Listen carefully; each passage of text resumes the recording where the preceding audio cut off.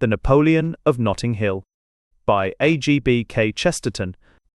To Hilaire Belloc. For every tiny town or place, God made the stars especially. Babies look up with owlish face, and see them tangled in a tree. You saw a moon from Sussex Downs, a Sussex moon, untroubled still. I saw a moon that was the town's, the largest lamp on Campden Hill. Yea, heaven is everywhere at home, the big blue cap that always fits, and so it is. Be calm, they come to goal at last, my wandering wits. So is it with the heroic thing, this shall not end for the world's end, and though the sullen engines swing, be you not much afraid, my friend. This did not end by Nelson's urn, where an immortal England sits, nor where your tall young men in turn drank death like wine at Austerlitz. And when the pedants bade us mark what cold mechanic happenings must come, our souls said in the dark, belike, but there are likelier things. Likelier, across these flats afar, these sulky levels, smooth and free, the drums shall crash a waltz of war, and death shall dance with liberty. Likelier, the barricades shall blare, slaughter below and smoke above, and death and hate and hell declare that men have found a thing to love. Far from your sunny uplands set, I saw the dream, the streets I trod, the lit, straight streets shot out and met, the starry streets that point to God. This legend of an epic hour, a child I dreamed, and dream it still, under the great grey water tower that strikes the stars on Campden Hill.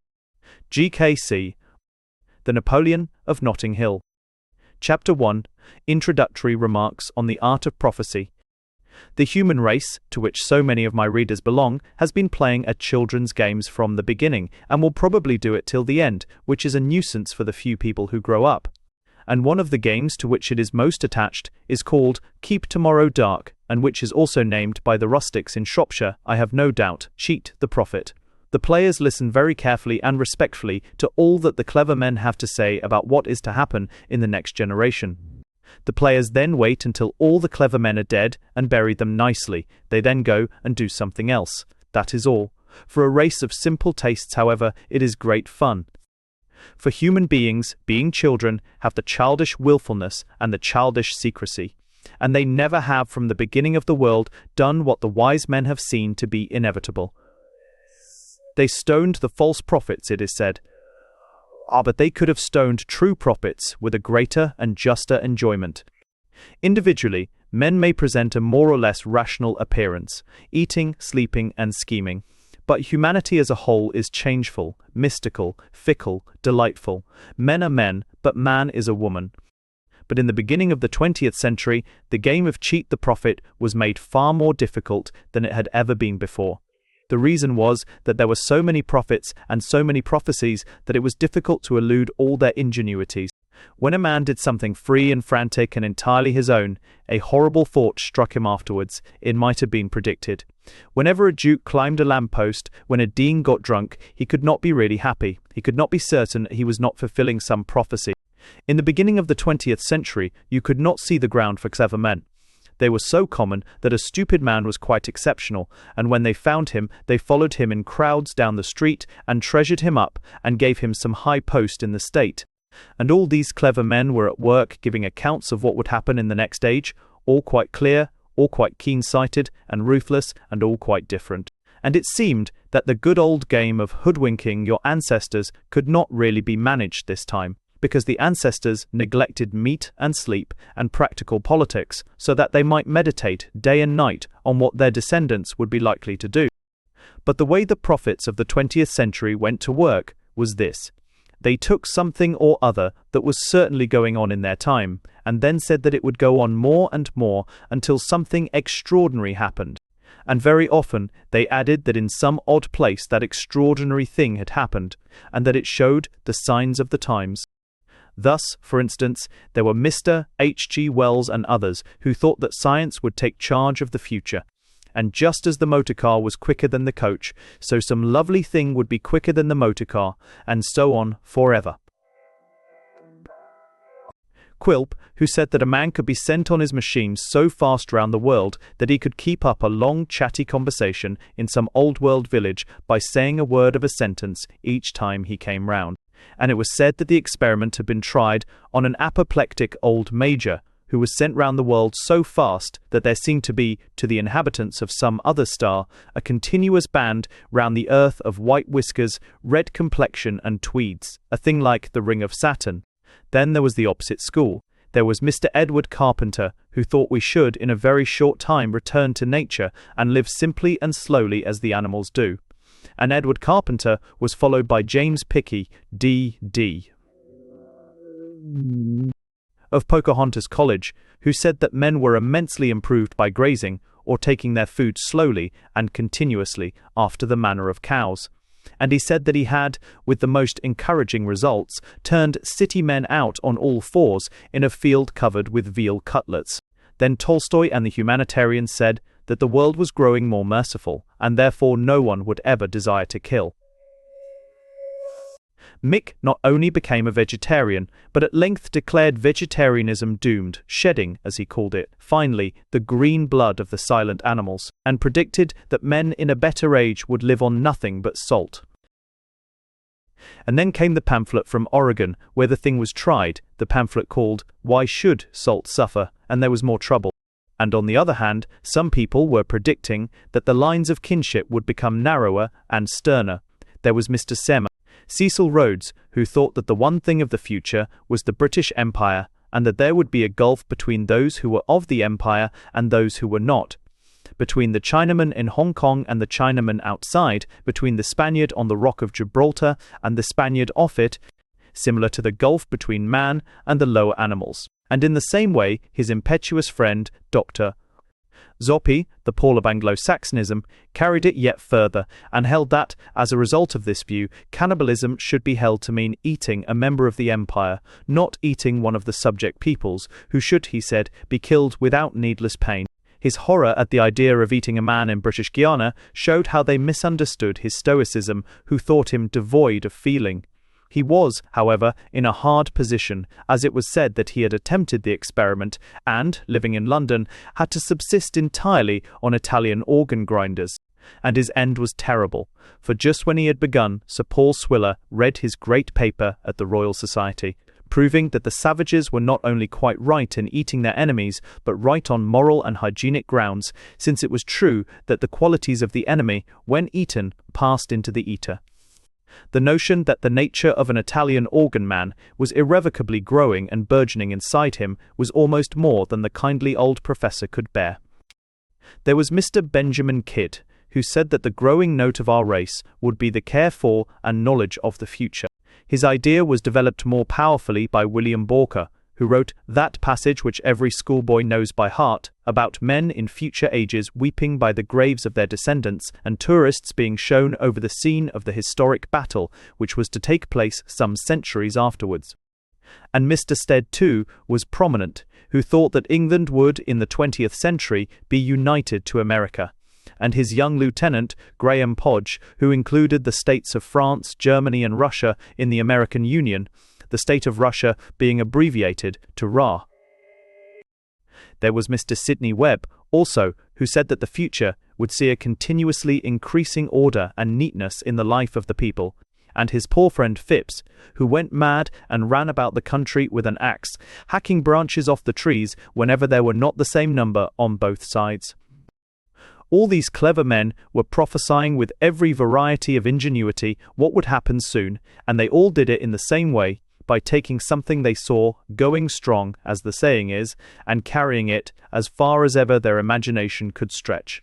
This, they said, was the true and simple way of anticipating the future. Just as, said Dr. Pelkins, in a fine passage, just as when we see a pig in a litter larger than the other pigs, we know that by an unalterable law of the inscrutable it will some day be larger than an elephant, just as we know, when we see weeds and dandelions growing more and more thickly in a garden, that they must, in spite of all our efforts, grow taller than the chimney-pots and swallow the house from sight. So we know and reverently acknowledge that when any power in human politics has shown for any period of time any considerable activity, it will go on until it reaches to the sky. And it did certainly appear that the prophets had put the people engaged in the old game of cheat the prophet in a quite unprecedented difficulty. It seemed really hard to do anything without fulfilling some of their prophecies. But there was, nevertheless, in the eyes of labourers in the streets, of peasants in the fields, of sailors and children, and especially women, a strange look that kept the wise men in a perfect fever of doubt. They could not fathom the motionless mirth in their eyes. They still had something up their sleeve. They were still playing the game of cheat the prophet. Then the wise men grew like wild things, and swayed hither and thither, crying, "What can it be? What can it be? What will London be like a century hence? Is there anything we have not thought of? Houses upside down, more hygienic, perhaps. Men walking on hands. Make feet flexible, don't you know? Moon, motor." And so they swayed and wondered until they died and were buried nicely. Then the people went and did what they liked. Let me no longer conceal the painful truth. The people had cheated the prophets of the 20th century. When the curtain goes up on this story, 80 years after the present date, London is almost exactly like what it is now. Chapter 2, The Man in Green. Very few words are needed to explain why London, 100 years hence, will be very like it is now, or rather, since I must slip into a prophetic past, why London, when my story opens, was very like it was in those enviable days when I was still alive. The reason can be stated in one sentence. The people had absolutely lost faith in revolutions. All revolutions are doctrinal, such as the French one, or the one that introduced Christianity. For it stands to common sense that you cannot upset all existing things, customs, and compromises, unless you believe in something outside them, something positive and divine. Now, England, during this century, lost all belief in this, and it said, "All theoretic changes have ended in blood and ennui. If we change, we must change slowly and safely, as the animals do. Nature's revolutions are the only successful ones. There has been no conservative reaction in favor of tails." And some things did change. Things that were not much thought of dropped out of sight. Things that had not often happened did not happen at all. Thus, for instance, the actual physical force ruling the country, the soldiers and police, grew smaller and smaller, and at last vanished almost to a point. The people combined could have swept the few policemen away in 10 minutes. They did not, because they did not believe it would do them the least good. They had lost faith in revolutions. Democracy was dead, for no one minded the governing class governing. England was now practically a despotism, but not an hereditary one. Someone in the official class was made king. No one cared how, no one cared who. He was merely an universal secretary. In this manner, it happened that everything in London was very quiet. That vague and somewhat depressed reliance upon things happening as they have always happened, which is with all Londoners a mood, had become an assumed condition. There was really no reason for any man doing anything but the thing he had done the day before. There was therefore no reason whatever why the three young men who had always walked up to their government office together should not walk up to it together on this particular wintry and cloudy morning.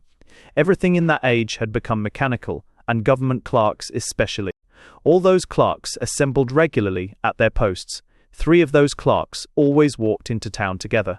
All the neighbourhood knew them. 2 of them were tall and 1 short, and on this particular morning the short clerk was only a few seconds late to join the other 2 as they passed his gate. He could have overtaken them in 3 strides, he could have called after them easily, but he did not. For some reason that will never be understood until all souls are judged. If they are ever judged, the idea was at this time classed with fetish worship. He did not join his 2 companions, but walked steadily behind them. The day was dull, their dress was dull, everything was dull, but in some odd impulse he walked through street after street, through district after district, looking at the backs of the 2 men, who would have swung round at the sound of his voice. Now, there is a law written in the darkest of the books of life, and it is this: if you look at a thing 999 times, you are perfectly safe. If you look at it the 1000th time, you are in frightful danger of seeing it for the first time. So the short government official looked at the coat-tails of the tall government officials, and through street after street, and round corner after corner, saw only coat-tails, and again coat-tails. 2 black dragons were walking backwards in front of him. 2 black dragons were looking at him with evil eyes.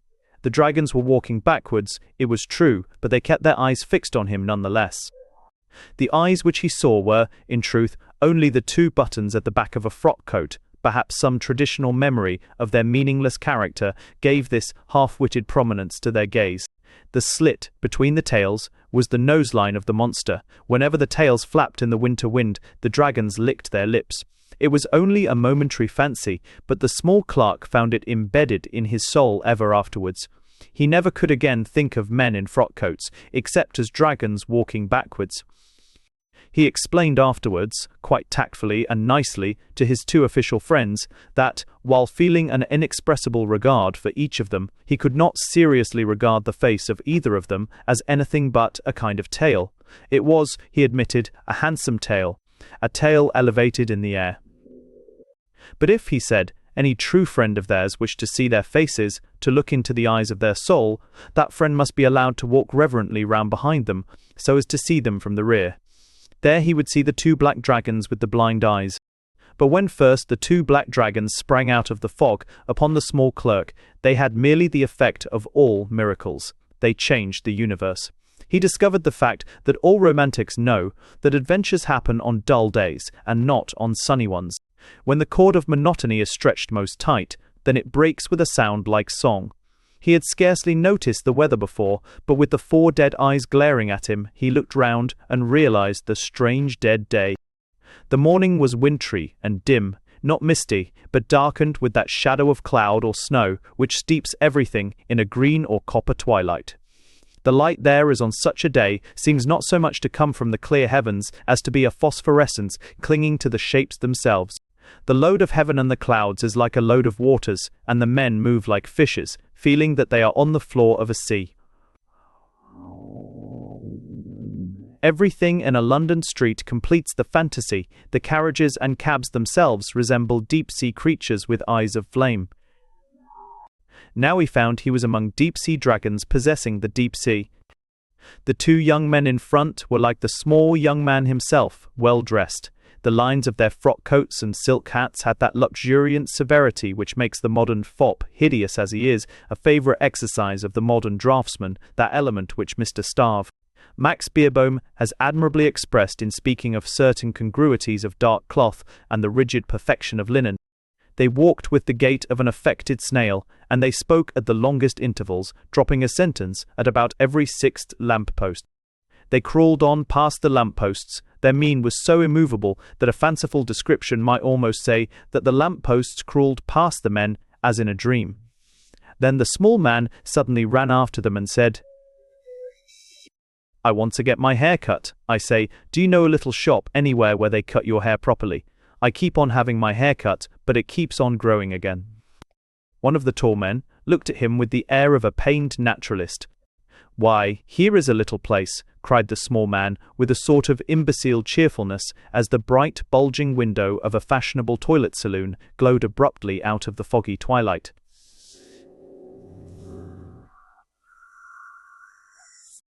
"You know, I'm awfully fond of hairdressers' shops. They're miles better than those nasty butchers." And he disappeared into the doorway. The man called James continued to gaze after him, a monocle screwed into his eye. "What the devil do you make of that fellow?" he asked his companion, a pale young man with a high nose. The pale young man reflected conscientiously for some minutes, and then said, "Had a knock on his head when he was a kid, I should think." "No, I don't think it's that," replied the Honourable James Barker. "I've sometimes fancied he was a sort of artist, Lambert." "Bosh!" cried Mr. Lambert, briefly. "I admit I can't make him out," resumed Barker, abstractedly. "He never opens his mouth without saying something so indescribably half-witted that to call him a fool seems the very feeblest attempt at characterization. But there's another thing about him that's rather funny. Do you know that he has the one collection of Japanese lacquer in Europe? Have you ever seen his books? All Greek poets and medieval French and that sort of thing. Have you ever been in his rooms? It's like being inside an amethyst, and he moves about in all that and talks like, ha! Well, damn all books, your blue books as well," said the ingenuous Mr. Lambert with a friendly simplicity. "Ought to understand such things. What do you make of him?" "He's beyond me," returned Barker. But if you ask me for my opinion, I should say he was a man with a taste for nonsense, as they call it, artistic fooling, and all that kind of thing. And I seriously believe that he has talked nonsense so much that he has half bewildered his own mind and doesn't know the difference between sanity and insanity. He has gone round the mental world, so to speak, and found the place where the East and the West are one, and extreme idiocy is as good as sense. But I can't explain these psychological games. You can't explain them to me, replied Mr. Wilfrid Lambert with candour. As they passed up the long streets towards their restaurant, the copper twilight cleared slowly to a pale yellow, and by the time they reached it, they stood discernible in a tolerable winter daylight. The Honourable James Barker, one of the most powerful officials in the English government, by this time a rigidly official one, was a lean and elegant young man, with a blank handsome face and bleak blue eyes.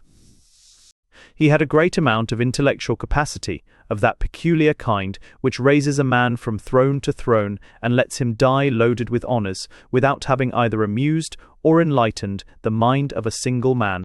Wilfrid Lambert, the youth with the nose which appeared to impoverish the rest of his face, had also contributed little to the enlargement of the human spirit, but he had the honourable excuse of being a fool. Lambert would have been called a silly man. Barker, with all his cleverness, might have been called a stupid man. But mere silliness and stupidity sank into insignificance in the presence of the awful and mysterious treasures of foolishness apparently stored up in the small figure that stood waiting for them outside Ticonani's. The little man, whose name was Auberon Quin, had an appearance compounded of a baby and an owl. His round head, round eyes, seemed to have been designed by nature playfully with a pair of compasses. His flat dark hair and preposterously long frock coat gave him something of the look of a child's Noah. When he entered a room of strangers, they mistook him for a small boy and wanted to take him on their knees until he spoke, when they perceived that a boy would have been more intelligent. "I've been waiting quite a long time," said Quin mildly. "It's awfully funny I should see you coming up the street at last." "Why?" asked Lambert, staring. "You told us to come here yourself." "My mother used to tell people to come to places," said the sage. They were about to turn into the restaurant with a resigned air when their eyes were caught by something in the street. The weather, though cold and blank, was now quite clear, and across the dull brown of the wood pavement and between the dull grey terraces was moving something not to be seen for miles round. Not to be seen perhaps at that time in England, a man dressed in bright colours. He was a tall, stately man, clad in a military uniform of brilliant green, splashed with great silver facings. From the shoulder swung a short green furred cloak, somewhat like that of a hussar, the lining of which gleamed every now and then with a kind of tawny crimson. His breast glittered with medals, round his neck was the red ribbon and star of some foreign order, and a long straight sword with a blazing hilt trailed and clattered along the pavement. The only remaining force, the small but well-organized police, were attired in a sombre and hygienic manner. But even those who remembered the last lifeguards and lancers who disappeared in 1912 must have known at a glance that this was not, and never had been, an English uniform. And this conviction would have been heightened by the yellow aquiline face, like Dante carved in bronze, which rose, crowned with white hair, out of the green military collar, a keen and distinguished, but not an English face. The magnificence with which the green-clad gentleman walks down the centre of the road would be something difficult to express in human language, for it was an ingrained simplicity and arrogance, something in the mere carriage of the head and body which made ordinary moderns in the street stare after him, but it had comparatively little to do with actual conscious gestures or expression. In the matter of these merely temporary movements, the man appeared to be rather worried and inquisitive, but he was inquisitive with the inquisitiveness of a despot, and worried as with the responsibilities of a god. The men who lounged and wandered behind him followed partly with an astonishment at his brilliant uniform, that is to say, partly because of that instinct which makes us all follow one who looks like a madman, but far more because of that instinct which makes all men follow and worship anyone who chooses to behave like a king. He had to so sublime an extent the great quality of royalty, an almost imbecile unconsciousness of everybody that people went after him as they do after kings, to see what would be the first thing or person he would take notice of. And all the time, as we have said, in spite of his quiet splendor, there was an air about him as if he were looking for somebody, an expression of inquiry. Suddenly, that expression of inquiry vanished. None could tell why, and was replaced by an expression of contentment. Amid the rapt attention of the mob of idlers, the magnificent green gentleman deflected himself from his direct course down the centre of the road and walked to one side of it. He came to a halt, opposite to a large poster of Coleman's mustard erected on a wooden hoarding. His spectators almost held their breath. He took from a small pocket in his uniform a little penknife. With this he made a slash at the stretched paper. Completing the rest of the operation with his fingers, he tore off a strip or rag of paper, yellow in colour and wholly irregular in outline. Then, for the first time, the great being addressed his adoring onlookers. "Can anyone," he said with a pleasing foreign accent, "lend me a pin?" Mr. Lambert, who happened to be nearest, and who carried innumerable pins for the purpose of attaching innumerable buttonholes, lent him one, which was received with extravagant but dignified bows and hyperboles of thanks. The gentleman in green then, with every appearance of being gratified, and even puffed up, pinned the piece of yellow paper to the green silk and silver lace adornments of his breast. Then he turned his eyes round again, searching and unsatisfied. "Anything else I can do, sir?" asked Lambert, with the absurd politeness of the Englishman when once embarrassed. "Read," said the stranger, vaguely. "Read." "I beg your pardon." "I beg yours also, signor," said the stranger, bowing. "I was wondering whether any of you had any read about you." "Any read about us? Well, really, no, I don't think I have. I used to carry a red bandana once, but—" "Barker," asked Auberon suddenly, "where's your red cockatoo? Where's your red cockatoo?" "What do you mean?" asked Barker, desperately. "What cockatoo? You've never seen me with any cockatoo." "I know," said Oberon, vaguely mollified. "Where's it been all the time?" Barker swung round, not without resentment. "I am sorry, sir," he said, shortly but civilly. "None of us seem to have anything red to lend you. But why, if one may ask?" "I thank you, signor. It is nothing. I can, since there is nothing else, fulfill my own requirements." And standing for a second of thought with the penknife in his hand, he stabbed his left palm. The blood fell with so full a stream that it struck the stones without dripping. The foreigner pulled out his handkerchief and tore a piece from it with his teeth. The rag was immediately soaked in scarlet. "Since you are so generous, senor," he said, "another pin perhaps." Lambert held one out, with eyes protruding like a frog's. The red linen was pinned beside the yellow paper, and the foreigner took off his hat. "I have to thank you all, gentlemen," he said, and wrapping the remainder of the handkerchief round his bleeding hand, he resumed his walk with an overwhelming stateliness. While all the rest paused, in some disorder, little Mr. Auberon Quin ran after the stranger and stopped him, with hat in hand. Considerably to everybody's astonishment, he addressed him in the purest Spanish. "Signor," he said in that language, "pardon a hospitality, perhaps indiscreet, towards one who appears to be a distinguished but a solitary guest in London. Will you do me and my friends, with whom you have held some conversation, the honour of lunching with us at the adjoining restaurant?"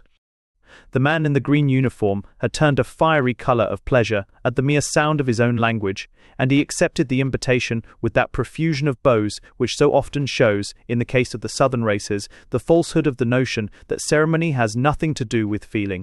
"Signor," he said, "your language is my own, but all my love for my people shall not lead me to deny to yours the possession of so chivalrous an entertainer. Let me say that the tongue is Spanish, but the heart English." And he passed with the rest into Sycananes. "Now perhaps," said Barker over the fish and sherry, intensely polite, though burning with curiosity, "perhaps it would be rude of me to ask why you did that." "Did what, signor?" asked the guest, who spoke English quite well, though in a manner indefinably American. "Well," said the Englishman, in some confusion, "I mean tore a strip off a hoarding, and I minister ear cut yourself. I.W. stun ear W. stun done." "To tell you that, signor," answered the other, with a certain sad pride, "involves merely telling you who I am. I am Juan del Fuego, President of Nicaragua." The manner with which the president of Nicaragua leant back and drank his sherry showed that to him this explanation covered all the facts observed, and a great deal more. Barker's brow, however, was still a little clouded. "And the yellow paper," he began, with anxious friendliness, "and the red rag." "The yellow paper and the red rag," said Fuego, with indescribable grandeur, "are the colors of Nicaragua." "But Nicaragua, Taby," began Barker, with great hesitation. "Nicaragua is no longer he. Nicaragua has been conquered like Athens. Nicaragua has been annexed like Jerusalem," cried the old man, with amazing fire. "The Yankee and the German and the brute powers of modernity have trampled it with the hooves of oxen. But Nicaragua is not dead. Nicaragua is an idea." Auberon Quinn suggested timidly, "A brilliant idea." "Yes," said the foreigner, snatching at the word. "You are right, generous Englishman, an idea, brilliant, a burning thought. Signor, you asked me why, in my desire to see the colors of my country, I snatched at paper and blood. Can you not understand the ancient sanctity of colors? The Church has her symbolic colors. And think of what colors mean to us. Think of the position of one, like myself, who can see nothing but those two colors, nothing but the red and the yellow. To me all shapes are equal, all common and noble things are in a democracy of combination. Wherever there is a field of marigolds and the red cloak of an old woman, there is Nicaragua. Wherever there is a field of poppies and a yellow patch of sand, there is Nicaragua. Wherever there is a lemon and a red sunset, there is my country. Wherever I see a red pillar box and a yellow sunset, there my heart beats. Blood and a splash of mustard can be my heraldry. If there be yellow mud and red mud in the same ditch, it is better to me than white stars. And if," said Quinn, with equal enthusiasm, "there should happen to be yellow wine and red wine at the same lunch, you could not confine yourself to sherry. Let me order some Burgundy, and complete, as it were, a sort of Nicaraguan heraldry in your inside." Barker was fiddling with his knife, and was evidently making up his mind to say something with the intense nervousness of the amiable Englishman. "I am to understand, then," he said at last, with a cough, "that you, were the president of Nicaragua when it made its, one must, of course, agree, its quite heroic resistance to, The ex-president of Nicaragua waved his hand. "You need not hesitate in speaking to me," he said.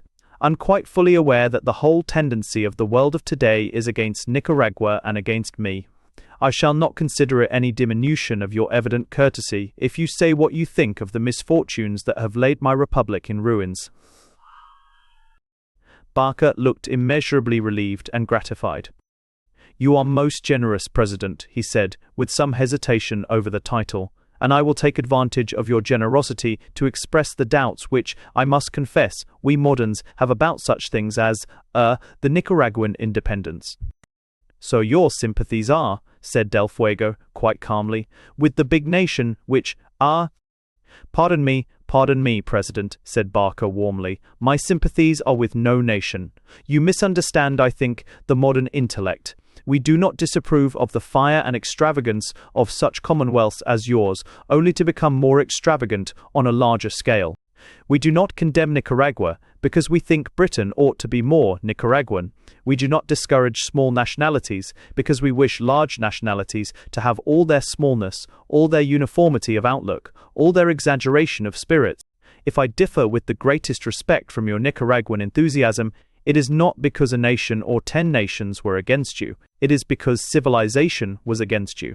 We moderns believe in a great cosmopolitan civilization, one which shall include all the talents of all the absorbed peoples."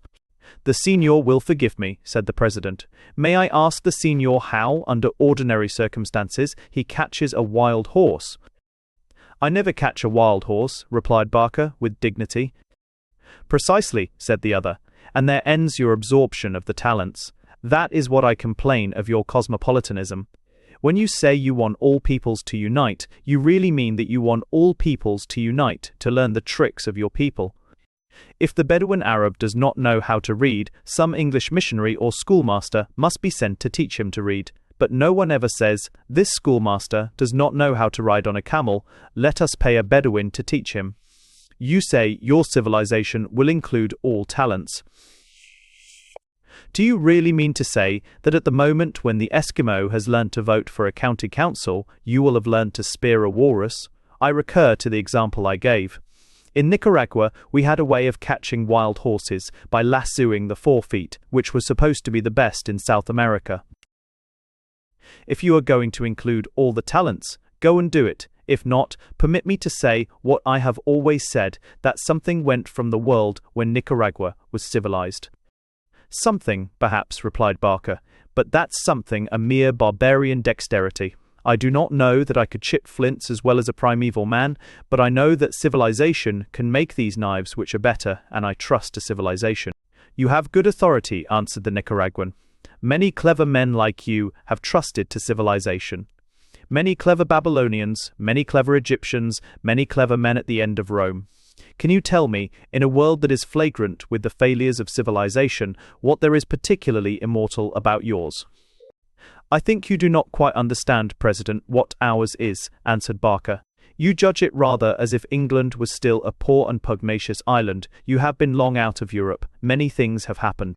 And what, asked the other, would you call the summary of those things? The summary of those things, answered Barker, with great animation, is that we are rid of the superstitions, and in becoming so, we have not merely become rid of the superstitions which have been most frequently and most enthusiastically so described. The superstition of big nationalities is bad, but the superstition of small nationalities is worse. The superstition of reverencing our own country is bad, but the superstition of reverencing other people's countries is worse. It is so everywhere and in 100 ways. The superstition of monarchy is bad, and the superstition of aristocracy is bad, but the superstition of democracy is the worst of all. The old gentleman opened his eyes with some surprise. Are you then, he said, no longer a democracy in England? Barker laughed. The situation invites paradox, he said. We are, in a sense, the purest democracy. We have become a despotism. Have you not noticed how continually in history democracy becomes despotism? People call it the decay of democracy. It is simply its fulfillment. Why take the trouble to number and register and enfranchise all the innumerable John Robinsons, when you can take one John Robinson with the same intellect or lack of intellect as all the rest, and have done with it? The old idealistic Republicans used to found democracy on the idea that all men were equally intelligent. Believe me, the sane and enduring democracy is founded on the fact that all men are equally idiotic. Why should we not choose out of them one as much as another? All that we want for government is a man not criminal and insane, who can rapidly look over some petitions and sign some proclamations. To think what time was wasted in arguing about the House of Lords, Tories saying it ought to be preserved because it was clever, and Radicals saying it ought to be destroyed because it was stupid. And all the time, no one saw that it was right, because it was stupid, because that chance mob of ordinary men, thrown there by accident of blood, were a great democratic protest against the lower house, against the eternal insolence of the aristocracy of talents. We have established now in England the thing towards which all systems have dimly groped, the dull popular despotism without illusions. To avoid the possible chance of hereditary diseases or such things, we have abandoned hereditary monarchy.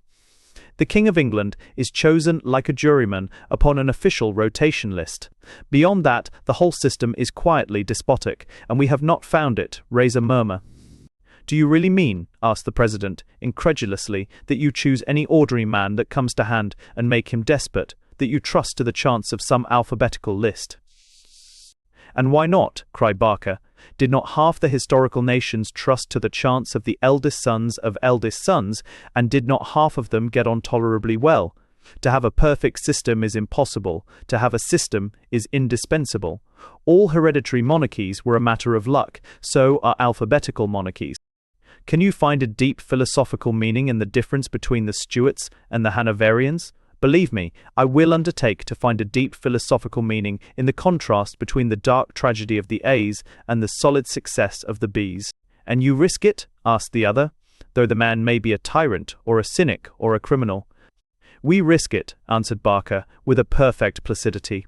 Suppose he is a tyrant, he is still a check on 100 tyrants. Suppose he is a cynic, it is to his interest to govern well. Suppose he is a criminal, by removing poverty and substituting power, we put a check on his criminality. In short, by substituting despotism, we have put a total check on one criminal and a partial check on all the rest. The Nicaraguan old gentleman leaned over with a queer expression in his eyes. "My church, sir," he said, "has taught me to respect faith. I do not wish to speak with any disrespect of yours, however fantastic. But do you really mean that you will trust to the ordinary man, the man who may happen to come next, as a good despot?" "I do," said Barker, simply. "He may not be a good man, but he will be a good despot, for when he comes to a mere business routine of government, he will endeavour to do ordinary justice. Do we not assume the same thing in a jury?" The old president smiled. "I don't know," he said, "that I have any particular objection in detail to your excellent scheme of government. My only objection is a quite personal one. It is that if I were asked whether I would belong to it, I should ask first of all if I was not permitted, as an alternative, to be a toad in a ditch." You cannot argue with the choice of the soul. "Of the soul," said Barker, knitting his brows, "I cannot pretend to say anything, but speaking in the interests of the public." Mr. Auberon Quin rose suddenly to his feet. "If you'll excuse me, gentlemen," he said, "I will step out for a moment into the air." "I'm so sorry, Auberon," said Lambert, good-naturedly. "Do you feel bad?" "Not bad exactly," said Auberon, with self-restraint. "Rather good, if anything, strangely and richly good. The fact is, I want to reflect a little on those beautiful words that have just been uttered. Speaking, yes, that was the phrase, speaking in the interests of the public. One cannot get the honey from such things without being alone for a little." "Is he really off his chump, do you think?" asked Lambert. The old president looked after him with queerly vigilant eyes. "He is a man, I think," he said, "who cares for nothing but a joke. He is a dangerous man." Lambert laughed in the act of lifting some macaroni to his mouth. "Dangerous," he said. "You don't know little Quin, sir." "Every man is dangerous," said the old man without moving, "who cares only for one thing. I was once dangerous myself." And with a pleasant smile he finished his coffee and rose, bowing profoundly, passed out into the fog, which had again grown dense and sombre. 3 days afterwards they heard that he had died quietly in lodgings in Soho. Of that.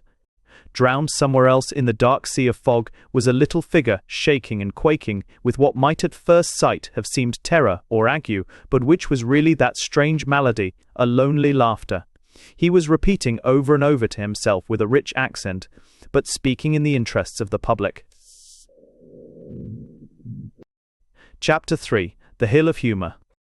In a little square garden of yellow roses, beside the sea, said Auberon Quin, there was a nonconformist minister who had never been to Wimbledon.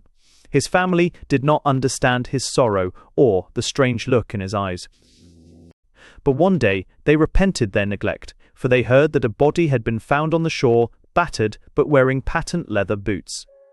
As it happened, it turned out not to be the minister at all. There was a short pause as Quin and his friends Barker and Lambert went swinging on through the slushy grass of Kensington Gardens. Then Auberon resumed. "That story," he said reverently, "is the test of humour." They walked on further and faster, wading through higher grass as they began to climb a slope. "I perceive," continued Auberon, "that you have passed the test, and consider the anecdote excruciatingly funny, since you say nothing. Only coarse humour is received with pothouse applause. The great anecdote is received in silence, like a benediction. You felt pretty benedicted, didn't you, Barker?" "I saw the point," said Barker, somewhat loftily. "Do you know," said Quin, with a sort of idiot gaiety, "I have lots of stories as good as that. Listen to this one." And he slightly cleared his throat. Dr. Polycarp was, as you all know, an unusually sallow bimetallist.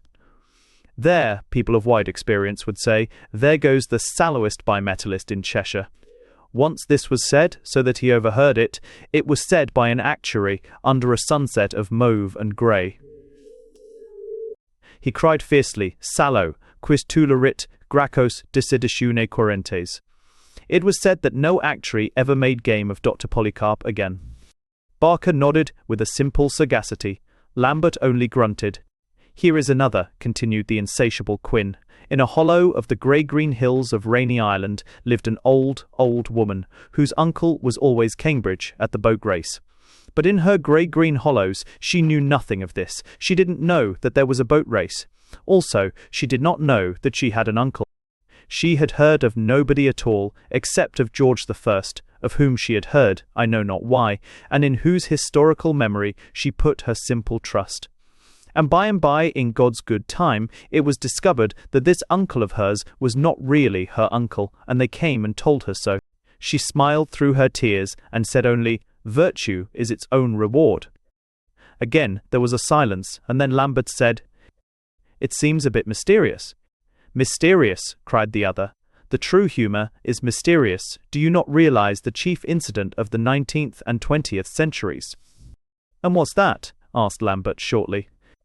"It is very simple," replied the other. "Hitherto it was the ruin of a joke that people did not see it. Now it is the sublime victory of a joke that people do not see it. Humour, my friends, is the one sanctity remaining to mankind. It is the one thing you are thoroughly afraid of. Look at that tree."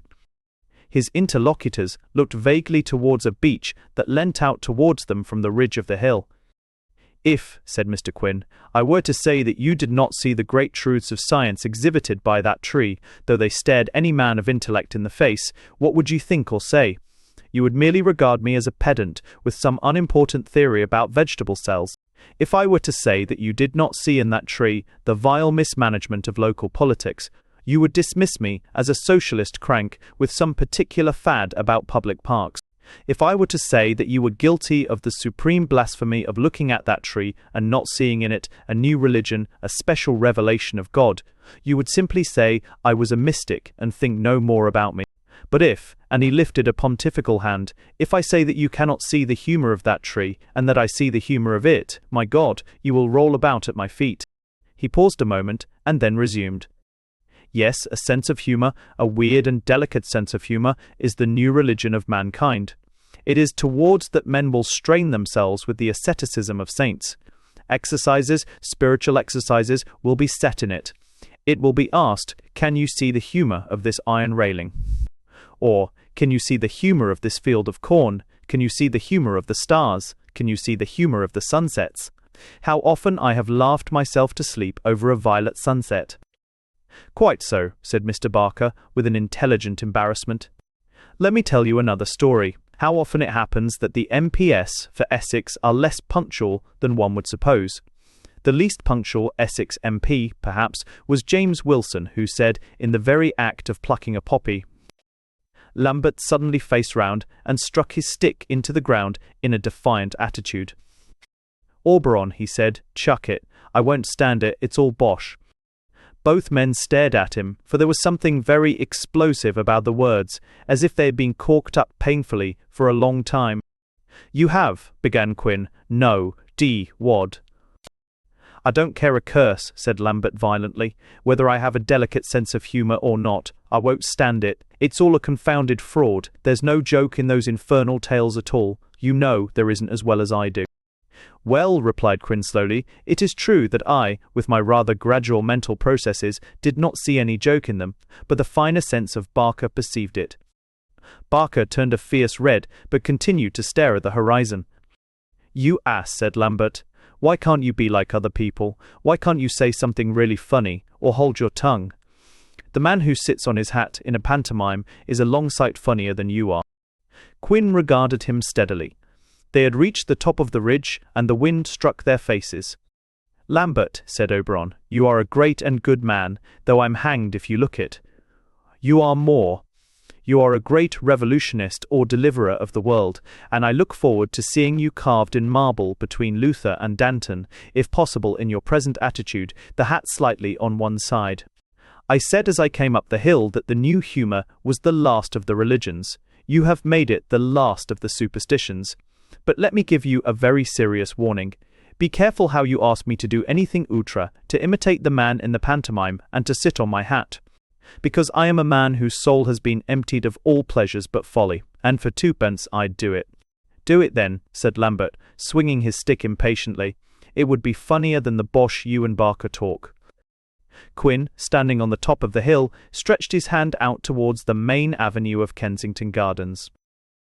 200 yards away, he said, are all your fashionable acquaintances, with nothing on earth to do but to stare at each other and at us.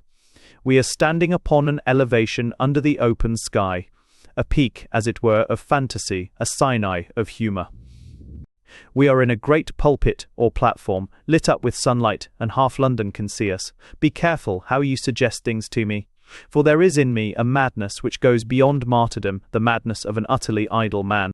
"I don't know what you are talking about," said Lambert contemptuously. "I only know I'd rather you stood on your silly head than talked so much." "Auberon, for goodness sake," tried Barker, springing forward, but he was too late. Faces from all the benches and avenues were turned in their direction. Groups stopped and small crowds collected, and the sharp sunlight picked out the whole scene in blue, green, and black, like a picture in a child's toy book. And on the top of the small hill, Mr. Oberon Quinn stood with considerable athletic neatness upon his head, and waved his patent leather boots in the air. "For God's sake, Quinn, get up, and don't be an idiot," cried Barker, wringing his hands. "We shall have the whole town here." "Yes, get up, man," said Lambert, amused and annoyed. "I was only fooling. Get up." Auberon did so with a bound, and flinging his hat higher than the trees, proceeded to hop about on one leg with a serious expression. Barker stamped wildly. "Oh, let's get home, Barker, and leave him," said Lambert. "Some of your proper and correct police will look after him. Here they come." Two grave-looking men in quiet uniforms came up the hill towards them. One held a paper in his hand.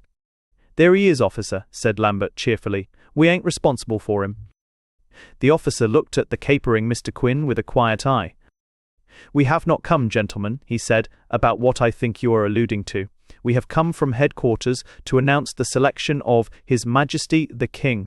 It is the rule, inherited from the old regime, that the news should be brought to the new sovereign immediately, wherever he is, so we have followed you across Kensington Gardens."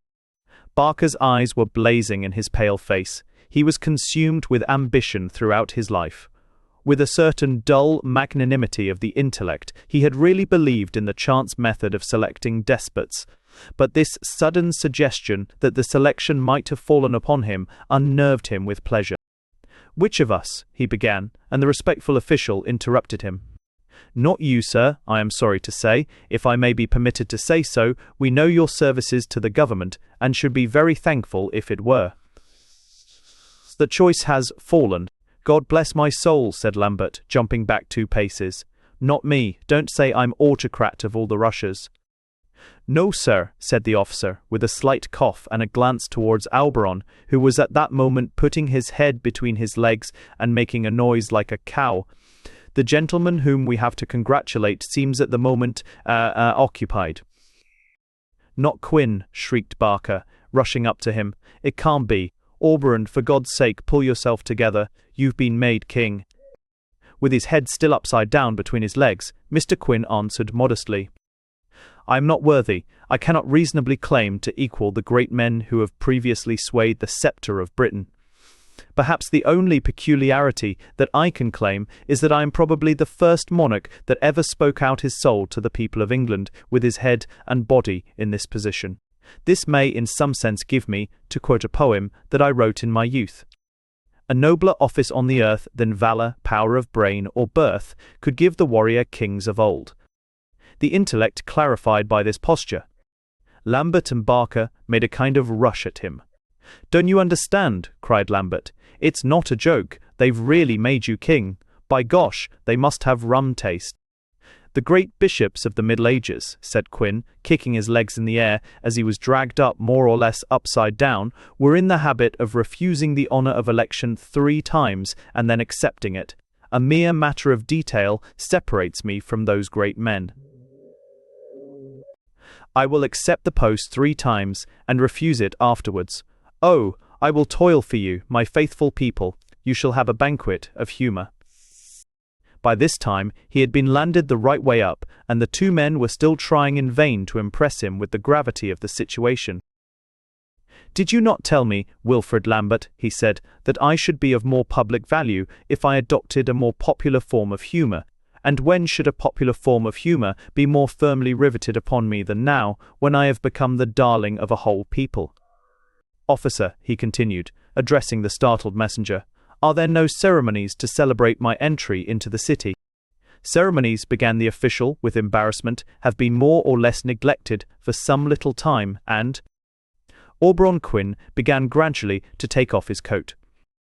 "All ceremony," he said, "consists in the reversal of the obvious. Thus men, when they wish to be priests or judges, dress up like women. Kindly help me on with this coat." "But, Your Majesty," said the officer, "after a moment's bewilderment and manipulation, you're putting it on with the tails in front." "The reversal of the obvious," said the king calmly, "is as near as we can come to ritual with our imperfect apparatus. Lead on." The rest of that afternoon and evening was to Barker and Lambert a nightmare, which they could not properly realize or recall. The king, with his coat on the wrong way, went towards the streets that were awaiting him, and the old Kensington Palace, which was the royal residence.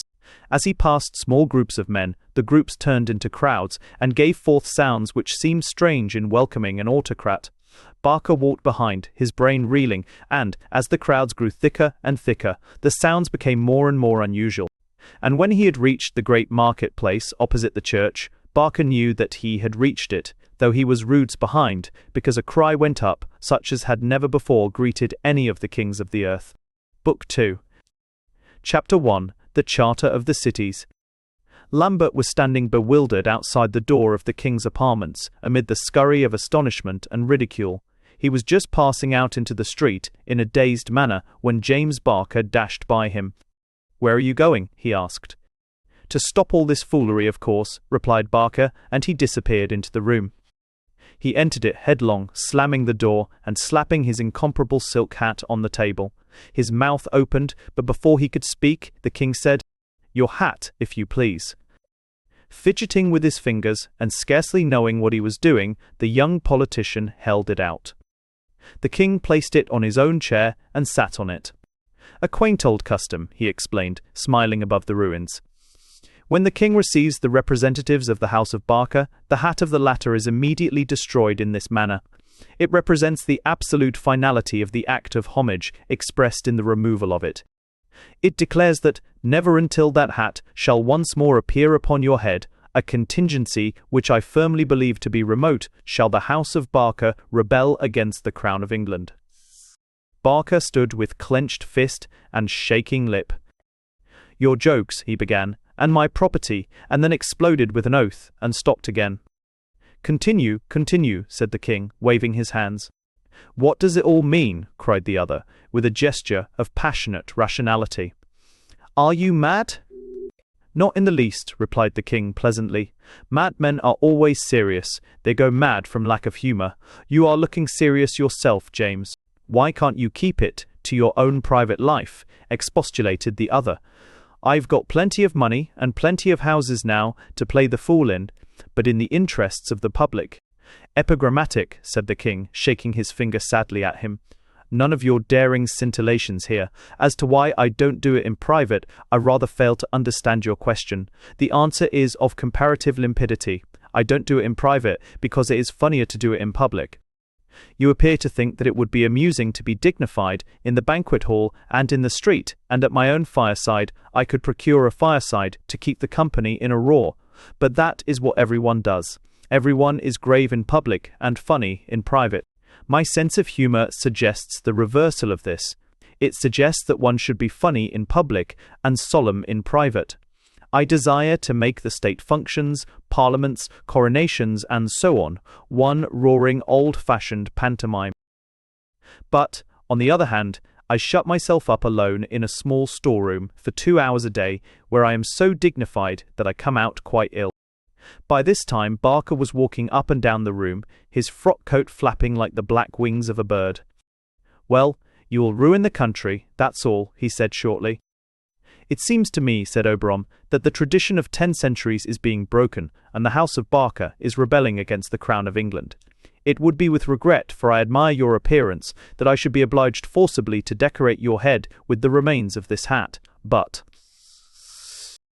what I can't understand," said Barker, flinging up his fingers with a feverish American movement, "is why you don't care about anything else but your games." The king stopped sharply in the act of lifting the silken remnants, dropped them, and walked up to Barker, looking at him steadily.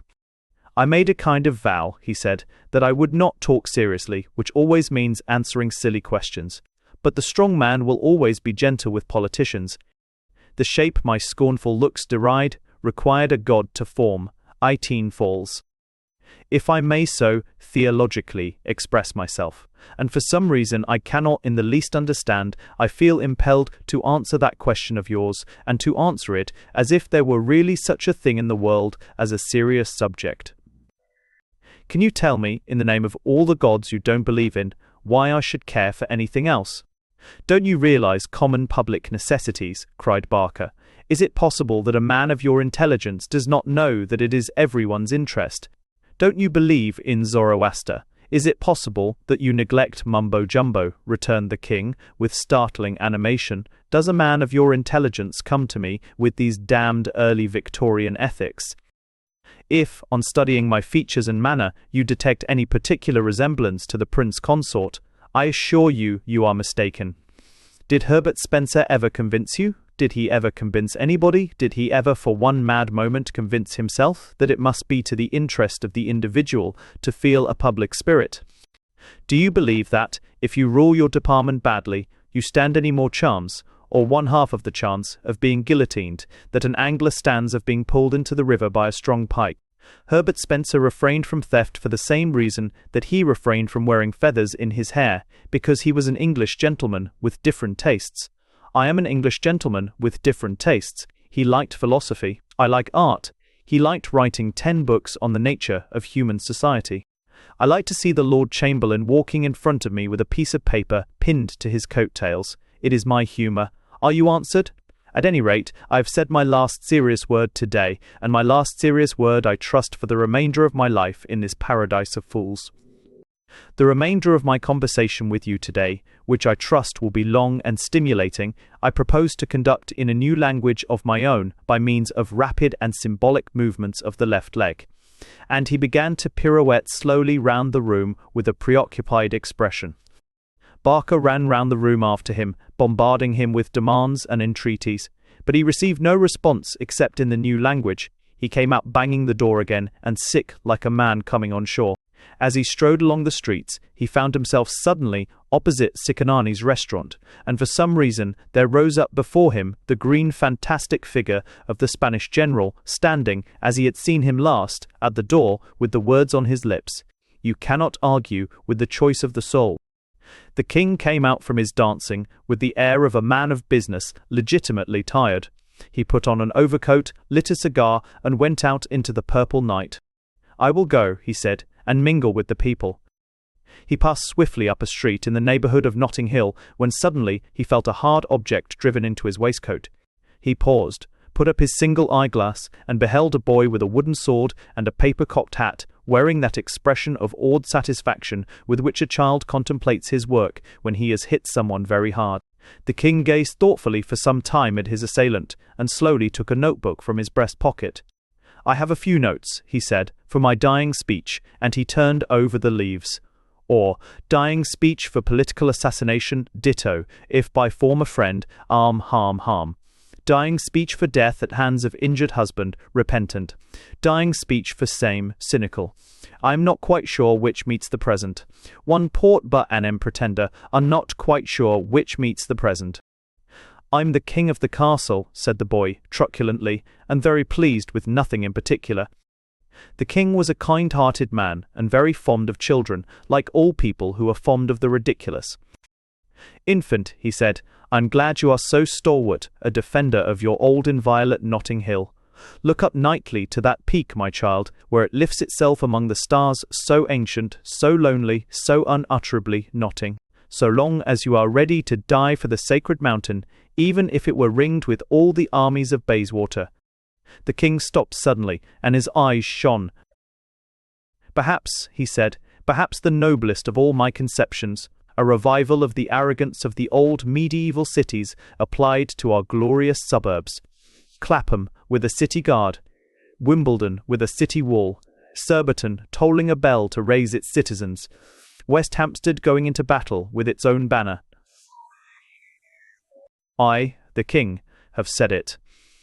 And, hastily presenting the boy with half a crown, remarking, "For the war chest of Notting Hill," he ran violently home at such a rate of speed that crowds followed him for miles.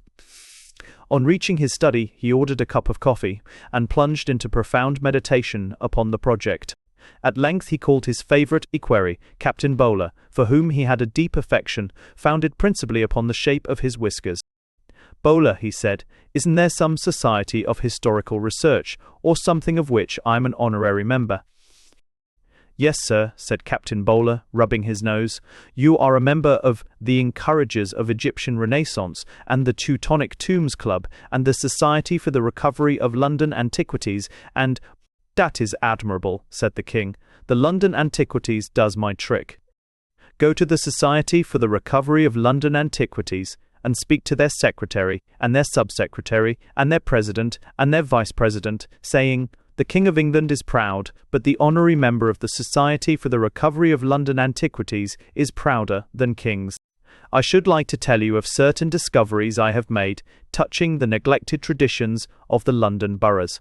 The revelations may cause some excitement, stirring burning memories and touching old wounds in Shepherd's Bush and Bayswater, in Pimlico and South Kensington.'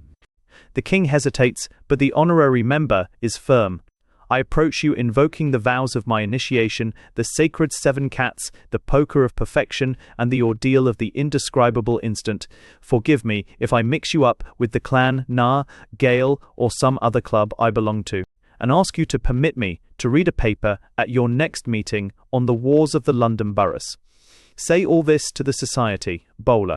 Remember it very carefully, for it is most important, and I have forgotten it altogether, and send me another cup of coffee and some of the cigars that we keep for vulgar and successful people. I am going to write my paper." The Society for the Recovery of London Antiquities met a month after in a corrugated iron hall on the outskirts of one of the southern suburbs of London. A large number of people had collected there under the coarse and flaring gas jets when the king arrived, perspiring and genial. On taking off his great coat, he was perceived to be in evening dress, wearing the garter.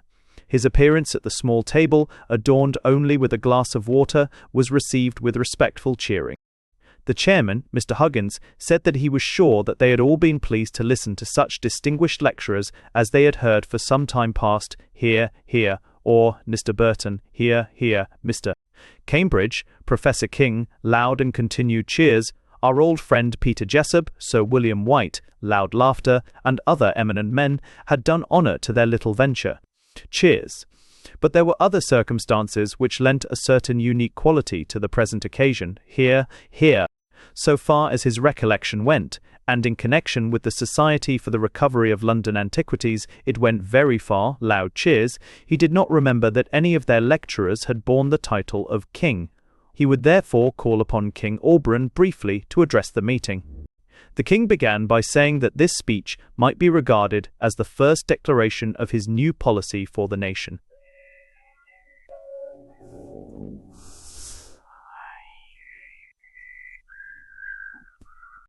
If the world turns upon my policy, and the storms of popular hostility begin to rise, no, I feel that it is here, with my brave recoverers around me, that I can best meet them, sword in hand. Loud cheers. His Majesty then went on to explain that, now old age was creeping upon him, he proposed to devote his remaining strength to bringing about a keener sense of local patriotism in the various municipalities of London. How few of them knew the legends of their own boroughs! How many there were who had never heard of the true origin of the Wink of Wandsworth! What a large proportion of the younger generation in Chelsea neglected to perform the old Chelsea chuff! Pimlico no longer pumped the Pimleys. Battersea had forgotten the name of Blick. There was a short silence, and then a voice said, "Shame." The king continued, "Being called, however unworthily, to this high estate, I have resolved that, so far as possible, this neglect shall cease. I desire no military glory. I lay claim to no constitutional equality with Justinian or Alfred.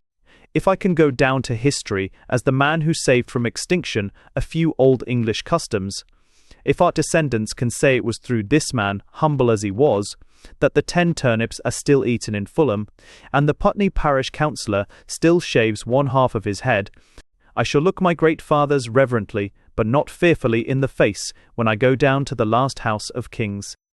The king paused, visibly affected, but collecting himself, resumed once more. I trust that to very few of you, at least, I need dwell on the sublime origins of these legends. The very names of your boroughs bear witness to them. So long as Hammersmith is called Hammersmith, its people will live in the shadow of that primal hero, the blacksmith, who led the democracy of the Broadway into battle till he drove the chivalry of Kensington before him and overthrew them at that place which, in honour of the best blood of the defeated aristocracy, is still called Kensington Gore. Men of Hammersmith will not fail to remember that the very name of Kensington originated from the lips of their hero.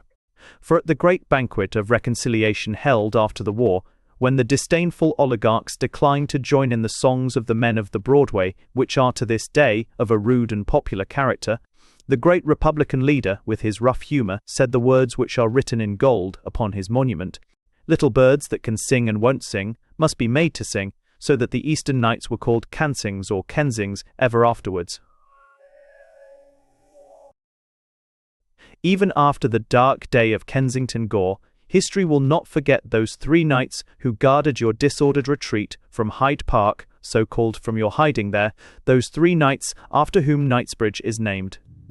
Nor will it forget the day of your re-emergence, purged in the fire of calamity, cleansed of your oligarchic corruptions, when, sword in hand, you drove the empire of Hammersmith back mile by mile, swept it past its own Broadway, and broke it at last in a battle so long and bloody that the birds of prey have left their name upon it. Men have called it, with austere irony, the Ravenscourt. I shall not, I trust, wound the patriotism of Bayswater, or the lonelier pride of Brompton, or that of any other historic township, by taking these 2 special examples.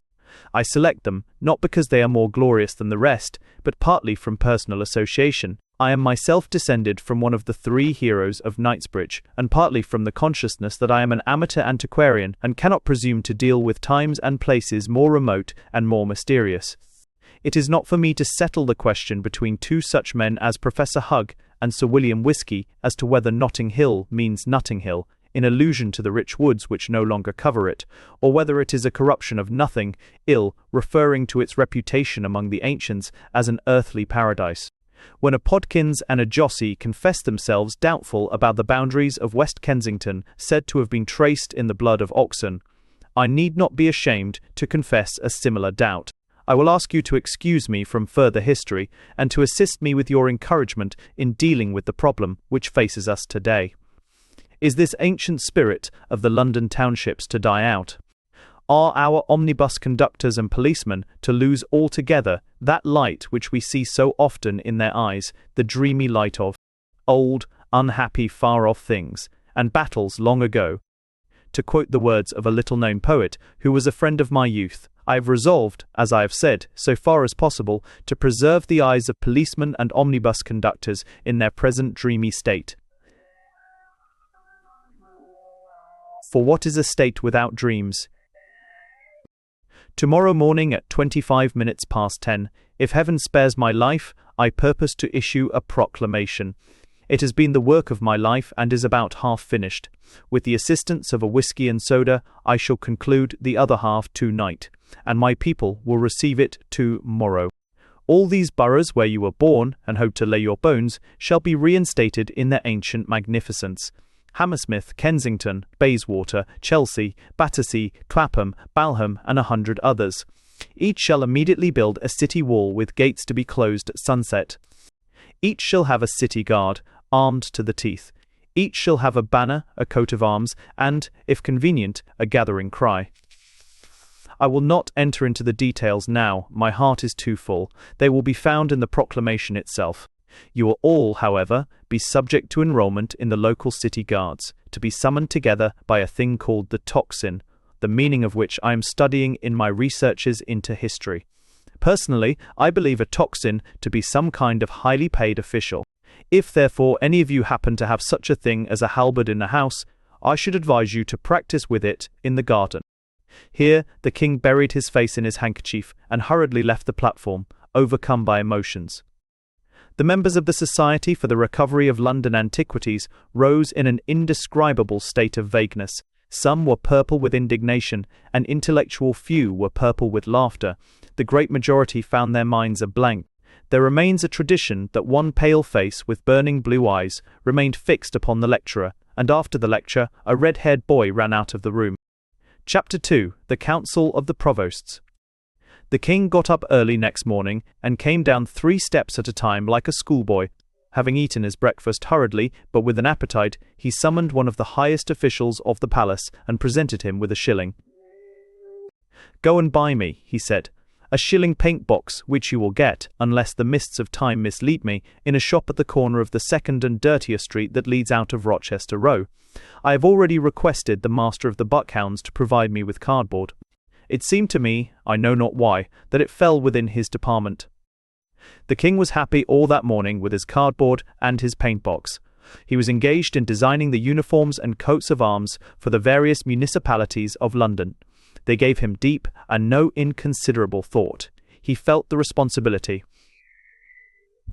"I cannot think," he said, "why people should think the names of places in the country more poetical than those in London. Shallow romanticists go away in trains and stop in places called Hug Me in the Hole or Bumps on the Puddle. And all the time they could, if they liked, go and live at a place with the dim, divine name of St. John's Wood. I have never been to St. John's Wood. I dare not. I should be afraid of the innumerable night of fir trees, afraid to come upon a blood-red cup and the beating of the wings of the eagle. But all these things can be imagined by remaining reverently in the harrowed train." And he thoughtfully retouched his design for the headdress of the halberdier of St. John's Wood, a design in black and red, compounded of a pine tree and the plumage of an eagle. Then he turned to another card. "Let us think of milder matters," he said. "Lavender Hill. Could any of your glebes and combs and all the rest of it produce so fragrant an idea? Think of a mountain of lavender lifting itself in purple poignancy into the silver skies and filling men's nostrils with a new breath of life, a purple hill of incense. It is true that upon my few excursions of discovery on a halfpenny tram I have failed to hit the precise spot, but it must be there. Some poet called it by its name. There is at least warrant enough for the solemn purple plumes, following the botanical formation of lavender, which I have required people to wear in the neighbourhood of Clapham Junction. It is so everywhere, after all. I have never been actually to Southfields, but I suppose a scheme of lemons and olives represent their austral instincts. I have never visited Parson's Green or seen either the green or the parson, but surely the pale green shovel hats I have designed must be more or less in the spirit. I must work in the dark and let my instincts guide me. The great love I bear to my people will certainly save me from distressing their noble spirit or violating their great traditions." As he was reflecting in this vein, the door was flung open and an official announced Mr. Barker and Mr. Lambert. Mr. Barker and Mr. Lambert were not particularly surprised to find the king sitting on the floor amid a litter of watercolour sketches. They were not particularly surprised, because the last time they had called on him they had found him sitting on the floor, surrounded by a litter of children's bricks, and the time before surrounded by a litter of wholly unsuccessful attempts to make paper darts. But the trend of the royal infant's remarks, uttered from amid this infantile chaos, was not quite the same affair. For some time they let him babble on, conscious that his remarks meant nothing, and then a horrible thought began to steal over the mind of James Barker. He began to think that the king's remarks did not mean nothing. "In God's name, Auberon," he suddenly volleyed out, startling the quiet hall. "You don't mean that you are really going to have these city guards and city walls and things?" "I am indeed," said the infant in a quiet voice. "Why shouldn't I have them? I have modelled them precisely on your political principles. Do you know what I've done, Barker? I've behaved like a true Barkerian. I've done. But perhaps it won't interest you, the account of my Barkerian conduct." "Oh, go on," cried Barker. "The account of my Barkerian conduct," said Auberon calmly, seems not only to interest but to alarm you. Yet it is very simple. It merely consists in choosing all the provosts under any new scheme by the same principle by which you have caused a central despot to be appointed. Each provost of each city, under my charter, is to be appointed by rotation. Sleep, therefore, my Barker, a rosy sleep." Barker's wild eyes flared. "But, in God's name, don't you see, Quinn, that the thing is quite different? In the centre, it doesn't matter so much, just because the whole object of despotism is to get some sort of unity. But if any damned parish can go to any damned man—" "I see your difficulty," said King Auberon, calmly. "You feel that your talents may be neglected. Listen." And he rose with immense magnificence. "I solemnly give to my liege subject, James Barker, my special and splendid favour, the right to override the obvious text of the Charter of the Cities, and to be, in his own right, Lord High Provost of South Kensington. And now, my dear James, you are all right. Good day." "But," began Barker. "The audience is at an end, Provost," said the King, smiling. How far his confidence was justified, it would require a somewhat complicated description to explain. The great proclamation of the Charter of the Free Cities appeared in due course that morning, and was posted by bill stickers all over the front of the palace, the King assisting them with animated directions, and standing in the middle of the road, with his head on one side, contemplating the result. It was also carried up and down the main thoroughfares by sandwichmen, and the King was, with difficulty, restrained from going out in that capacity himself, being, in fact, found by the groom of the stole and Captain Bowler, struggling between two boards. The reception which the Charter of the Cities met at the hands of the public may mildly be described as mixed. In one sense, it was popular enough. In many happy homes that remarkable legal document was read aloud on winter evenings amid uproarious appreciation, when everything had been learned by heart from that quaint but immortal old classic, Mr. W. W. Jacobs. But when it was discovered that the King had every intention of seriously requiring the provisions to be carried out, of insisting that the grotesque cities, with their tocsins and city guards, should really come into existence, things were thrown into a far angrier confusion. Londoners had no particular objection to the King making a fool of himself, but they became indignant when it became evident that he wished to make fools of them, and protests began to come in. The Lord High Provost of the good and valiant city of West Kensington wrote a respectful letter to the King, explaining that upon state occasions it would, of course, be his duty to observe what formalities the King thought proper, but that it was really awkward for a decent householder not to be allowed to go out and put a postcard in a pillar box without being escorted by 5 heralds, who announced, with formal cries and blasts of a trumpet, that the Lord High Provost desired to catch the post.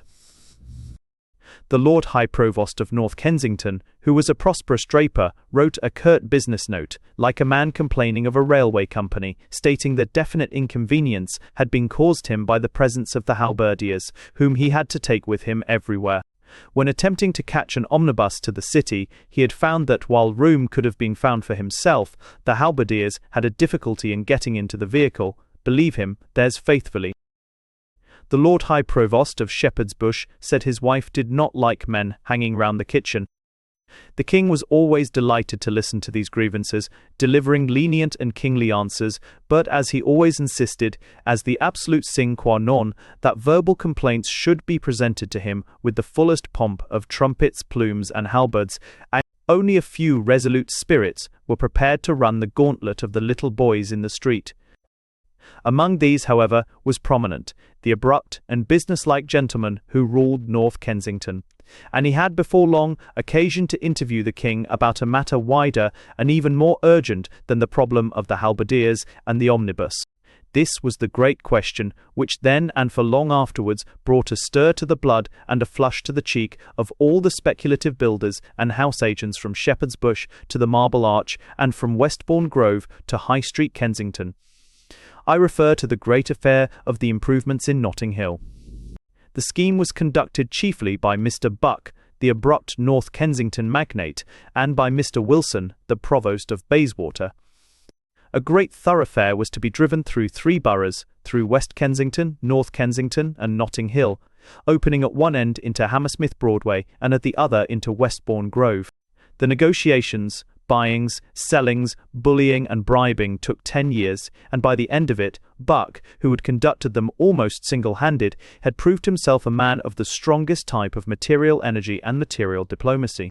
And just as his splendid patience and more splendid impatience had finally brought him victory, when workmen were already demolishing houses and walls along the Great Line from Hammersmith, a sudden obstacle appeared that had neither been reckoned with nor dreamed of, a small and strange obstacle, which, like a speck of grit in a great machine, jarred the whole vast scheme and brought it to a standstill. And Mr. Buck, the draper, getting with great impatience into his robes of office and summoning with indescribable disgust his halberdiers, hurried over to speak to the king. 10 years had not tired the king of his joke. There were still new faces to be seen looking out from the symbolic headgears he had designed, gazing at him from amid the pastoral ribbons of Shepherd's Bush or from under the sombre hoods of the Blackfriars Road. And the interview which was promised him with the Provost of North Kensington he anticipated with a particular pleasure, for he never really enjoyed, he said, the full richness of the medieval garments, unless the people compelled to wear them were very angry and businesslike. Mr. Buck was both. At the king's command, the door of the audience chamber was thrown open, and a herald appeared in the purple colours of Mr. Buck's Commonwealth, emblazoned with the great eagle, which the king had attributed to North Kensington, in vague reminiscence of Russia, for he always insisted on regarding North Kensington as some kind of semi-Arctic neighbourhood. The herald announced that the provost of that city desired audience of the king. "From North Kensington," said the king, rising graciously. "What news does he bring from that land of high hills and fair women? He is welcome." The herald advanced into the room and was immediately followed by 12 guards clad in purple, who were followed by an attendant bearing the banner of the eagle, who was followed by another attendant bearing the keys of the city upon a cushion, who was followed by Mr. Buck in a great hurry. When the king saw his strong animal face and steady eyes, he knew that he was in the presence of a great man of business, and consciously braced himself. "Well, well," he said, cheerily, coming down 2 or 3 steps from a dais, and striking his hands lightly together, "I am glad to see you. I am glad to see you. Never mind, never mind." "I don't understand your majesty," said the provost, stolidly. Never mind," said the king, gaily. "A knowledge of courts is by no means an unmixed merit. You will do it next time, no doubt." The man of business looked at him sulkily from under his black brows, and said again, without show of civility, "I don't follow you." "Well, well," replied the king, good-naturedly, "if you ask me, I don't mind telling you, not because I myself attach any importance to these forms in comparison with the honest heart. But it is usual, that is all, for a man when entering the presence of royalty to lie down on his back on the floor and elevating his feet towards heaven, as the source of royal power, to say 3 times, 'Monarchical institutions improve the manners.' But there, such pomp is far less truly dignified than your simple kindliness." The provost's face was red with anger, and he maintained silence. "And now," said the king, lightly, and with the exasperating air of a man softening a snub, "what delightful weather we are having. You must find your official robes warm, my lord. I designed them for your own snow-bound land." "They're as hot as hell," said Buck briefly. "I came here on business." "Right," said the king, nodding a great number of times with quite unmeaning solemnity. "Right. Business, as the sad glad old Persian said, is business. Be punctual, rise early, point the pen to the shoulder, for you know not whence you come, nor why. Point the pen to the shoulder, for you know not when you go, nor where." The provost pulled a number of papers from his pocket and savagely flapped them open. "Your majesty may have heard," he began, sarcastically, "of Hammersmith and a thing called a road. We have been at work 10 years buying property and getting compulsory powers and fixing compensation and squaring vested interests, and now, at the very end, the thing is stopped by a fool. Old Prout, who was provost of Notting Hill, was a businessman, and we dealt with him quite satisfactorily. But he's dead, and the cursed lot has fallen on a young man named Wayne, who's up to some game that's perfectly incomprehensible to me. We offer him a better price than anyone ever dreamt of, but he won't let the road go through, and his council seems to be backing him up. It's midsummer madness. The king, who was rather inattentively engaged in drawing the provost's nose with his finger on the window-pane, heard the last two words. "What a perfect phrase that is," he said. "Midsummer madness." "The chief point is," continued Buck doggedly, "that the only part that is really in question is one dirty little street. Pump Street. A street with nothing in it but a public house and a penny toy shop, and that sort of thing. All the respectable people of Notting Hill have accepted our compensation.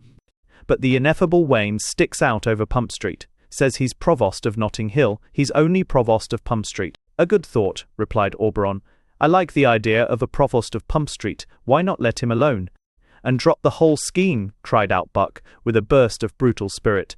"I'll be damned if we do. No, I'm for sending in workmen to pull down without more ado." "Strike for the Purple Eagle," cried the king, hot with historical associations. "I'll tell you what it is," said Buck, losing his temper altogether. "If your majesty would spend less time in insulting respectable people with your silly coats of arms, and more time over the business of the nation." The king's brow wrinkled thoughtfully. "The situation is not bad," he said, the haughty burgher defying the king in his own palace. "The burgher's head should be thrown back and the right arm extended, the left may be lifted towards heaven, but that I leave to your private religious sentiment." I have sunk back in this chair, stricken with baffled fury. "Now again, please." Buck's mouth opened like a dog's, but before he could speak, another herald appeared at the door. "The Lord High Provost of Bayswater," he said, "desires an audience." "Admit him," said Auberon. "This is a jolly day." The halberdiers of Bayswater wore a prevailing uniform of green, and the banner, which was borne after them, was emblazoned with a green bay wreath on a silver ground, which the king, in the course of his researches into a bottle of champagne, had discovered to be the quaint old punning cognizance of the city of Bayswater. "It is a fit symbol," said the king. "Your immortal bay wreath. Fulham may seek for wealth and Kensington for art, but when did the men of Bayswater care for anything but glory?" Immediately behind the banner, and almost completely hidden by it, came the provost of the city, clad in splendid robes of green and silver, with white fur and crowned with bay. He was an anxious little man, with red whiskers, originally the owner of a small sweetstuff shop. "Our cousin of Bayswater," said the king, with delight, "what can we get for you?" The king was heard also distinctly to mutter, "Cold beef, cold ham, cold chicken," his voice dying into silence. "I came to see your majesty," said the provost of Bayswater, whose name was Wilson, "about that Pump Street affair."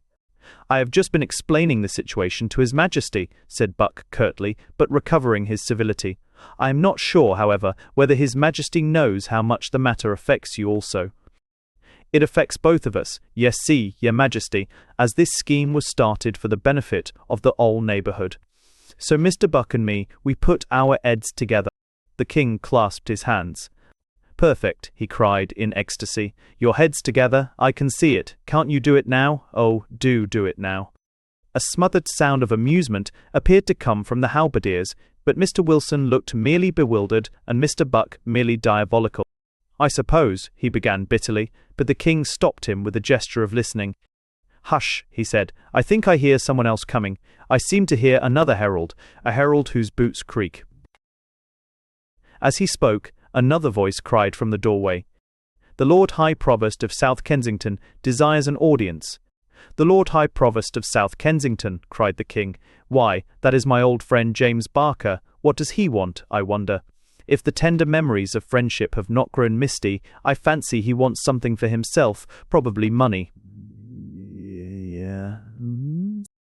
Mr. James Barker, whose guard was attired in a splendid blue, and whose blue banner bore 3 gold birds singing, rushed, in his blue and gold robes, into the room. Despite the absurdity of all the dresses, it was worth noticing that he carried his better than the rest, though he loathed it as much as any of them. He was a gentleman, and a very handsome man, and could not help unconsciously wearing even his preposterous robe as it should be worn. He spoke quickly, but with the slight initial hesitation he always showed in addressing the king, due to suppressing an impulse to address his old acquaintance in the old way. "Your Majesty, pray forgive my intrusion. It is about this man in Pump Street. I see you have Buck here, so you have probably heard what is necessary." The king swept his eyes anxiously round the room, which now blazed with the trappings of 3 cities. "There is one thing necessary," he said. "Yes, your majesty," said Mr. Wilson of Bayswater, a little eagerly. "What does your majesty think necessary?" "A little yellow," said the king firmly.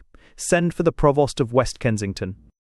Amid some materialistic protests he was sent for, and arrived with his yellow halberdiers in his saffron robes, wiping his forehead with a handkerchief.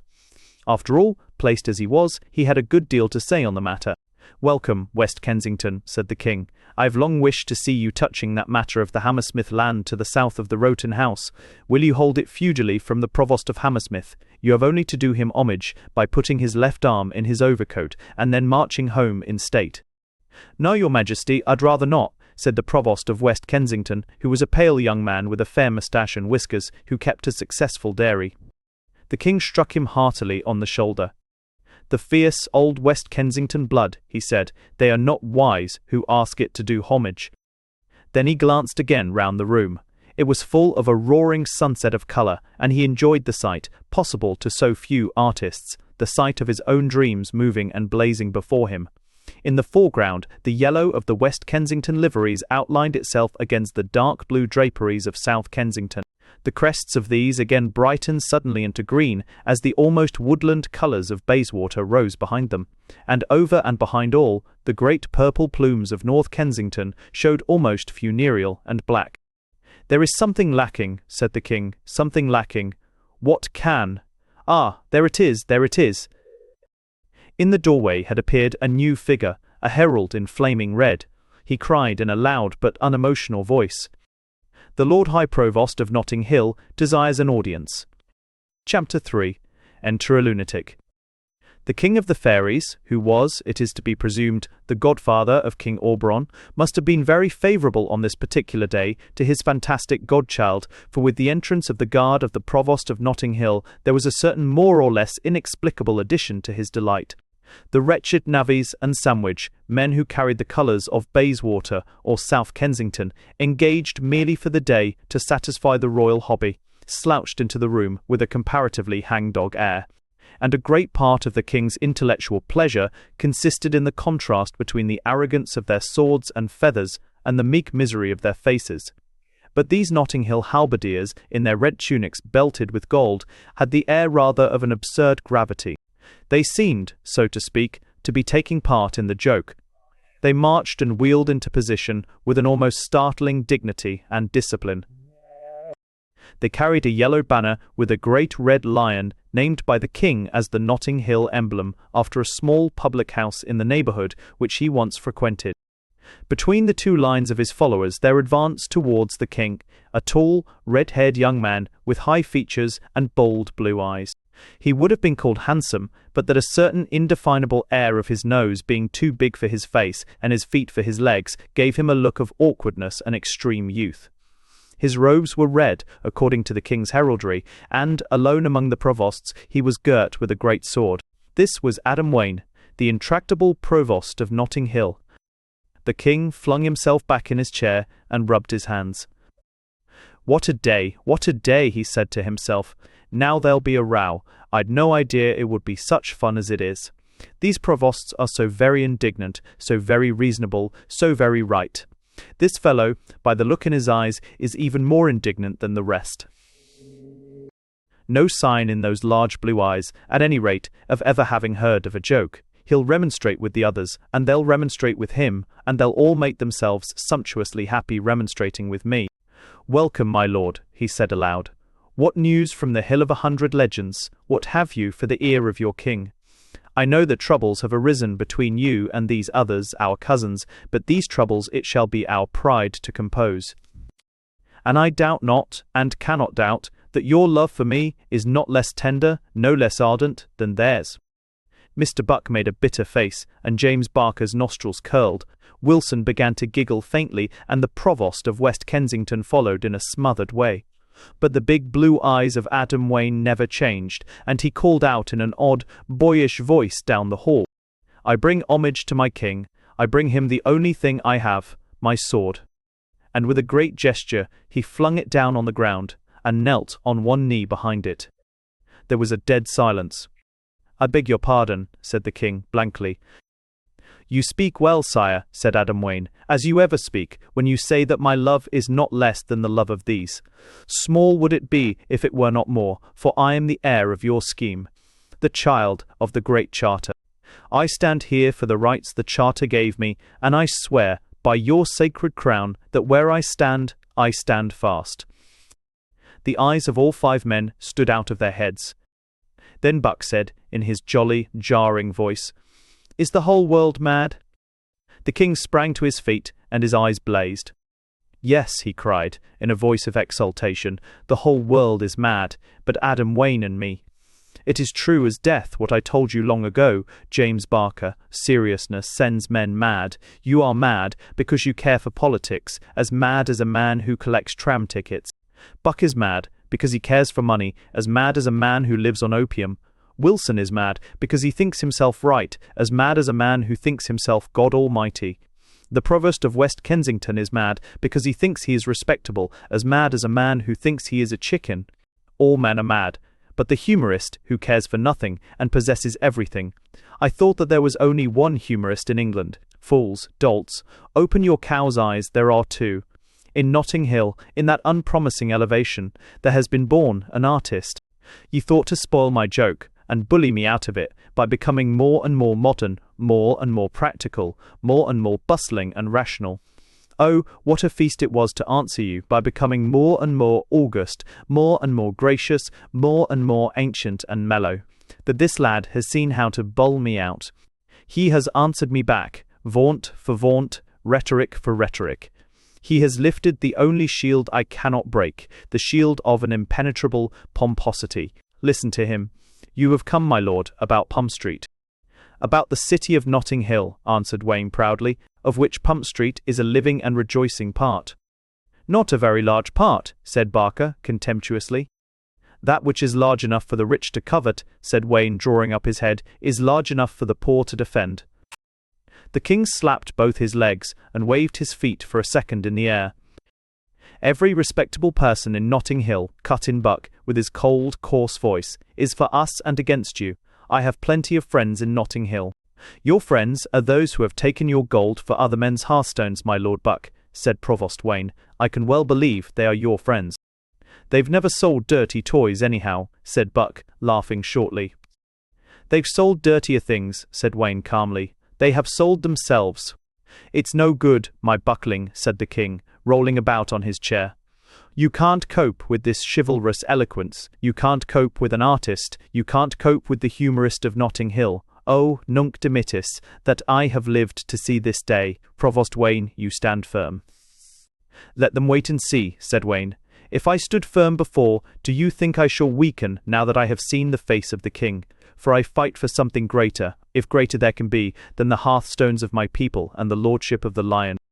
I fight for your royal vision, for the great dream you dreamt of, the League of the Free Cities. You have given me this liberty. If I had been a beggar and you had flung me a coin, if I had been a peasant in a dance and you had flung me a favour, do you think I would have let it be taken by any ruffians on the road?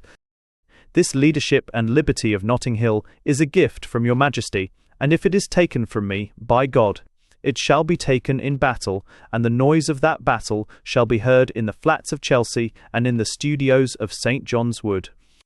It is too much, said the king. Nature is weak. I must speak to you, brother artist, without further disguise. Let me ask you a solemn question. Adam Wayne, Lord High Provost of Notting Hill, don't you think it splendid? Splendid, cried Adam Wayne. It has the splendour of God. Bowled out again, said the king. You will keep up the pose. Funnily, of course, it is serious, but seriously, isn't it funny? What? Asked Wayne, with the eyes of a baby.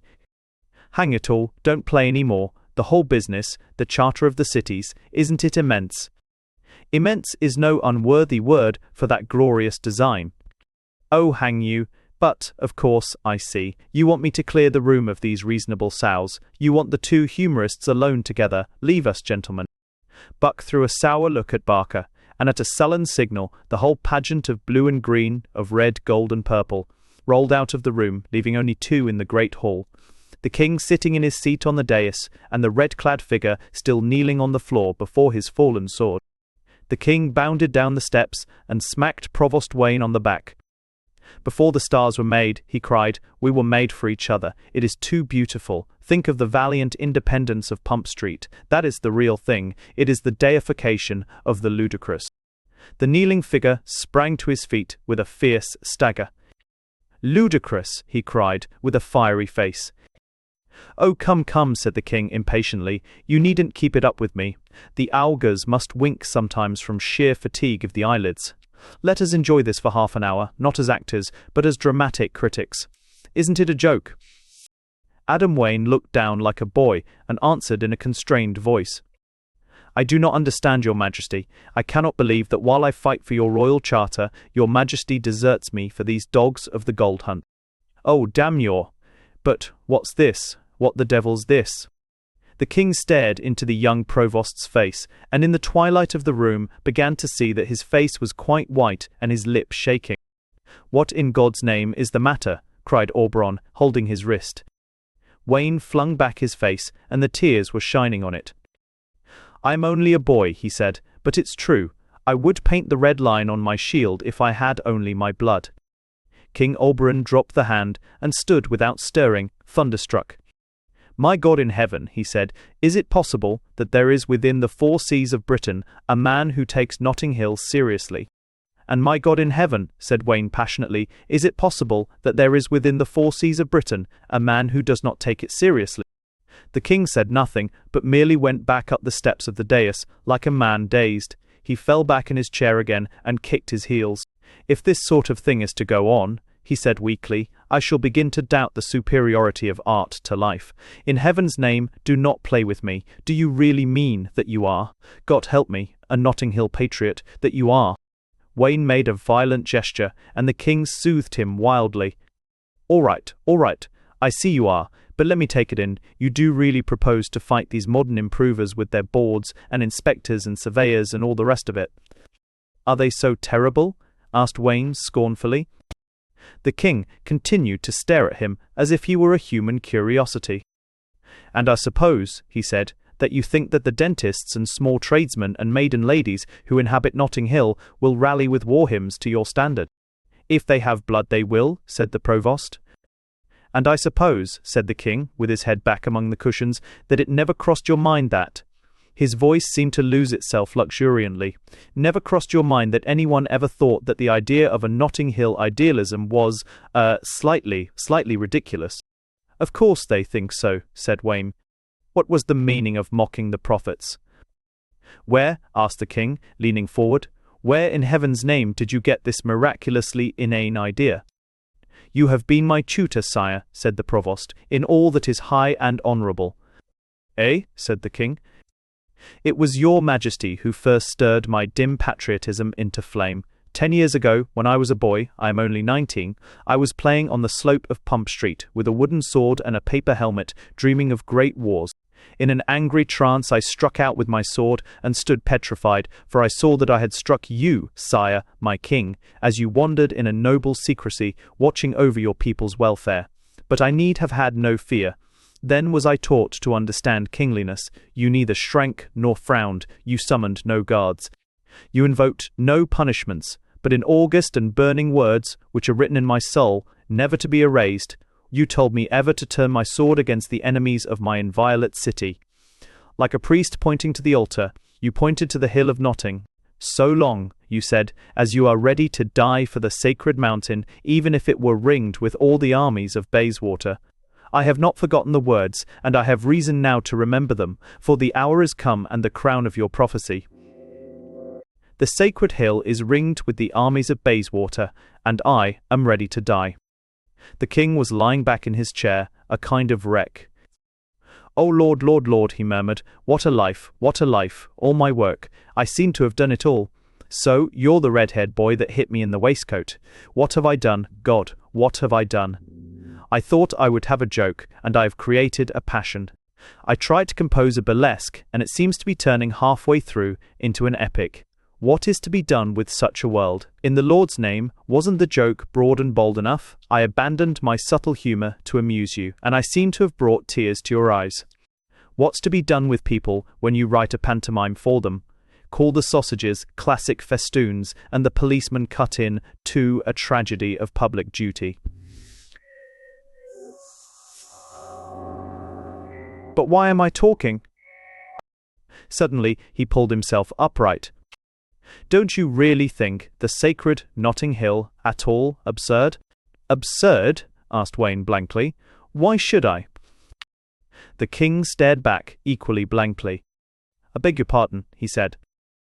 Notting Hill, said the provost simply, is a rise or high ground of the common earth, on which men have built houses to live, in which they are born, fall in love, pray, marry, and die.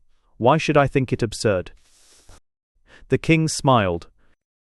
Because, my Leonidas, he began, then suddenly, he knew not how, found his mind was a total blank. After all, why was it absurd? Why was it absurd? He felt as if the floor of his mind had given way. He felt as all men feel when their first principles are hit hard with a question. Barker always felt so when the king said, "Why trouble about politics?"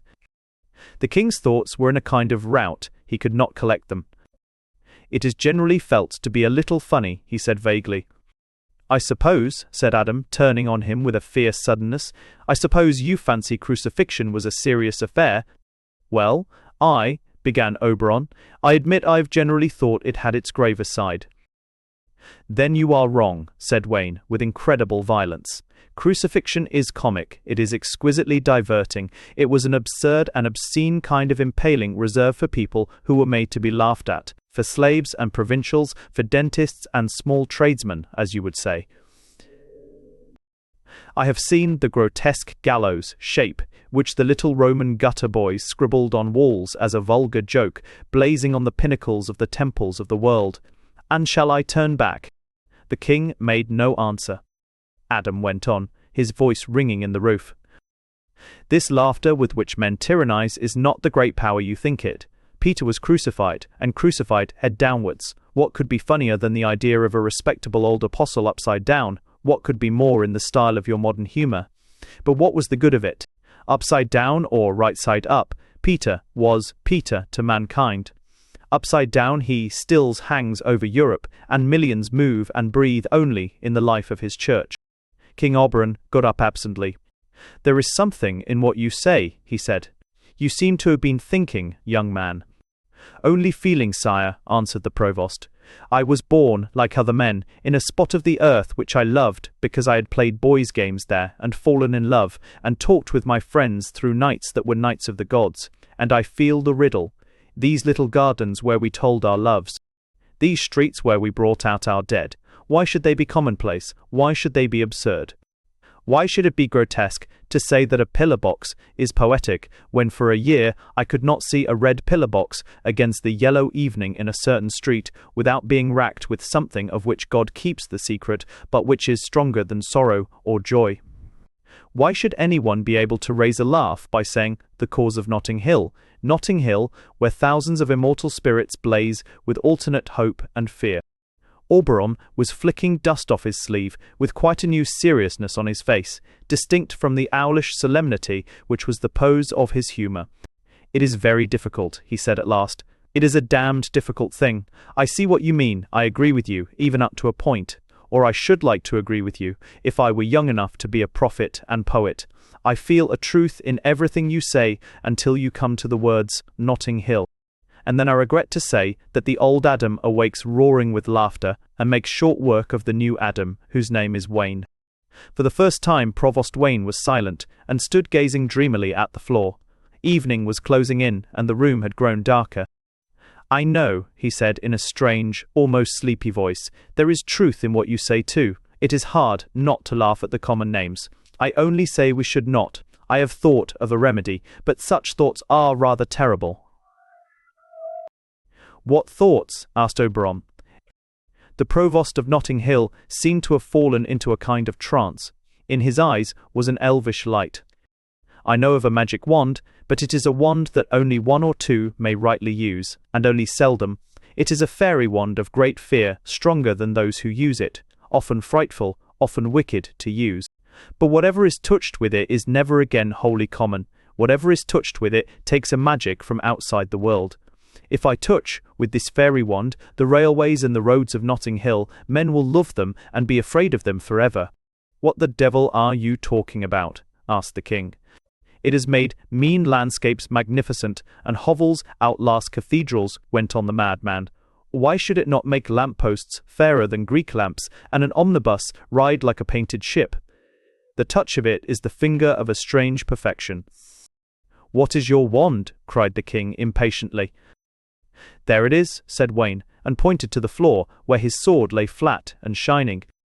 "The sword!" cried the king, and sprang up straight on the dais. "Yes, yes," cried Wayne hoarsely. "The things touched by that are not vulgar, the things touched by that." King Auberon made a gesture of horror. "You will shed blood for that," he cried, "for a cursed point of view." "Oh, you kings, cried out Adam, in a burst of scorn. "How humane you are, how tender, how considerate! You will make war for a frontier, or the imports of a foreign harbour. You will shed blood for the precise duty on lace, or the salute to an admiral. But for the things that make life itself worthy or miserable, how humane you are, I say here, and I know well what I speak of. There were never any necessary wars but the religious wars. There were never any just wars but the religious wars. There were never any humane wars but the religious wars." For these men were fighting for something that claimed, at least, to be the happiness of a man, the virtue of a man. A crusader thought, at least, that Islam hurt the soul of every man, king or tinker that it could really capture. I think Buck and Barker and these rich vultures hurt the soul of every man, hurt every inch of the ground, hurt every brick of the houses that they can really capture.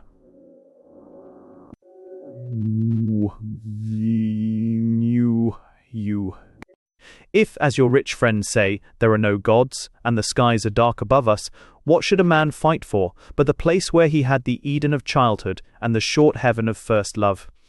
If no temples and no scriptures are sacred, what is sacred if a man's own youth is not sacred? The king walked a little restlessly up and down the dais. "It is hard," he said, biting his lips, "to assent to a view so desperate, so responsible."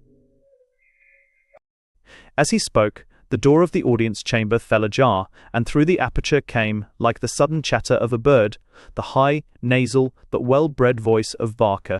I said to him quite plainly, "The public interests, so." Auberon turned on Wayne with violence. "What the devil is all this? What am I saying? What are you saying? Have you hypnotized me? Curse your uncanny blue eyes. Let me go. Give me back my sense of humor. Give it me back, I say." "I solemnly assure you," said Wayne, uneasily, with a gesture, as if feeling all over himself, "that I haven't got it." The king fell back in his chair and went into a roar of Rabelaisian laughter. "I don't think you have," he cried. Book 3. Chapter 1. The Mental Condition of Adam Wayne. A little while after the king's accession, a small book of poems appeared, called Hymns on the Hill. They were not good poems, nor was the book successful, but it attracted a certain amount of attention from one particular school of critics. The king himself, who was a member of the school, reviewed it in his capacity of literary critic to Straight from the Stables, a sporting journal. They were known as the Hammock School, because it had been calculated malignantly by an enemy that no less than 13 of their delicate criticisms had begun with the words, "I read this book in a hammock, half asleep in the sleepy sunlight, IUC 19. RT 19, after that there were important differences." Under these conditions they liked everything, but especially everything silly. "Next to authentic goodness in a book," they said. "Next to authentic goodness in a book, and that, alas, we never find, we desire a rich badness." Thus it happened that their praise, as indicating the presence of a rich badness, was not universally sought after, and authors became a little disquieted when they found the eye of the Hammock School fixed upon them with peculiar favour. The peculiarity of Hymns on the Hill was the celebration of the poetry of London as distinct from the poetry of the country.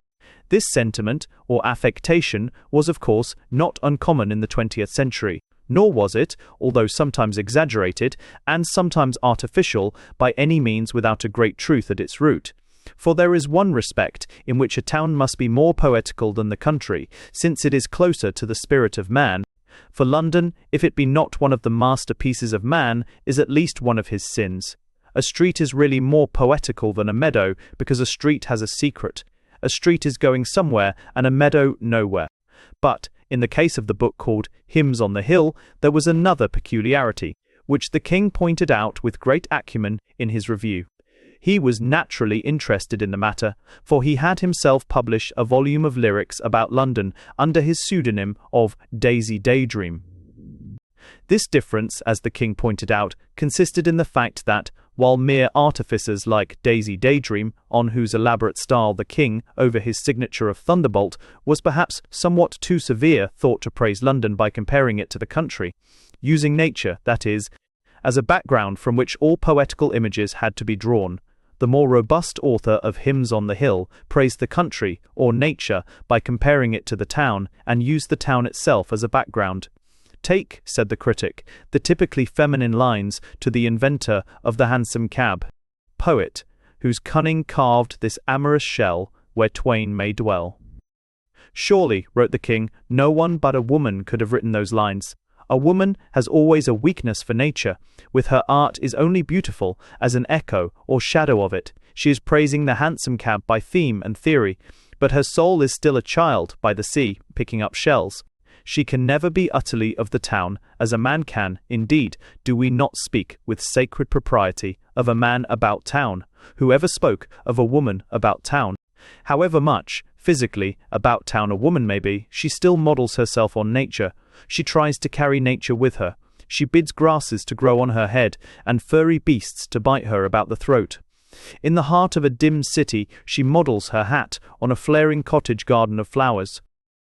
We, with our nobler civic sentiment, model ours on a chimney pot, the ensign of civilization, and rather than be without birds, she will commit massacre, that she may turn her head into a tree with dead birds to sing on it. This kind of thing went on for several pages, and then the critic remembered his subject and returned to it.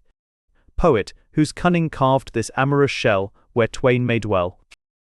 The peculiarity of these fine though feminine lines, continued Thunderbolt, is, as we have said, that they praise the hansom cab by comparing it to the shell, to a natural thing.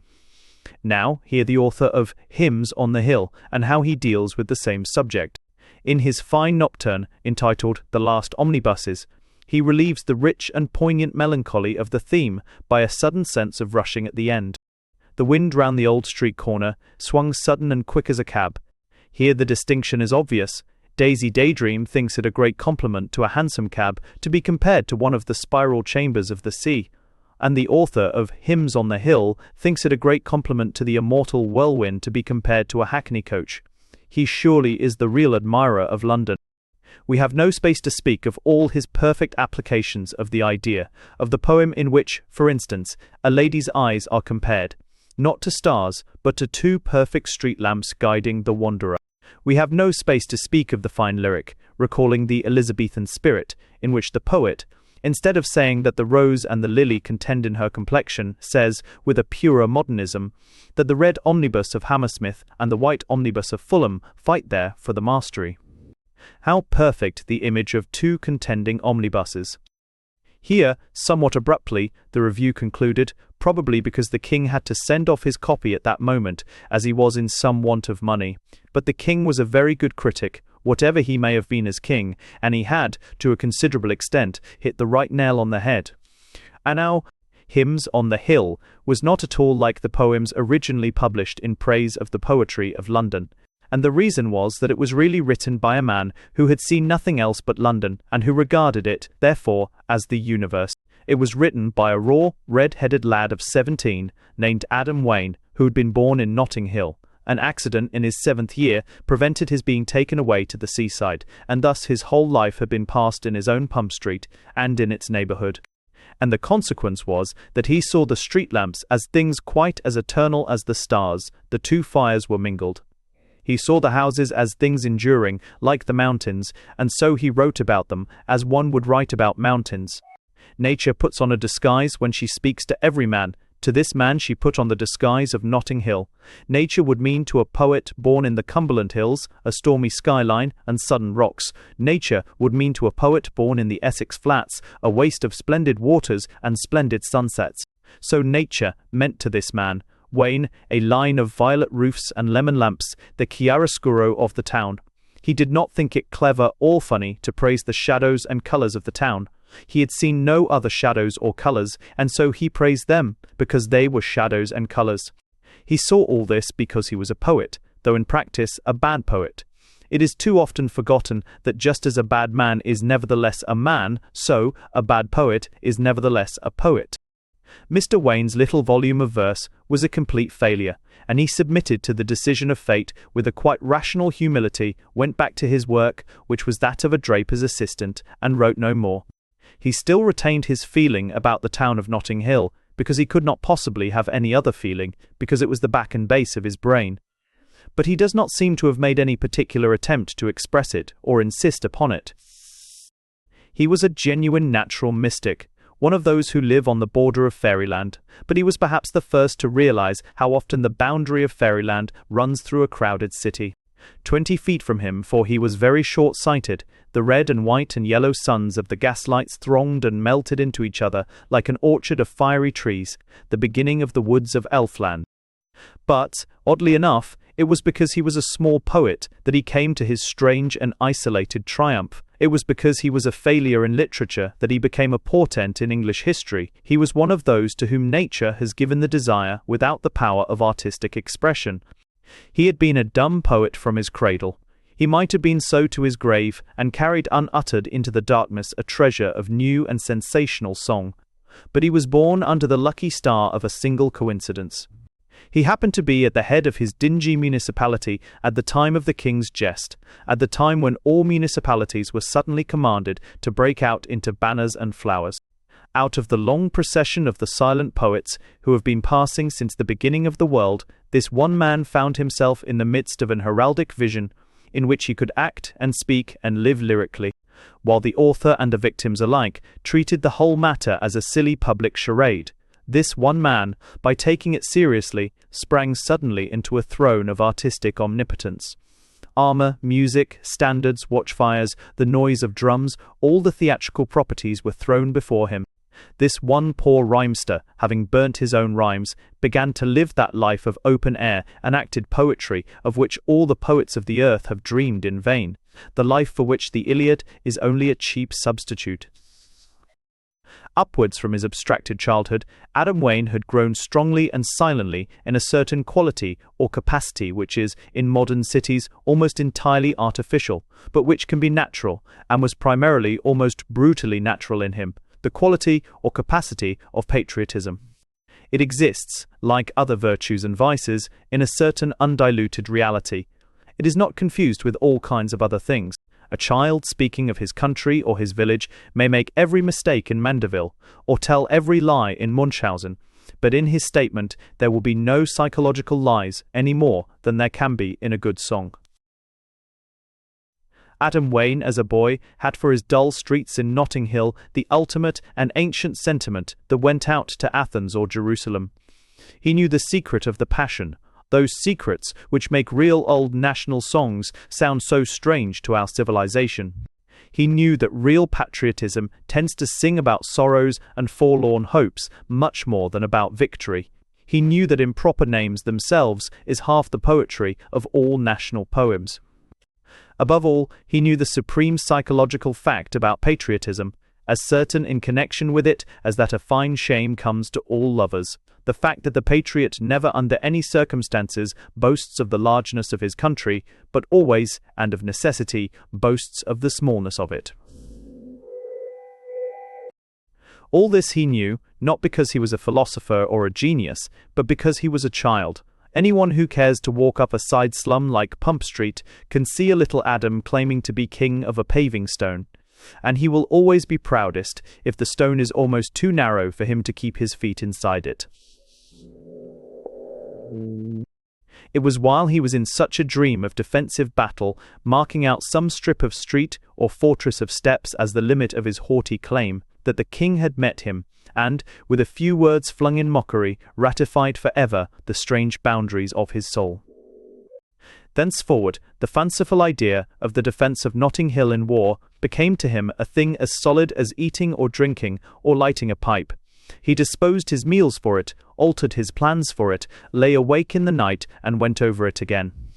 2 or 3 shops were to him an arsenal, an area was to him a moat, corners of balconies and turns of stone steps were points for the location of a culverin or an archer. It is almost impossible to convey to any ordinary imagination the degree to which he had transmitted the leaden London landscape to a romantic gold. The process began almost in babyhood, and became habitual, like a literal madness. It was felt most keenly at night, when London is really herself, when her lights shine in the dark like the eyes of innumerable cats, and the outline of the dark houses has the bold simplicity of blue hills. But for him, the night revealed instead of concealing, and he read all the blank hours of morning and afternoon by a contradictory phrase in the light of that darkness. The artificial city had become to him nature, and he felt the curbstones and gas lamps as things as ancient as the sky. One instance may suffice. Walking along Pump Street with a friend, he said, as he gazed dreamily at the iron fence of a little front garden, "How those railings stir one's blood." His friend, who was also a great intellectual admirer, looked at them painfully, but without any particular emotion. He was so troubled about it that he went back quite a large number of times on quiet evenings and stared at the railings, waiting for something to happen to his blood, but without success. At last he took refuge in asking Wayne himself. He discovered that the ecstasy lay in the one point he had never noticed about the railings, even after his 6 visits. The fact that they were, like the great majority of others, in London, shaped at the top after the manner of a spear. As a child, Wayne had half unconsciously compared them with the spears in pictures of Lancelot and St. George, and had grown up under the shadow of the graphic association. Now, whenever he looked at them, they were simply the serried weapons that made a hedge of steel round the sacred homes of Notting Hill. He could not have cleansed his mind of that meaning even if he tried. It was not a fanciful comparison, or anything like it. It would not have been true to say that the familiar railings reminded him of spears. It would have been far truer to say that the familiar spears occasionally reminded him of railings. A couple of days after his interview with the king, Adam Wayne was pacing like a caged lion in front of 5 shops that occupied the upper end of the disputed street. They were a grocer's, a chemist's, a barber's, an old curiosity shop, and a toy shop that sold also newspapers. It was these 5 shops which his childish fastidiousness had first selected as the essentials of the Notting Hill campaign, the citadel of the city. If Notting Hill was the heart of the universe and Pump Street was the heart of Notting Hill, this was the heart of Pump Street. The fact that they were all small and side by side realized that feeling for a formidable comfort and compactness which, as we have said, was the heart of his patriotism and of all patriotism. The grocer, who had a wine and spirit license, was included because he could provision the garrison. The old curiosity shop because it contained enough swords, pistols, partisans, crossbows, and blunderbusses to arm a whole irregular regiment. The toy and paper shop because Wayne thought a free press, an essential centre for the soul of Pump Street. The chemists to cope with outbreaks of disease among the besieged. And the barbers, because it was in the middle of all the rest, and the barber's son was an intimate friend and spiritual affinity.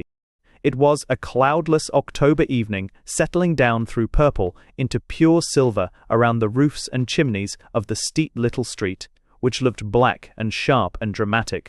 In the deep shadows the gas-lit shop fronts gleamed like 5 fires in a row, and before them, darkly outlined like a ghost against some purgatorial furnaces, passed to and fro the tall bird-like figure and eagle nose of Adam Wayne. He swung his stick restlessly, and seemed fitfully talking to himself. "There are, after all, enigmas," he said, "even to the man who has faith. There are doubts that remain even after the true philosophy is completed in every rung and rivet, and here is one of them. Is the normal human need, the normal human condition, higher or lower than those special states of the soul which call out a doubtful and dangerous glory, those special powers of knowledge or sacrifice which are made possible only by the existence of evil? Which should come first to our affections, the enduring sanities of peace, or the half-maniacal virtues of battle? Which should come first, the man great in the daily round, or the man great in emergency? Which should come first, to return to the enigma before me, the grocer or the chemist? Which is more certainly the stay of the city, the swift chivalrous chemist, or the benignant all-providing grocer? In such ultimate spiritual doubts, it is only possible to choose a side by the higher instincts and to abide the issue. In any case, I have made my choice. May I be pardoned if I choose wrongly, but I choose the grocer. "Good morning, sir," said the grocer, who was a middle-aged man, partially bald, with harsh red whiskers and beard, and forehead lined with all the cares of the small tradesman. "What can I do for you, sir?" Wayne removed his hat on entering the shop, with a ceremonious gesture, which, slight as it was, made the tradesman eye him with the beginnings of wonder. "I come, sir," he said soberly, "to appeal to your patriotism." "Why, sir," said the grocer, "that sounds like the times when I was a boy and we used to have elections." "You will have them again," said Wayne firmly, "and far greater things. Listen, Mr. Meade, I know the temptations which a grocer has to a too cosmopolitan philosophy. I can imagine what it must be to sit all day as you do, surrounded with wares from all the ends of the earth, from strange seas that we have never sailed, and strange forests that we could not even picture. No Eastern king ever had such argosies or such cargoes coming from the sunrise and the sunset. And Solomon, in all his glory, was not enriched like one of you. India is at your elbow," he cried, lifting his voice and pointing his stick at a drawer of rice, the grocer making a movement of some alarm. "China is before you. Demerara is behind you. America is above your head. And at this very moment, like some old Spanish admiral, you hold Tunis in your hands." Mr. Meade dropped the box of dates which he was just lifting, and then picked it up again vaguely. Wayne went on with a heightened colour, but a lowered voice. "I know, I say, the temptations of so international, so universal a vision of wealth. I know that it must be your danger not to fall like many tradesmen into too dusty and mechanical a narrowness, but rather to be too broad, to be too general, too liberal. If a narrow nationalism be the danger of the pastry cook, who makes his own wares under his own heavens, no less is cosmopolitanism the danger of the grocer. But I come to you in the name of that patriotism which no wanderings or enlightenments should ever wholly extinguish, and I ask you to remember Notting Hill. For, after all, in this cosmopolitan magnificence, she has played no small part. Your dates may come from the tall palms of Barbary, your sugar from the strange islands of the tropics, your tea from the secret villages of the Empire of the Dragon. That this room might be furnished, forests may have been spoiled under the Southern Cross, and leviathans speared under the Polar Star. But you yourself surely know inconsiderable treasure, you yourself, the brain that wields these vast interests. You yourself, at least, have grown to strength and wisdom between these grey houses and under this rainy sky. Come forth and tell to the ends of the earth this lesson. Oil is from the north and fruits from the south, rices are from India and spices from Ceylon, sheep are from New Zealand and men from Notting Hill. The grocer sat for some little while, with dim eyes and his mouth open, looking rather like a fish. Then he scratched the back of his head and said nothing. Then he said, "Anything out of the shop, sir?" Wayne looked round in a dazed way. Seeing a pile of tins of pineapple chunks, he waved his stick generally towards them. "Yes," he said, "I'll take those." "All those, sir?" said the grocer, with greatly increased interest. "Yes, yes, all those," replied Wayne, still a little bewildered, like a man splashed with cold water. "Very good, sir, thank you, sir," said the grocer, with animation. "You may count upon my patriotism, sir." "I count upon it already," said Wayne, and passed out into the gathering night. The grocer put the box of dates back in its place. "What a nice fellow he is," he said. "It's odd how often they are nice, much nicer than those, as are all right." Meanwhile, Adam Wayne stood outside the glowing chemist's shop, unmistakably wavering. "What a weakness it is," he muttered. "I have never got rid of it from childhood, the fear of this magic shop. The grocer is rich, he is romantic, he is poetical in the truest sense, but he is not. No, he is not supernatural. But the chemist, all the other shops stand in Notting Hill, but this stands in Elfland. Look at those great burning bowls of color. It must be from them that God paints the sunsets. It is superhuman, and the superhuman is all the more uncanny when it is beneficent. That is the root of the fear of God. I am afraid. But I must be a man and enter. He was a man and entered. A short, dark young man was behind the counter with spectacles and greeted him with a bright but entirely businesslike smile. "A fine evening, sir," he said. "Fine indeed, strange father," said Adam, stretching his hands somewhat forward. "It is on such clear and mellow nights that your shop is most itself. Then they appear most perfect, those moons of green and gold and crimson, which from afar oft guide the pilgrim of pain and sickness to this house of merciful witchcraft." "Can I get you anything?" asked the chemist. "Let me see," said Wayne, in a friendly but vague manner. "Let me have some sal volatile."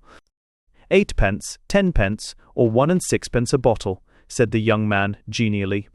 1 and 6, 1 and 6, replied Wayne with a wild submissiveness. "I come to ask you, Mr. Bowles, a terrible question." He paused and collected himself. "It is necessary," he muttered. "It is necessary to be tactful and to suit the appeal to each profession in turn. I come," he resumed aloud, "to ask you a question which goes to the roots of your miraculous toils. Mr. Bowles, shall all this witchery cease?" And he waved his stick around the shop. Meeting with no answer, he continued with animation. "In Notting Hill, we have felt to its core the elfish mystery of your profession. And now Notting Hill itself is threatened." "Anything more, sir?" asked the chemist. "Oh," said Wayne, somewhat disturbed. "Oh, what is it chemists sell? Quinine, I think. Thank you. Shall it be destroyed? I have met these men of Bayswater and North Kensington. Mr. Bowles, they are materialists. They see no witchery in your work, even when it is wrought within their own borders. They think the chemist is commonplace. They think him human." The chemist appeared to pause only a moment to take in the insult and immediately said, "And the next article, please?" "Alum," said the provost wildly. "I resume. It is in this sacred town alone that your priesthood is reverenced. Therefore, when you fight for us, you fight not only for yourself, but for everything you typify. You fight not only for Notting Hill, but for fairyland. For as surely as Buck and Barker and such men hold sway, the sense of fairyland in some strange manner diminishes." "Anything more, sir?" asked Mr. Bowles with unbroken cheerfulness. "Oh yes, jujubes, Gregory, powder, magnesia. The danger is imminent. In all this matter I have felt that I fought not merely for my own city, though to that I owe all my blood, but for all places in which these great ideas could prevail. I am fighting not merely for Notting Hill, but for Bayswater itself, for North Kensington itself. For if the gold hunters prevail, these also will lose all their ancient sentiments and all the mystery of their national soul." "Oh yes, sir," said the chemist with great animation. "We are always glad to oblige a good customer." Adam Wayne went out of the shop with a deep sense of fulfillment of soul. "It is so fortunate," he said, "to have tact, to be able to play upon the peculiar talents and specialities, the cosmopolitanism of the grocer and the world-old necromancy of the chemist. Where should I be without tact?" Chapter 2. The remarkable Mr. Turnbull. After 2 more interviews with shopmen, however, the patriot's confidence in his own psychological diplomacy began vaguely to wane. Despite the care with which he considered the peculiar rationale and the peculiar glory of each separate shop, there seemed to be something unresponsive about the shopmen. Whether it was a dark resentment against the uninitiate for peeping into their Masonic magnificence, he could not quite conjecture. His conversation with the man who kept the shop of curiosities had begun encouragingly. The man who kept the shop of curiosities had, indeed, enchanted him with a phrase. "And how does your commerce go, you strange guardian of the past?" said Wayne, affably. "Well, sir, not very well," replied the man, with that patient voice of his class which is one of the most heart-breaking things in the world. "Things are terribly quiet." Wayne's eyes shone suddenly. "A great saying," he said, "worthy of a man whose merchandise is human history. Terribly quiet, that is, in 2 words, the spirit of this age as I have felt it from my cradle. I sometimes wondered how many other people felt the oppression of this union between quietude and terror. I see blank, well-ordered streets and men in black moving about inoffensively, sullenly. It goes on day after day, and nothing happens, but to me it is like a dream from which I might wake screaming. To me, the straightness of our life is the straightness of a thin cord stretched tight. Its stillness is terrible. It might snap with a noise like thunder. And you who sit amid the debris of the great wars, you who sit, as it were, upon a battlefield, you know that war was less terrible than this evil peace. You know that the idle lads who carried those swords under Francis or Elizabeth, the rude squire or baron who swung that mace about in Picardy or Northumberland battles, may have been terribly noisy, but were not like us, terribly quiet. Whether it was a faint embarrassment of conscience as to the original source and date of the weapons referred to, or merely an ingrained depression, the guardian of the past looked, if anything, a little more worried. But I do not think, continued Wayne, that this horrible silence of modernity will last, though I think for the present it will increase. What a farce is this modern liberality! Freedom of speech means practically, in our modern civilization, that we must only talk about unimportant things. We must not talk about religion, for that is illiberal. We must not talk about bread and cheese, for that is talking shop. We must not talk about death, for that is depressing. We must not talk about birth, for that is indelicate. It cannot last. Something must break this strange indifference, this strange dreamy egoism, this strange loneliness of millions in a crowd. Something must break it. Why should it not be you and I? Can you do nothing else but guard relics? The shopman wore a gradually clearing expression, which would have led those unsympathetic with the cause of the Red Lion to think that the last sentence was the only one to which he had attached any meaning. "I'm rather old to go into a new business," he said, "and I don't quite know what to be, either." "Why not?" said Wayne, gently, having reached the crisis of his delicate persuasion. "Why not be a colonel?" It was at this point, in all probability, that the interview began to yield more disappointing results. The man appeared inclined, at first, to regard the suggestion of becoming a colonel as outside the sphere of immediate and relevant discussion. A long exposition of the inevitable War of Independence, coupled with the purchase of a doubtful 16th-century sword for an exaggerated price, seemed to resettle matters. Wayne left the shop, however, somewhat infected with the melancholy of its owner. That melancholy was completed at the barber's. "Shaving, sir?" inquired that artist from inside his shop. "War," replied Wayne, standing on the threshold. "I beg your pardon," said the other, sharply. "War," said Wayne warmly, "but not for anything inconsistent with the beautiful and the civilized arts. War for beauty, war for society, war for peace. A great chance is offered you of repelling that slander which, in defiance of the lives of so many artists, attributes poltroonery to those who beautify and polish the surface of our lives. Why should not hairdressers be heroes? Why should not?" "Now, you get out," said the barber irascibly. "We don't want any of your sort here. You get out." And he came forward with the desperate annoyance of a mild person when enraged. Adam Wayne laid his hand for a moment on the sword, then dropped it. "Notting Hill," he said, "will need her bolder sons," and he turned gloomily to the toy shop. It was one of those queer little shops, so constantly seen in the side streets of London, which must be called toy shops, only because toys upon the whole predominate, for the remainder of goods seem to consist of almost everything else in the world. Tobacco, exercise books, sweetstuff, novelettes, halfpenny paper clips, halfpenny pencil sharpeners, bootlaces, and cheap fireworks. It also sold newspapers, and a row of dirty-looking posters hung along the front of it. "I am afraid," said Wayne as he entered, "that I am not getting on with these tradesmen as I should. Is it that I have neglected to rise to the full meaning of their work? Is there some secret buried in each of these shops which no mere poet can discover?" He stepped to the counter with a depression which he rapidly conquered as he addressed the man on the other side of it, a man of short stature and hair prematurely white and the look of a large baby. "Sir," said Wayne, "I am going from house to house in this street of ours, seeking to stir up some sense of the danger which now threatens our city. Nowhere have I felt my duty so difficult as here. For the toy shopkeeper has to do with all that remains to us of Eden before the first wars began.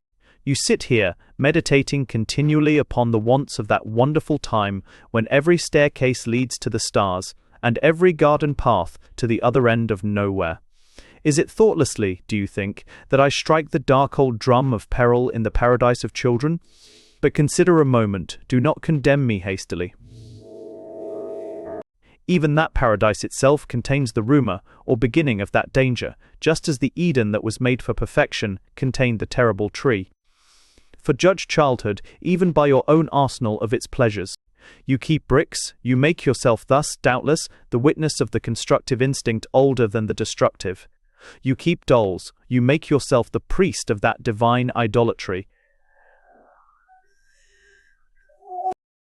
But do you keep only, sir, the symbols of this prehistoric sanity, this childish rationality of the earth?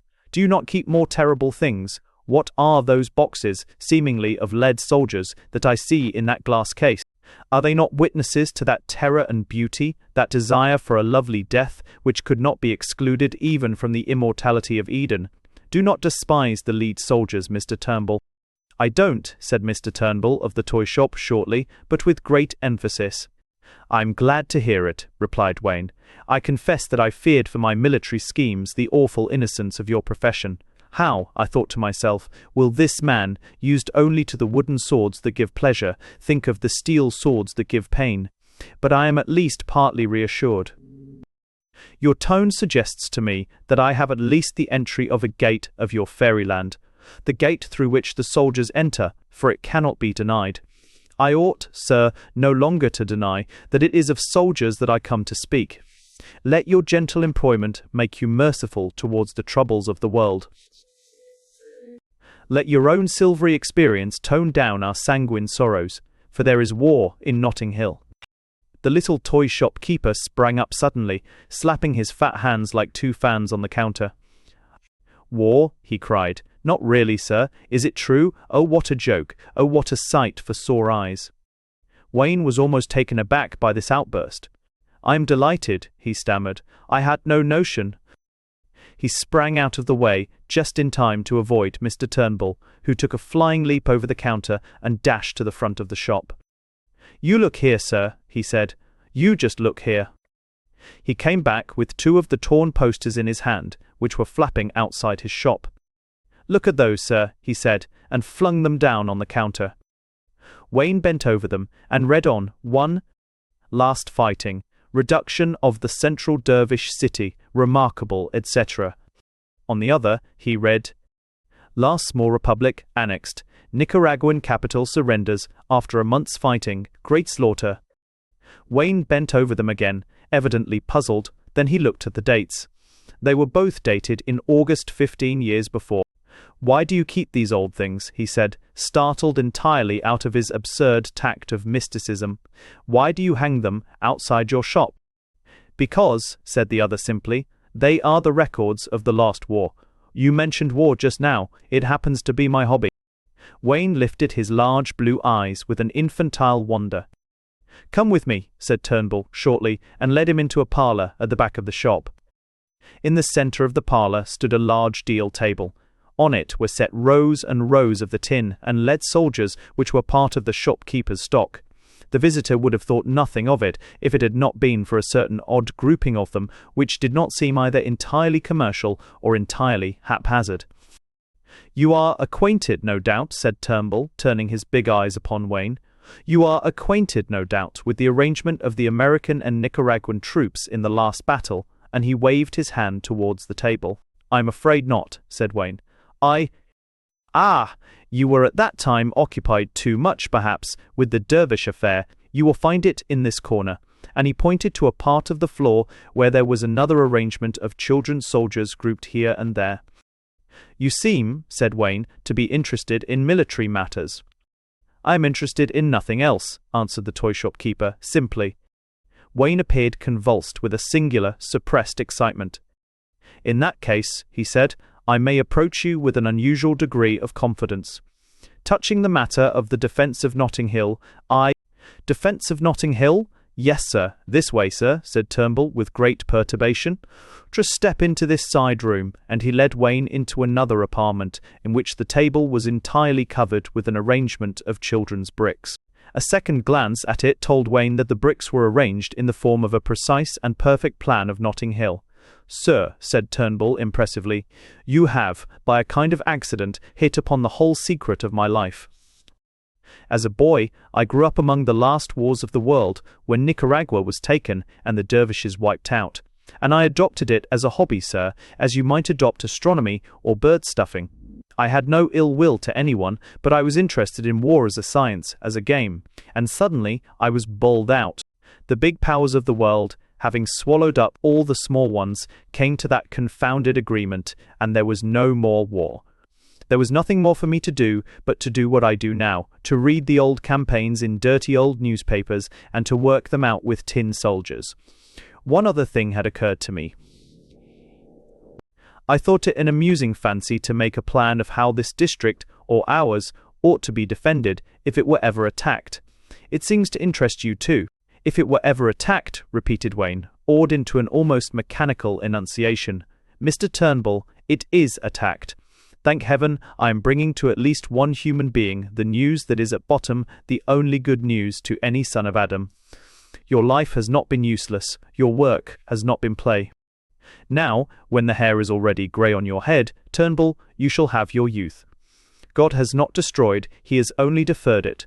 Let us sit down here, and you shall explain to me this military map of Notting Hill. For you and I have to defend Notting Hill together." Mr. Turnbull looked at the other for a moment, then hesitated, and then sat down beside the bricks and the stranger. He did not rise again for 7 hours when the dawn broke. S.H. of Suze of the Mast. The headquarters of Provost Adam Wayne and his commander-in-chief consisted of a small and somewhat unsuccessful milk shop at the corner of Pump Street. The blank white morning had only just begun to break over the blank London buildings when Wayne and Turnbull were to be found seated in the cheerless and unswept shop. Wayne had something feminine in his character. He belonged to that class of persons who forget their meals when anything interesting is in hand. He had had nothing for 16 hours but hurried glasses of milk, and, with a glass standing empty beside him, he was writing and sketching and dotting and crossing out with inconceivable rapidity with a pencil and a piece of paper.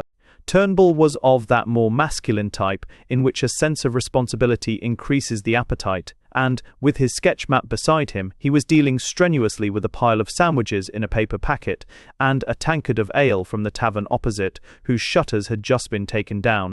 Neither of them spoke, and there was no sound in the living stillness except the scratching of Wayne's pencil and the squealing of an aimless-looking cat. At length Wayne broke the silence by saying, £17, 8 shillings and 9 pence. Turnbull nodded and put his head in the tankard. "That," said Wayne, "is not counting the £5 you took yesterday. What did you do with it?" "Ah, that is rather interesting," replied Turnbull with his mouth full. "I used that £5 in a kindly and philanthropic act." Wayne was gazing with mystification in his queer and innocent eyes. "I used that £5, continued the other, in giving no less than 40 little London boys rides in hansom cabs." "Are you insane?" asked the provost. "It is only my light touch," returned Turnbull. "These hansom cab rides will raise the tone, my dear fellow, of our London youths, widen their horizon, brace their nervous system, make them acquainted with the various public monuments of our great city. Education, Wayne, education. How many excellent thinkers have pointed out that political reform is useless until we produce a cultured populace, so that 20 years hence, when these boys are grown up—" "Mad," said Wayne, laying down his pencil, "and £5 gone." "You are in error," explained Turnbull. "You grave creatures can never be brought to understand how much quicker work really goes with the assistance of nonsense and good meals. Stripped of its decorative beauties, my statement was strictly accurate. Last night I gave 40 half-crowns to 40 little boys, and sent them all over London to take hansom cabs. I told them in every case to tell the cabman to bring them to this spot. In half an hour from now the declaration of war will be posted up. At the same time, the cabs will have begun to come in, you will have ordered out the guard, the little boys will drive up in state, we shall commandeer the horses for cavalry, use the cabs for barricade, and give the men the choice between serving in our ranks and detention in our basements and cellars. The little boys we can use as scouts. The main thing is that we start the war with an advantage unknown in all the other armies, horses. And now, he said, finishing his beer, I will go and drill the troops. And he walked out of the milk shop, leaving the provost staring.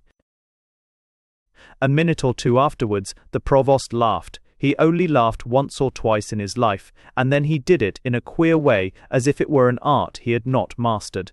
Even he saw something funny in the preposterous coup of the half-crowns and the little boys. He did not see the monstrous absurdity of the whole policy and the whole war. He enjoyed it seriously as a crusade. That is, he enjoyed it far more than any joke can be enjoyed. Turnbull enjoyed it partly as a joke, even more, perhaps, as a reversion from the things he hated. Modernity and monotony and civilization.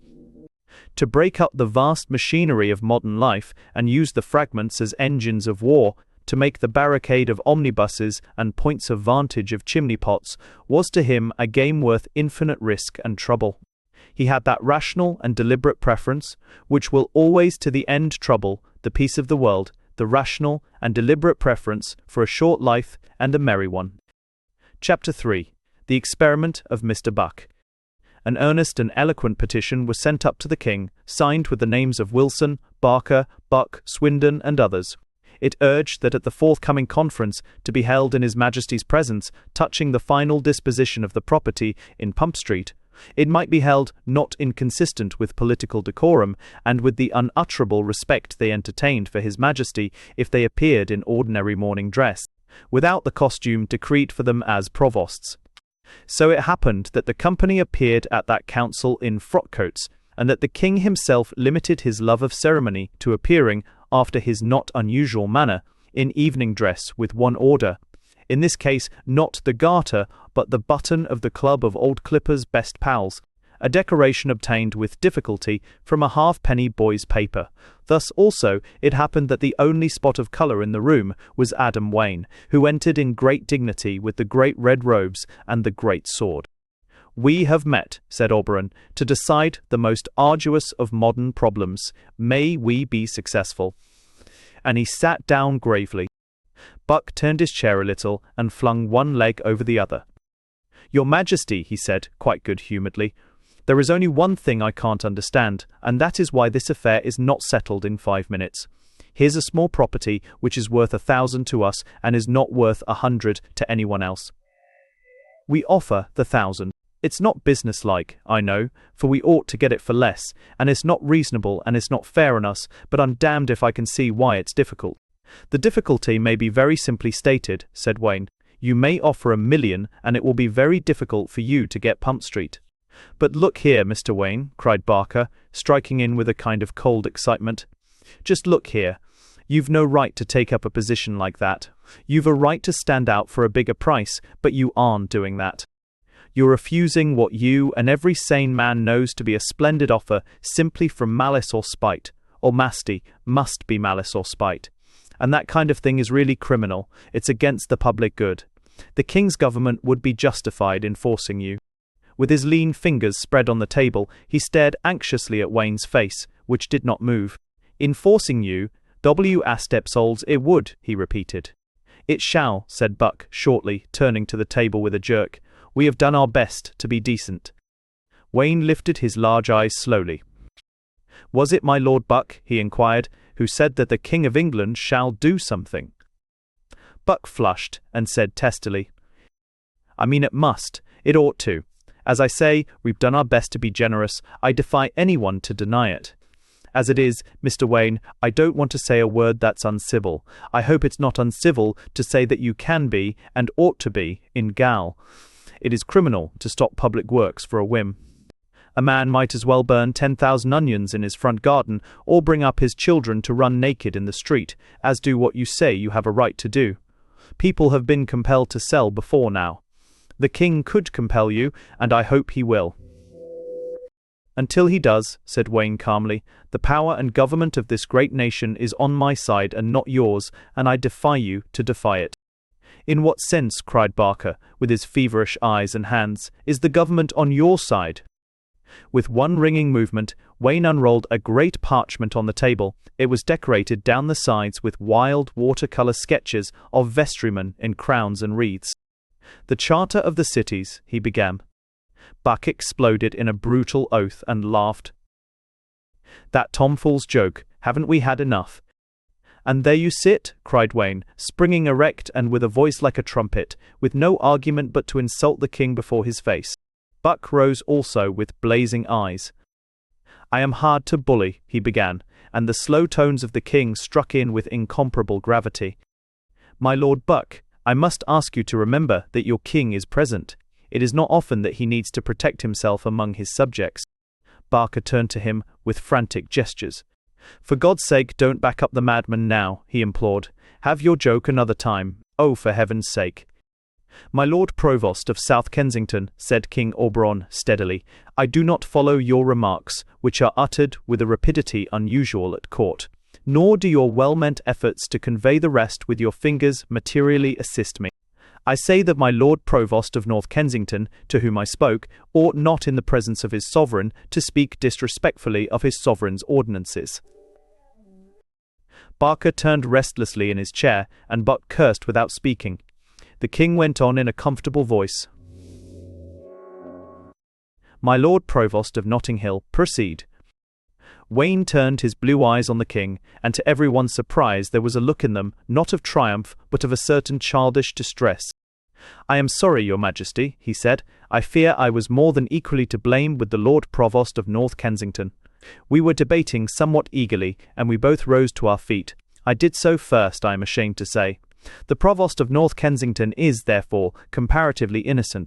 I beseech your majesty to address your rebuke chiefly, at least, to me. Mr. Buck is not innocent, for he did, no doubt, in the heat of the moment, speak disrespectfully. But the rest of the discussion he seems to me to have conducted with great good temper. Buck looked genuinely pleased, for businessmen are all simple-minded, and have therefore that degree of communion with fanatics. The king, for some reason, looked, for the first time in his life, ashamed. This very kind speech of the Provost of Notting Hill, began Buck, pleasantly, seems to me to show that we have at least got on to a friendly footing. Now come, Mr. Wayne. £500 have been offered to you for a property you admit not to be worth 100. Well, I am a rich man, and I won't be outdone in generosity. Let us say £1,500, and have done with it. And let us shake hands. And he rose, glowing and laughing. £1,500, whispered Mr. Wilson of Bayswater. Can we do £1,500? I'll stand the racket, said Buck heartily. Mr. Wayne is a gentleman and has spoken up for me, so I suppose the negotiations are at an end. Wayne bowed. They are indeed at an end. I am sorry I cannot sell you the property. What? Cried Mr. Barker, starting to his feet. Mr. Buck has spoken correctly, said the king. I have, cried Buck, springing up also. I said... Mr. Buck has spoken correctly, said the king. The negotiations are at an end. All the men at the table rose to their feet. Wayne alone rose without excitement.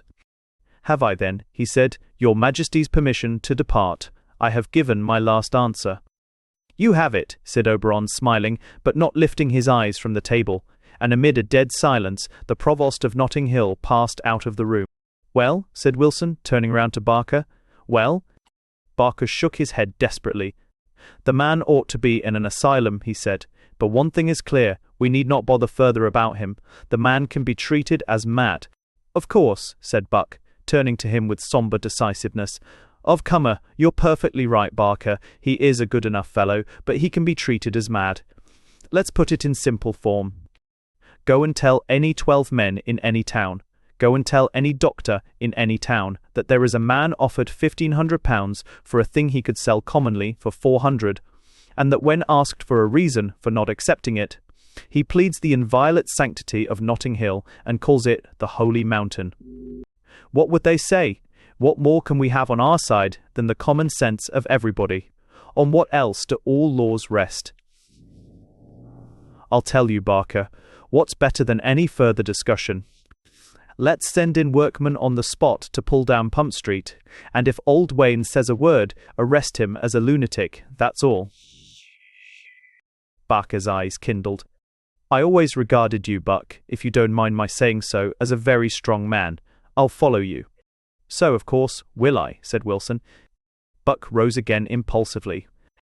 "Your Majesty," he said, glowing with popularity, "I beseech your Majesty to consider favourably the proposal to which we have committed ourselves. Your Majesty's leniency, our own offers, have fallen in vain on that extraordinary man. He may be right, he may be God, he may be the devil. But we think it, for practical purposes, more probable that he is off his head. Unless that assumption were acted on, all human affairs would go to pieces. We act on it, and we propose to start operations in Notting Hill at once." The king leaned back in his chair. "The Charter of the Cities, Satram, Pero," he said with a rich intonation. But Buck, being finally serious, was also cautious, and did not again make the mistake of disrespect.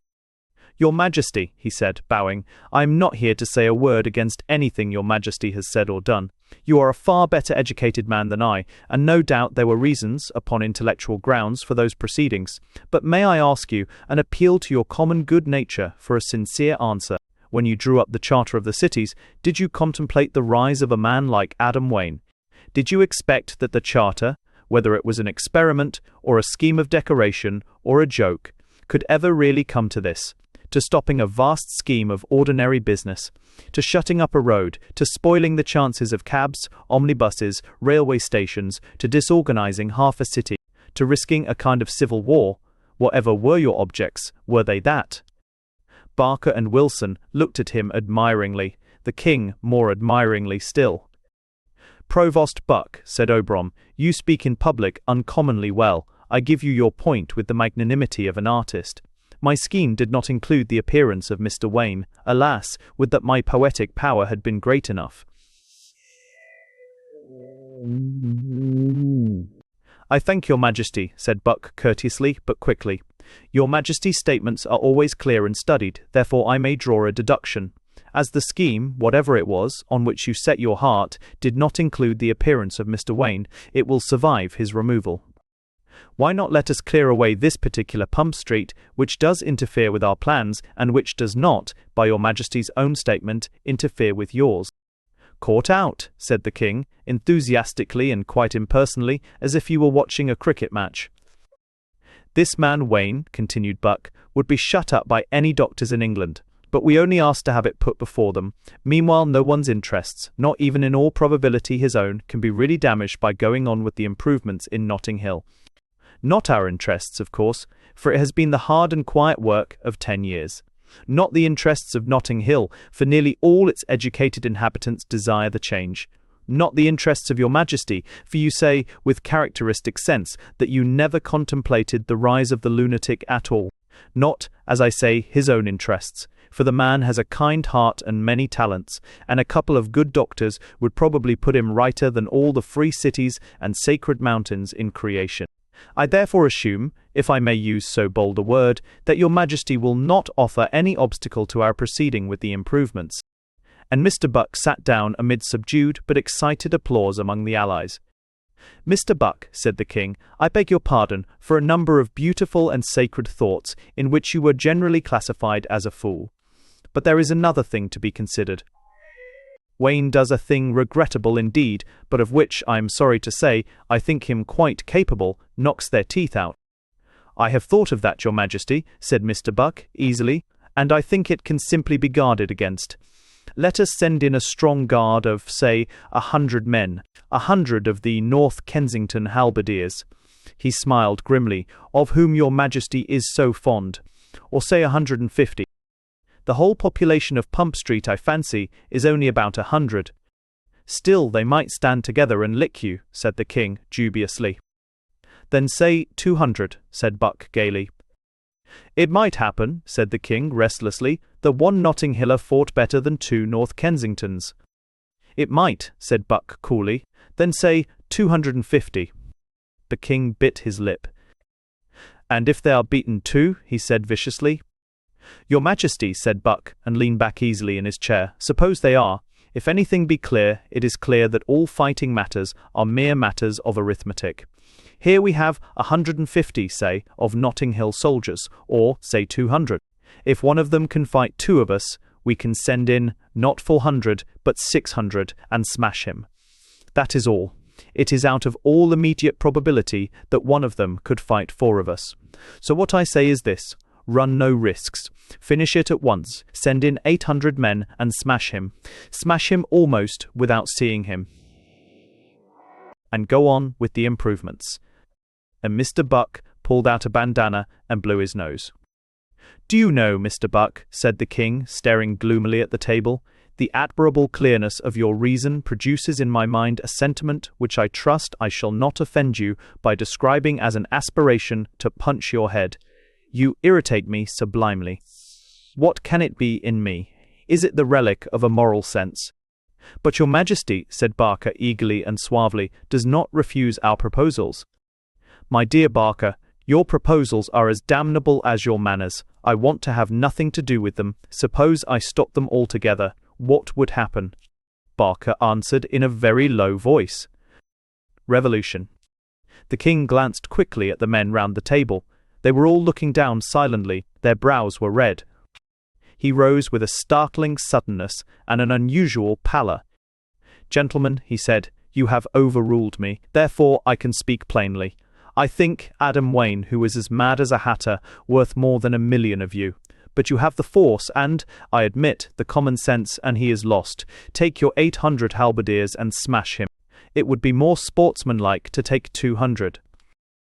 More sportsmanlike, said Buck grimly, but a great deal less humane. We are not artists, and streets purple with gore do not catch our eye in the right way. It is pitiful, said Oberon. With 5 or 6 times their number, there will be no fight at all. I hope not, said Buck, rising and adjusting his gloves. We desire no fight, your Majesty. We are peaceable businessmen. Well, said the king, wearily, the conference is at an end at last. And he went out of the room before anyone else could stir. And Doc.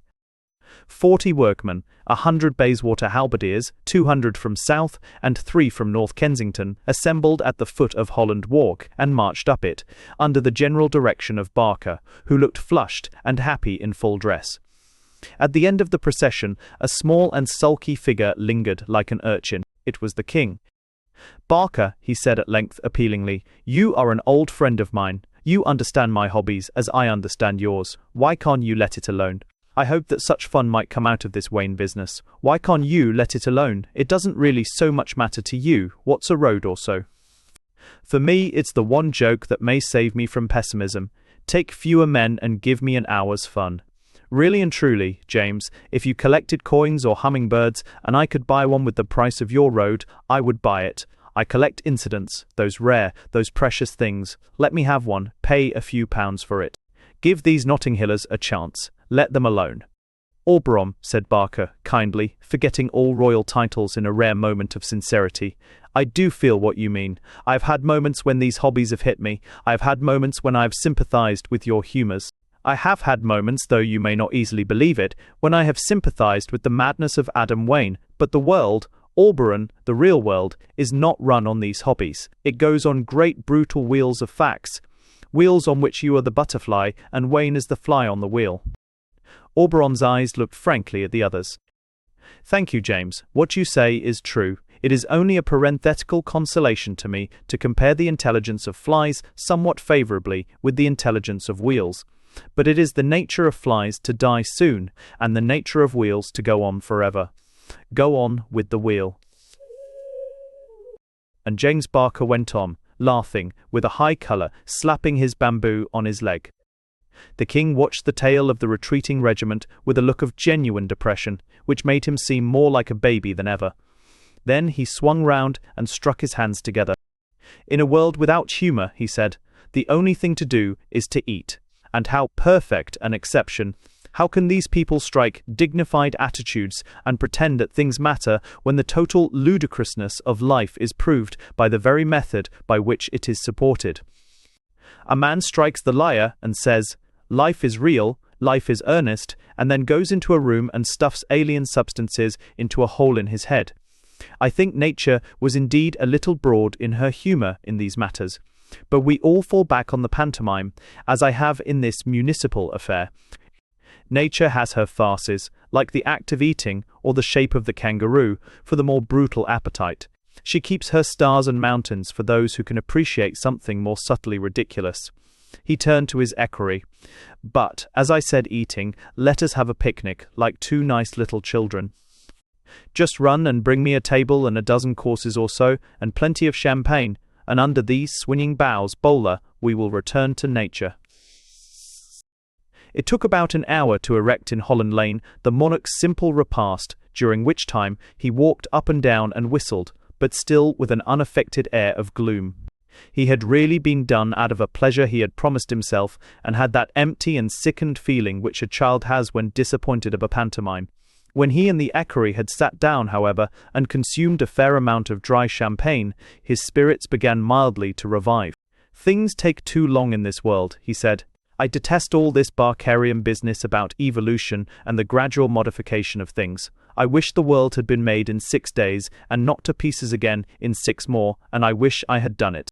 The joke's good enough in a broad way, sun and moon and the image of God, and all that, but they keep it up so damnably long." "Did you ever long for a miracle, Bowler?" "No, sir," said Bowler, who was an evolutionist and had been carefully brought up. "Then I have," answered the king. "I have walked along a street with the best cigar in the cosmos in my mouth, and more burgundy inside me than you ever saw in your life, and longed that the lamppost would turn into an elephant to save me from the hell of blank existence. Take my word for it, my evolutionary Bowler, don't you believe people when they tell you that people sought for a sign and believed in miracles because they were ignorant. They did it because they were wise, filthily, vilely wise. Too wise to eat or sleep or put on their boots with patience. This seems delightfully like a new theory of the origin of Christianity, which would itself be a thing of no mean absurdity. Take some more wine." The wind blew round them as they sat at their little table, with its white cloth and bright wine cups, and flung the tree-tops of Holland Park against each other. But the sun was in that strong temper which turns green into gold. The king pushed away his plate, lit a cigar slowly, and went on. "Yesterday I thought that something next door to a really entertaining miracle might happen to me before I went to amuse the worms. To see that red-haired maniac waving a great sword and making speeches to his incomparable followers would have been a glimpse of that land of youth from which the fates shut us out. I had planned some quite delightful things. A Congress of Knightsbridge, with a treaty, and myself in the chair, and perhaps a Roman triumph, with jolly old Barker led in chains. And now these wretched prigs have gone and stamped out the exquisite Mr. Centaury. Wayne altogether, and I suppose they will put him in a private asylum somewhere in their damned humane way. Think of the treasures daily poured out to his unappreciative keeper. I wonder whether they would let me be his keeper. But life is a veil. Never forget at any moment of your existence to regard it in the light of a veil. This graceful habit, if not acquired in youth." The king stopped, with his cigar lifted, for there had slid into his eyes the startled look of a man listening. He did not move for a few moments, then he turned his head sharply towards the high, thin, and lath-like paling which fenced certain long gardens and similar spaces from the lane. From behind it there was coming a curious scrambling and scraping noise, as of a desperate thing imprisoned in this box of thin wood. The king threw away his cigar and jumped onto the table. Then the hands quivered with a convulsive effort, and a head shot up between them, the head of one of the Bayswater Town Council, his eyes and whiskers wild with fear. He swung himself over, and fell on the other side on his face, and groaned openly and without ceasing. The next moment, the thin, taut wood of the fence was struck as by a bullet, so that it reverberated like a drum, and over it came tearing and cursing, with torn clothes and broken nails and bleeding faces, 20 men at one rush. The moment after the table was flung over, sending bottles and glasses flying, and the debris was literally swept along the ground by that stream of men pouring past, and Bowler was borne along with them, as the king said in his famous newspaper article, like a captured bride. The great fence swung and split under the load of climbers that still scaled and cleared it. Tremendous gaps were torn in it by this living artillery, and through them the king could see more and more frantic faces, as in a dream, and more men running.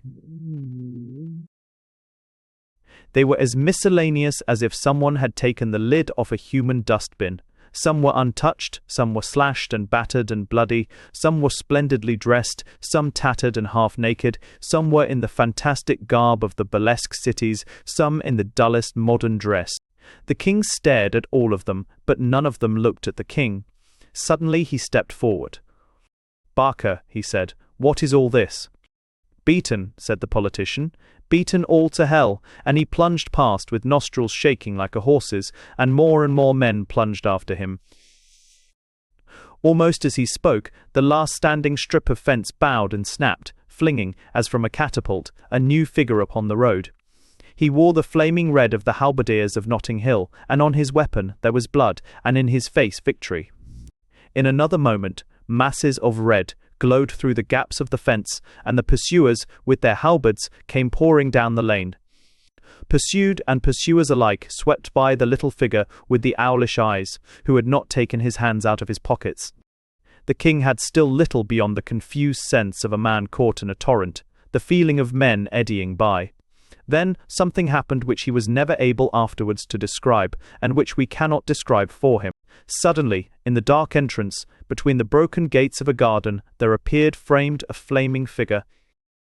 Adam Wayne, the conqueror, with his face flung back and his mane like a lion's, stood with his great sword point upwards, the red raiment of his office flapping round him like the red wings of an archangel. And the king saw, he knew not how, something new and overwhelming.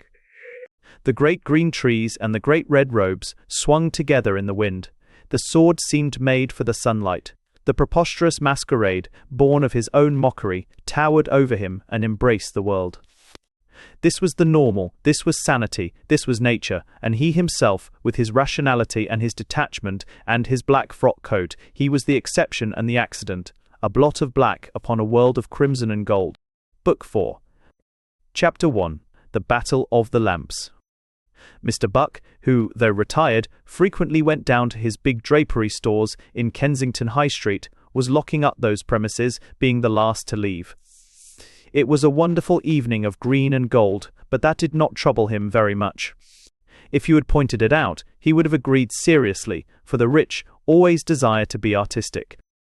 He stepped out into the cool air, buttoning up his light yellow coat and blowing great clouds from his cigar, when a figure dashed up to him in another yellow overcoat, but unbuttoned and flying behind him.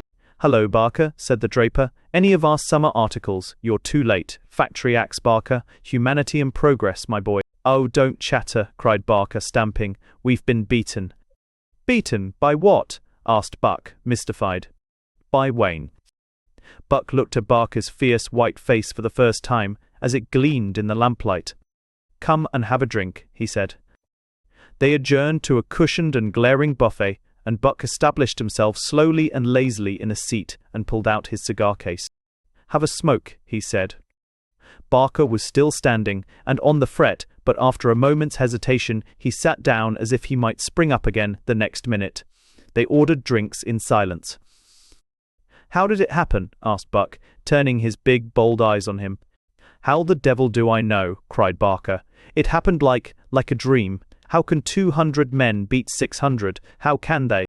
"Well," said Buck coolly, "how did they? You ought to know." "I don't know. I can't describe," said the other, drumming on the table. "It seemed like this. We were 600 and marched with those damned poleaxes of Auburn's, the only weapons we've got. We marched two abreast.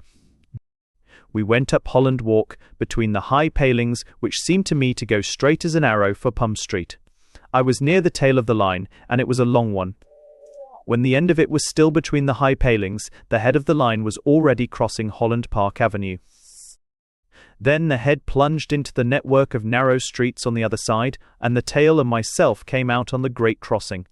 When we also had reached the northern side and turned up a small street that points crookedly, as it were, towards Pump Street, the whole thing felt different. The streets dodged and bent so much that the head of our line seemed lost altogether. It might as well have been in North America. And all this time we hadn't seen a soul. Buck, who was idly dabbing the ash of his cigar on the ashtray, began to move it deliberately over the table, making feathery grey lines, a kind of map. But though the little streets were all deserted, which got a trifle on my nerves as we got deeper and deeper into them, a thing began to happen that I couldn't understand. Sometimes a long way ahead, 3 turns or corners ahead, as it were, there broke suddenly a sort of noise, clattering and confused cries, and then stopped. Then, when it happened, something, I can't describe it, a kind of shake or stagger went down the line, as if the line were a live thing whose head had been struck, or had been an electric cord. None of us knew why we were moving, but we moved and jostled. Then we recovered, and went on through the little dirty streets, round corners, and up twisted ways. The little crooked streets began to give me a feeling I can't explain, as if it were a dream. I felt as if things had lost their reason, and we should never get out of the maze. The streets were quite well-known streets, all down on the map, but the fact remains, I wasn't afraid of something happening. I was afraid of nothing ever happening for all God's eternity. He drained his glass and called for more whiskey. He drank it and went on. And then something did happen. Buck, it's the solemn truth that nothing has ever happened to you in your life. Nothing had ever happened to me in my life. Nothing ever happened, said Buck, staring. What do you mean? Nothing has ever happened, repeated Barker, with a morbid obstinacy. You don't know what a thing happening means? You sit in your office expecting customers, and customers come.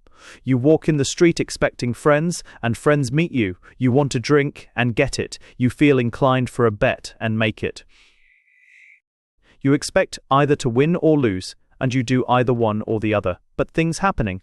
And he shuddered ungovernably. Go on, said Buck shortly. Get on.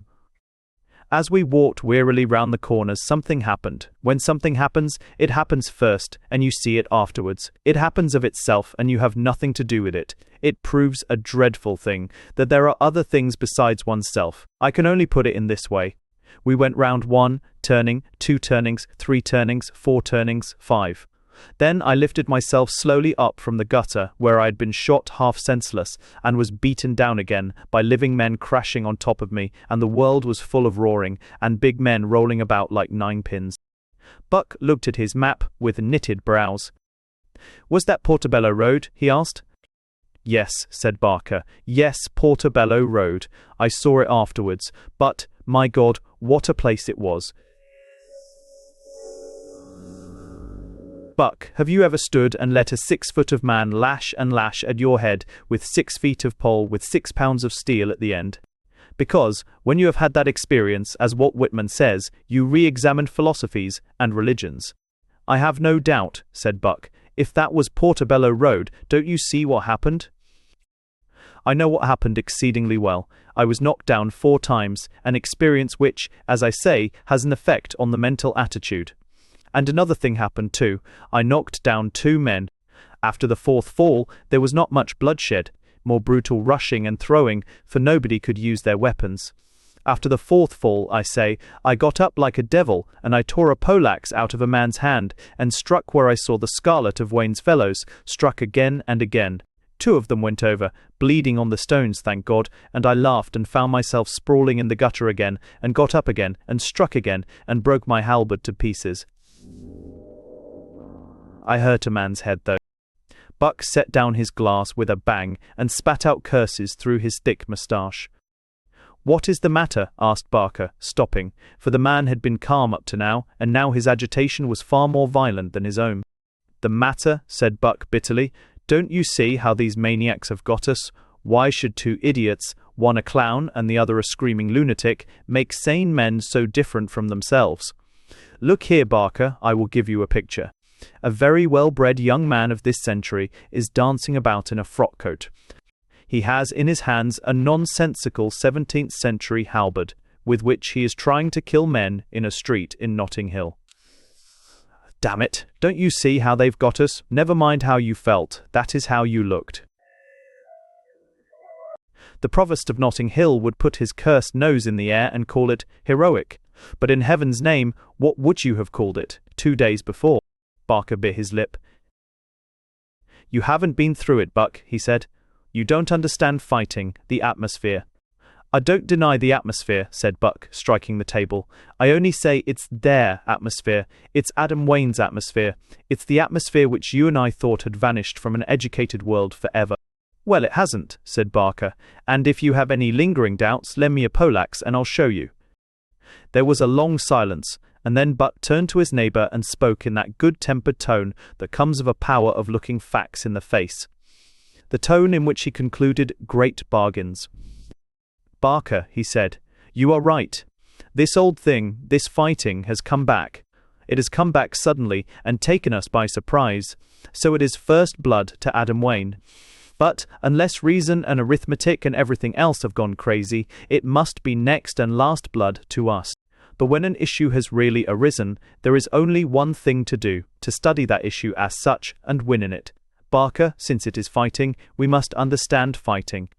I must understand fighting as coolly and completely as I understand drapery. You must understand fighting as coolly and completely as you understand politics. Now, look at the facts. I stick without hesitation to my original formula. Fighting, when we have the stronger force, is only a matter of arithmetic. It must be. You asked me just now how 200 men could defeat 600. I can tell you, 200 men can defeat 600 when the 600 behave like fools. When they forget the very conditions they are fighting in, when they fight in a swamp as if it were a mountain, when they fight in a forest as if it were a plain, when they fight in streets without remembering the object of streets. "What is the object of streets?" asked Barker. "What is the object of supper?" cried Buck furiously. "Isn't it obvious? This military science is mere common sense. The object of a street is to lead from one place to another. Therefore all streets join. Therefore street fighting is quite a peculiar thing. You advanced into that hive of streets as if you were advancing into an open plain where you could see everything. Instead of that, you were advancing into the bowels of a fortress, with streets pointing at you, streets turning on you, streets jumping out at you, and all in the hands of the enemy. Do you know what Portobello Road is? It is the only point on your journey where two side streets run up opposite each other. Wayne massed his men on the two sides, and when he had let enough of your line go past, cut it in two like a worm. Don't you see what would have saved you?" Barker shook his head.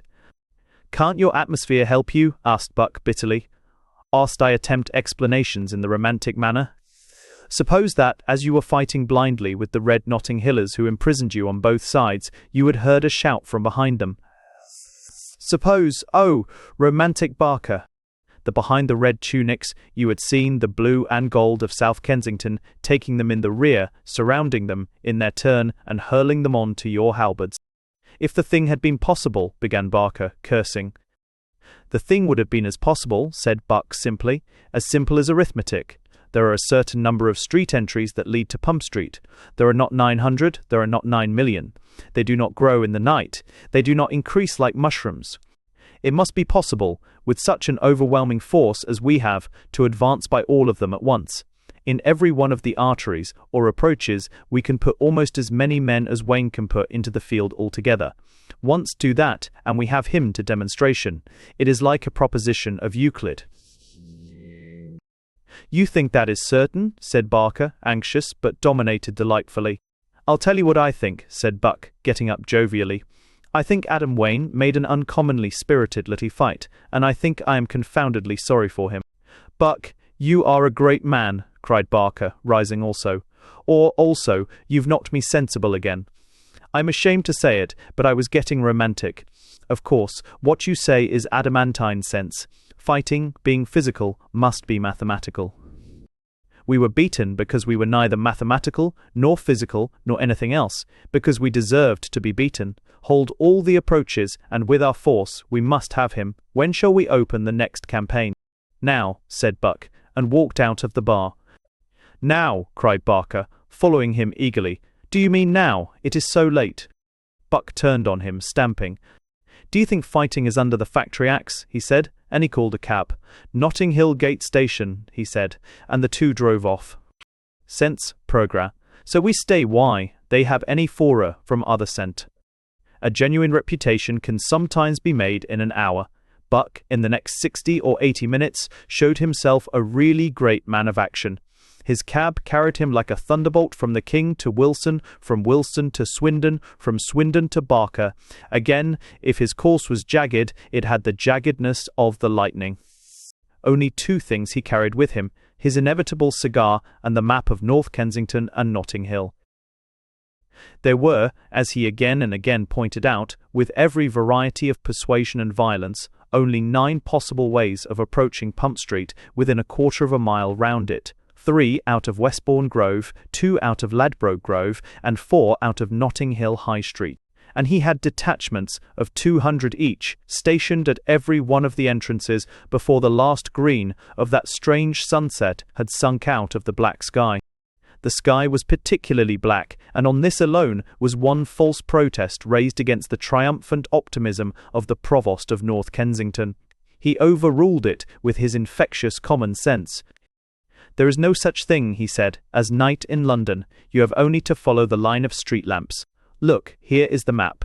200 purple North Kensington soldiers under myself march up Ossington Street, 200 more under Captain Bruce of the North Kensington Guard up Clanricarde Gardens. 1 point, 200 yellow West Kensingtons under Provost Swindon attack from Pembridge Road. 200 more of my men from the eastern streets leading away from Queen's Road. Lastly, 200 green Bayswaters come down from the north through Chepstow Place, and 200 more under Provost Wilson himself through the upper part of Pembridge Road. The enemy must either mass in Pump Street and be cut to pieces, or they must retreat past the Gaslight and Co. and rush on my 400, or they must retreat past St. Luke's Church and rush on the 600 from the west. Unless we're all mad, it's plain. To your quarters and await Captain Brace's signal to advance. Then you have only to walk up a line of gas lamps and smash this nonsense by pure mathematics. Tomorrow we shall all be civilians again." Footnote 1. Clanricarde Gardens at this time was no longer a cul-de-sac, but was connected by Pump Street to Pembridge Square. See map.she. His optimism glowed like a great fire in the night, and ran round the terrible ring in which Wayne was now held helpless. The fight was already over. One man's energy for 1 hour had saved the city from war. For the next 10 minutes, Buck walked up and down silently beside the motionless clump of his 200. He had not changed his appearance in any way except to sling across his yellow overcoat a case with a revolver in it, so that his light-clad, modern figure showed up oddly beside the pompous purple uniforms of his halberdiers, which darkly but richly coloured the black night. At length a shrill trumpet rang from some way up the street. It was the signal of advance. Buck briefly gave the word, and the whole purple line, with its dimly shining steel, moved up the side alley. Before it was a slope of street, long, straight, and shining in the dark. It was a sword pointed at Pump Street, the heart at which 9 other swords were pointed that night. A quarter of an hour's silent marching brought them almost within earshot of any tumult in the doomed citadel. But still there was no sound and no sign of the enemy. This time, at any rate, they knew that they were closing in on it mechanically, and they marched on under the lamplight and the dark without any of that eerie sense of ignorance which Barker had felt when entering the hostile country by one avenue alone. "Halt, point arms!" cried Buck suddenly, and as he spoke there came a clatter of feet tumbling along the stones. But the halberds were levelled in vain. The figure that rushed up was a messenger from the contingent of the north. "Victory, Mr. Buck," he cried, panting. "They are ousted. Provost Wilson of Bayswater has taken Pump Street." Buck ran forward in his excitement. "Then, which way are they retreating? It must be either by St. Luke's to meet Swindon, or by the gas company to meet us. Run like mad to Swindon, and see that the yellows are holding the St. Luke's road. We will hold this, never fear. We have them in an iron trap. Run!" As the messenger dashed away into the darkness, the great guard of North Kensington swung on with the certainty of a machine. Yet scarcely 100 yards further, their halberd points again fell in line, gleaming in the gaslight. For again a clatter of feet was heard on the stones, and again it proved to be only the messenger. "Mr. Provost," he said, "the yellow West Kensingtons have been holding the road by St. Luke's for 20 minutes since the capture of Pump Street. Pump Street is not 200 yards away. They cannot be retreating down that road."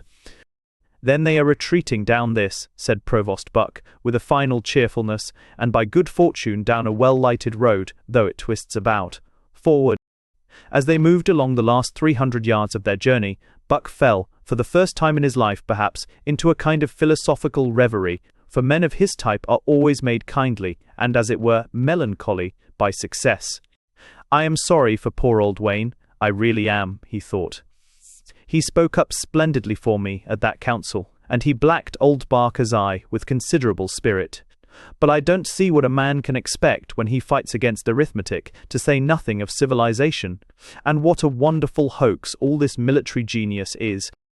I suspect I've just discovered what Cromwell discovered, that a sensible tradesman is the best general, and that a man who can buy men and sell men can lead and kill them. The thing's simply like adding up a column in a ledger.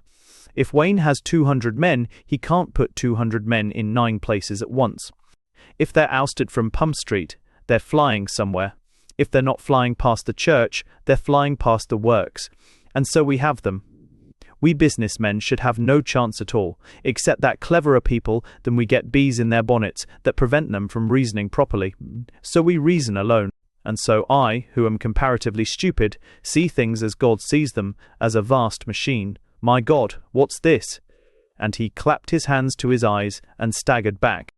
Then through the darkness he cried, in a dreadful voice, "Did I blaspheme God? I am struck blind." "What?" wailed another voice behind him, the voice of a certain Wilfred Jarvis of North Kensington. "Blind," cried Buck, "blind." "I'm blind too," cried Jarvis in an agony. "Fools, all of you," said a gross voice behind them. "We're all blind. The lamps have gone out." "The lamps? But why? Where?" cried Buck, turning furiously in the darkness. "How are we to get on? How are we to chase the enemy? Where have they gone?" "The enemy went," said the rough voice behind, and then stopped doubtfully. "Where?" shouted Buck, stumping like a madman. "They went," said the gruff voice, "past the gasworks, and they've used their chance." "Great God!" thundered Buck, and snatched at his revolver. "Do you mean they've turned out?" But almost before he had spoken the words, he was hurled like a stone from catapult into the midst of his own men. "Notting Hill! Notting Hill!" cried frightful voices out of the darkness, and they seemed to come from all sides, for the men of North Kensington, unacquainted with the road, had lost all their bearings in the black world of blindness. "Notting Hill! Notting Hill!" cried the invisible people, and the invaders were hewn down horribly with black steel, with steel that gave no glint against any light. Buck, though badly maimed with the blow of a halberd, kept an angry but splendid sanity. He groped madly for the wall, and found it. Struggling with crawling fingers along it, he found a side opening, and retreated into it with the remnants of his men. They did not know whether they were going towards or away from the enemy. Not knowing where they themselves were, or where their opponents were, it was mere irony to ask where was the rest of their army. For a thing had descended upon them which London does not know, darkness, which was before the stars were made, and they were as much lost in it as if they had been made before the stars. Every now and then, as those frightful hours wore on, they buffeted in the darkness against living men, who struck at them and at whom they struck with an idiot fury. When at last the grey dawn came, they found they had wandered back to the edge of the Uxbridge Road. They found that in those horrible eyeless encounters, the North Kensingtons and the Bayswaters and the West Kensingtons had again and again met and butchered each other. And they heard that Adam Wayne was barricaded in Pump Street. Chapter 2. The Correspondent of the Court Journal. Journalism had become, like most other such things in England, under the cautious government and philosophy represented by James Barker, somewhat sleepy and much diminished in importance. This was partly due to the disappearance of party government and public speaking, partly to the compromise or deadlock which had made foreign wars impossible, but mostly, of course, to the temper of the whole nation, which was that of a people in a kind of backwater.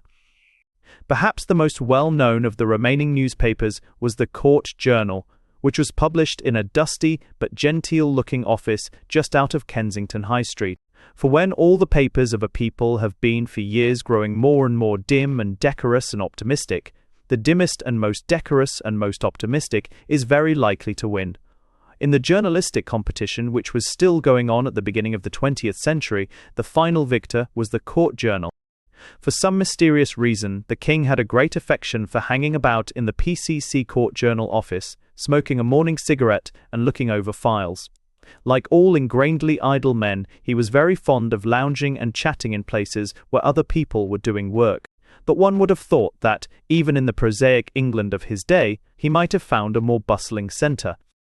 On this particular morning, however, he came out of Kensington Palace with a more alert step and a busier air than usual.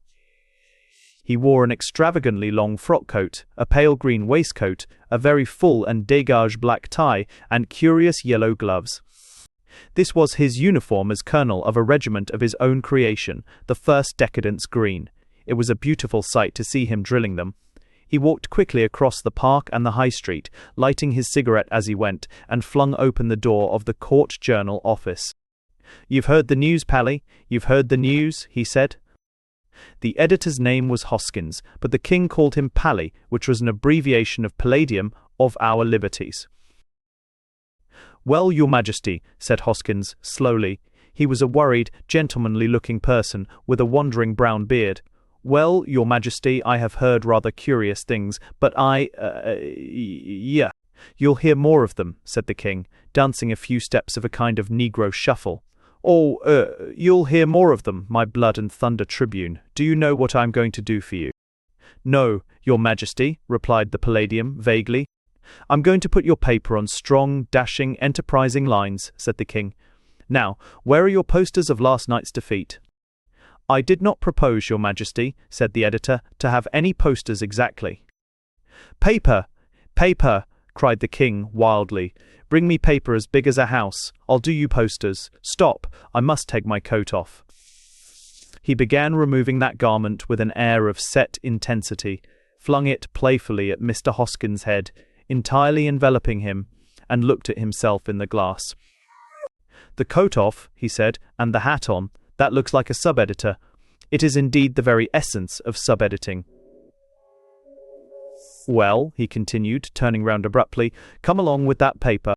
The Palladium had only just extricated himself reverently from the folds of the king's frock coat, and said, bewildered, "I am afraid, Your Majesty." "Oh, you've got no enterprise," said Oberon. "What's that roll in the corner? Wallpaper? Decorations for your private residence? Art in the home, Pally. Fling it over here, and I'll paint such posters on the back of it that when you put it up in your drawing room, you'll paste the original pattern against the wall." And the king unrolled the wallpaper, spreading it over the whole floor. "Now give me the scissors," he cried, and took them himself before the other could stir. He slit the paper into about 5 pieces, each nearly as big as a door. Then he took a big blue pencil and went down on his knees on the dusty oilcloth and began to write on them in huge letters. From the front, General Buck defeated. Darkness, danger, and death, Wayne said to be in Pump Street, feeling in the city. He contemplated it for some time, with his head on one side, and got up with a sigh. "Not quite intense enough," he said. "Not alarming. I want the court journal to be feared as well as loved. Let's try something more hard-hitting." And he went down on his knees again. After sucking the blue pencil for some time, he began writing again busily. Wayne's wonderful victory. "I suppose," he said, looking up appealingly and sucking the pencil, "I suppose we couldn't say victory. Wayne's wonderful victory. No, no. Refinement, Pally, refinement. I have it. Wayne wins. Astounding fight in the dark. The gas lamps in their courses fought against Buck. Orstow, stand down, straight wait." Nothing like our fine old English translation. What else can we say? Well, anything to annoy old Buck, and he added, thoughtfully, in smaller letters, "Rumoured court-martial on General Buck." "Those will do for the present," he said, and turned them both face downwards. "Paste, please." The Palladium, with an air of great terror, brought the paste out of an inner room. The king slabbed it on with the enjoyment of a child messing with treacle. Then, taking one of his huge compositions, fluttering in each hand, he ran outside and began pasting them up in prominent positions over the front of the office. "And now," said Oberon, entering again with undiminished vivacity, "now for the leading article." He picked up another of the large strips of wallpaper and, laying it across a desk, pulled out a fountain pen, and began writing with feverish intensity, reading clauses and fragments aloud to himself, and rolling them on his tongue like wine, to see if they had the pure journalistic flavour. The news of the disaster to our forces in Notting Hill, awful as it is, no, distressing as it is, may do some good if it draws attention to the his name inefficiency, scandalous inefficiency, of course, of the government's preparations. In our present state of information, it would be premature, what a jolly word, it would be premature to cast any reflections upon the conduct of General Buck, whose services upon so many stricken fields, and whose honourable scars and laurels give him a right to have judgment upon him at least suspended. But there is one matter on which we must speak plainly. We have been silent on it too long, from feelings, perhaps of mistaken caution, perhaps of mistaken loyalty. This situation would never have arisen but for what we can only call the indefensible conduct of the king. It pains us to say such things, but, speaking as we do in the public interests, I plagiarize from Barker's famous epigram, we shall not shrink because of the distress we may cause to any individual, even the most exalted. At this crucial moment of our country, the voice of the people demands with a single tongue, where is the king? What is he doing while his subjects tear each other in pieces in the streets of a great city? Are his amusements and his dissipations, of which we cannot pretend to be ignorant, so engrossing that he can spare no thought for a perishing nation? It is with a deep sense of our responsibility that we warn that exalted person that neither his great position nor his incomparable talents will save him in the hour of delirium from the fate of all those who, in the madness of luxury or tyranny, have met the English people in the rare day of its wrath. I am now, said the king, going to write an account of the battle by an eye-witness. And he picked up a fourth sheet of wallpaper. Almost at the same moment Buck strode quickly into the office. He had a bandage round his head. I was told, he said, with his usual gruff civility, that your majesty was here. And of all things on earth, cried the king with delight, here is an eyewitness who, I regret to observe, has at present only one eye to witness with. Can you write us the special article, Buck? Have you a rich style? Buck, with a self-restraint which almost approached politeness, took no notice whatever of the king's maddening geniality. I took the liberty, your majesty, he said shortly, of asking Mr. Barker to come here also. As he spoke, indeed, Barker came swinging into the office with his usual air of hurry. What is happening now? Asked Buck, turning to him with a kind of relief. Fighting still going on, said Barker. The 400 from West Kensington were hardly touched last night. They hardly got near the place. Paul Wilson's Bayswater men got cut about, though. They fought confoundedly well. To think that of all of us it should be little Wilson, with the red whiskers, who came out best. The king made a note on his paper. Romantic conduct of Mr. Wilson. Yes, said Buck, it makes one a bit less proud of one's H's. The king suddenly folded or crumpled up the paper and put it in his pocket. I have an idea, he said. I will be an eyewitness. I will write you such letters from the front as will be more gorgeous than the real thing. Give me my coat, Palladium. I entered this room a mere king of England. I leave it special war correspondent of the Court Journal. It is useless to stop me, Pally. It is vain to cling to my knees. Buck, it is hopeless, Barker, to weep upon my neck. When duty calls, the remainder of the sentiment escapes me. You will receive my first article this evening by the 8 o'clock post. And, running out of the office, he jumped upon a blue Bayswater omnibus that went swinging by. Well, said Barker, gloomily, well. Barker, said Buck, business may be lower than politics, but war is, as I discovered last night, a long sight more like business. You politicians are such ingrained demagogues that even when you have a despotism, you think of nothing but public opinion. So you learn to tack and run, and are afraid of the first breeze. Now we stick to a thing and get it, and our mistakes help us. Look here, at this moment we've beaten Wayne. Beaten Wayne, repeated Barker. Why the dickens not? Cried the other, flinging out his hands. Look here, I said last night that we had them by holding the 9 entrances. Well, I was wrong. We should have had them but for a singular event. The lamps went out, but for that it was certain. Has it occurred to you, my brilliant Barker, that another singular event has happened since that singular event of the lamps going out?" "What event?" asked Barker. "By an astounding coincidence, the sun has risen," cried out Buck, with a savage air of patience. "Why the hell aren't we holding all those approaches now, and passing in on them again? It should have been done at sunrise. The confounded doctor wouldn't let me go out." "You were in command." Barker smiled grimly. "Where? It is a gratification to me, my dear Buck, to be able to say that we anticipated your suggestions precisely. We went as early as possible to reconnoitre the 9 entrances. Unfortunately, while we were fighting each other in the dark, like a lot of drunken nabbies, Mr. Wayne's friends were working very hard indeed. 300 yards from Pump Street, at every one of those entrances, there is a barricade nearly as high as the houses. They were finishing the last, in Pembridge Road, when we arrived. Our mistakes," he cried bitterly, and flung his cigarette on the ground. There was a silence for a few moments, and Barker lay back wearily in a chair. The office clock ticked exactly in the stillness. At length Barker said, suddenly, "Buck, does it ever cross your mind what this is all about? The Hammersmith to Maida Vale thoroughfare was an uncommonly good speculation. You and I hoped a great deal from it. But is it worth it? It will cost us thousands to crush this ridiculous riot. Suppose we let it alone?" "And be thrashed in public by a red-haired madman whom any 2 doctors would lock up," cried out Buck, starting to his feet. "What do you propose to do, Mr. Barker? To apologize to the admirable Mr. Wayne? To kneel to the Charter of the Cities?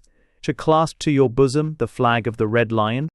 To kiss in succession every sacred lamppost that saved Notting Hill? No, by God, my men fought jolly well. They were beaten by a trick, and they'll fight again." "Buck," said Barker, "I always admired you, and you were quite right in what you said the other day." "In what?" "In saying," said Barker, rising quietly, "that we had all got into Adam Wayne's atmosphere and out of our own. My friend, the whole territorial kingdom of Adam Wayne extends to about 9 streets, with barricades at the end of them. But the spiritual kingdom of Adam Wayne extends, God knows where, it extends to this office at any rate. The red-haired madman whom any 2 doctors would lock up is filling this room with his roaring, unreasonable soul. And it was the red-haired madman who said the last word you spoke." Buck walked to the window without replying. "You understand, of course," he said at last. "I do not dream of giving in. Terms." The King, meanwhile, was rattling along on the top of his blue omnibus. The traffic of London as a whole had not, of course, been greatly disturbed by these events, for the affair was treated as a Notting Hill riot, and that area was marked off as if it had been in the hands of a gang of recognized rioters. The blue omnibuses simply went round as they would have done if a road were being mended, and the omnibus, on which the correspondent of the Court Journal was sitting, swept round the corner of Queen's Road, Bayswater. The King was alone on the top of the vehicle, and was enjoying the speed at which it was going. "Forward, my beauty, my Arab," he said, patting the omnibus encouragingly, "fleetest of all thy bounding tribe. Are thy relations with thy driver, I wonder, those of the Bedouin and his steed? Does he sleep side by side with thee?" His meditations were broken by a sudden and jarring stoppage. Looking over the edge, he saw that the heads of the horses were being held by men in the uniform of Wayne's army, and heard the voice of an officer calling out orders. King Auberon descended from the omnibus with dignity. The guard or picket of red halberdiers who had stopped the vehicle did not number more than 20, and they were under the command of a short, dark, clever-looking young man, conspicuous among the rest as being clad in an ordinary frock coat, but girt round the waist with a red sash and a long 17th-century sword. A shiny silk hat and spectacles completed the outfit in a pleasing manner. "To whom have I the honour of speaking?" said the King, endeavouring to look like Charles I in spite of personal difficulties. The dark man in spectacles lifted his hat with equal gravity. "My name is Bowles," he said. "I am a chemist. I am also a captain of O Company of the Army of Notting Hill. I am distressed at having to incommode you by stopping the omnibus, but this area is covered by our proclamation, and we intercept all traffic. May I ask to whom I have the honour?" "Why, good gracious, I beg your Majesty's pardon. I am quite overwhelmed at finding myself concerned with the King." Auberon put up his hand with indescribable grandeur. "Not with the king," he said, "with the special war correspondent of the Court Journal." "I beg your Majesty's pardon," began Mr. Bowles doubtfully. "Do you call me Majesty, I repeat," said Oberon firmly. "I am a representative of the press. I have chosen, with a deep sense of responsibility, the name of Pinker. I should desire a veil to be drawn over the past." "Very well, sir," said Mr. Bowles with an air of submission. "In our eyes the sanctity of the press is at least as great as that of the throne. We desire nothing better than that our wrongs and our glories should be widely known. May I ask, Mr. Bowles, Pinker, if you have any objection to being presented to the Provost and to General Turnbull?" "The Provost I have had the honour of meeting," said Oberon easily. "We old journalists, you know, meet everybody. I should be most delighted to have the same honour again. General Turnbull also, it would be a gratification to know. The younger men are so interesting, we of the old Fleet Street gang lose touch with them." "Will you be so good as to step this way?" said the leader of O Company. "I'm always good," said Mr. Pinker. "Lead on." Chapter 3. The Great Army of South Kensington. The article from the special correspondent of the Court Journal arrived in due course, written on very coarse copy paper in the King's arabesque of handwriting, in which 3 words filled a page, and yet were illegible. Moreover, the contribution was the more perplexing at first, as it opened with a succession of erased paragraphs. The writer appeared to have attempted the article once or twice in several journalistic styles. At the side of one experiment was written, "Try American style," and the fragment began, "The king must go. We want gritty men. Flapdoodle is all very ID," and then broke off, followed by the note, "Good sound journalism's safer. Try it." The experiment in good sound journalism appeared to begin. The greatest of English poets has said that a rose by any ID too. This also stopped abruptly. The next annotation at the side was almost undecipherable, but seemed to be something like, "How about old Stevens and the Mot You Stay, PG20058 point." Morning winked a little wearily at me over the curt edge of Campden Hill and its houses with their sharp shadows. Under the abrupt black cardboard of the outline, it took some little time to detect colours, but at length I saw a brownish yellow shifting in the obscurity, and I knew that it was the guard of Swindon's West Kensington army. They are being held as a reserve and lining the whole ridge above the Bayswater Road. Their camp and their main force is under the great waterworks tower on Campden Hill. I forgot to say that the waterworks tower looked swart. As I passed them and came over the curve of Silver Street, I saw the blue cloudy masses of Barker's men blocking the entrance to the high road like a sapphire smoke, or, good, the disposition of the Allied troops under the general management of Mr. Wilson appears to be as follows. The Yellow Army, if I may so describe the West Kensingtonians, lies, as I've said, in a strip along the ridge, its furthest point westward being the west side of Campden Hill Road, its furthest point eastward the beginning of Kensington Gardens. The Green Army of Wilson lines the Notting Hill High Road itself from Queen's Road to the corner of Pembridge Road, curving round the latter and extending some 300 yards up towards Westbourne Grove. Westbourne Grove itself is occupied by Barker of South Kensington. The fourth side of this rough square, the Queen's Road side, is held by some of Buck's purple warriors. The whole resembles some ancient and dainty Dutch flowerbed. Along the crest of Campden Hill lie the golden crocuses of West Kensington. They are, as it were, the first fiery fringe of the whole. Northward lies our hyacinth Barker, with all his blue hyacinths. Round to the southwest run the green rushes of Wilson of Bayswater, and a line of violet irises, aptly symbolized by Mr. Buck, complete the whole. I am losing the whole. I am losing the style. I should have said curving with a whisk instead of merely curving. Also, I should have called the hyacinths sudden. I cannot keep this up. War is too rapid for this style of writing. Please ask office boy to insert Mott's juicy zest. The truth is that there is nothing to report. That commonplace element which is always ready to devour all beautiful things, as the black pig in the Irish mythology, will finally devour the stars and gods. That commonplace element, as I say, has in its black piggish way devoured finally the chances of any romance in this affair. That which once consisted of absurd but thrilling combats in the streets has degenerated into something which is the very prose of warfare. It has degenerated into a siege. A siege may be defined as a peace plus the inconvenience of war. Of course, Wayne cannot hold out. There is no more chance of help from anywhere else than of ships from the moon. And if old Wayne had stocked his street with tinned meats till all his garrison had to sit on them, he couldn't hold out for more than a month or two. As a matter of melancholy fact, he has done something rather like this. He has stocked his street with food until there must be uncommonly little room to turn round. But what is the good?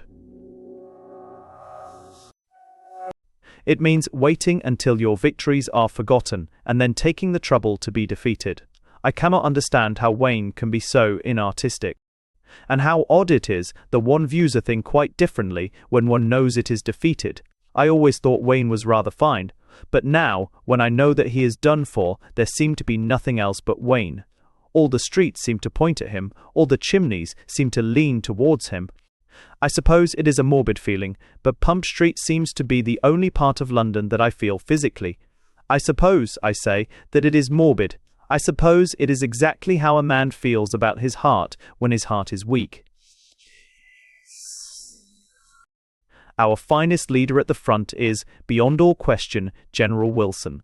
He has adopted alone among the other provosts the uniform of his own halberdiers, although that fine old 16th-century garb was not originally intended to go with red side-whiskers. It was he who, against a most admirable and desperate defence, broke last night into Pump Street, and held it for at least half an hour. He was afterwards expelled from it by General Turnbull of Notting Hill, but only after desperate fighting and the sudden descent of that terrible darkness which proved so much more fatal to the forces of General Buck and General Swindon. Provost Wayne himself, with whom I had, with great good fortune, a most interesting interview, bore the most eloquent testimony to the conduct of General Wilson and his men. His precise words are as follows: "I have bought sweets at his funny little shop when I was 4 years old, and ever since. I never noticed anything, I'm ashamed to say, except that he talked through his nose and didn't wash himself particularly. And he came over our barricade like a devil from hell. I repeated this speech to General Wilson himself with some delicate improvements, and he seemed pleased with it. He does not, however, seem pleased with anything so much just now as he is with the wearing of a sword. I have it from the front, on the best authority, that General Wilson was not completely shaved yesterday. It is believed in military circles that he is growing a moustache. As I have said, there is nothing to report. I walk wearily to the pillar box at the corner of Pembridge Road to post my copy. Nothing whatever has happened, except the preparations for a particularly long and feeble siege, during which I trust I shall not be required to be at the front. As I glance up Pembridge Road in the growing dusk, the aspect of that road reminds me that there is one note worth adding.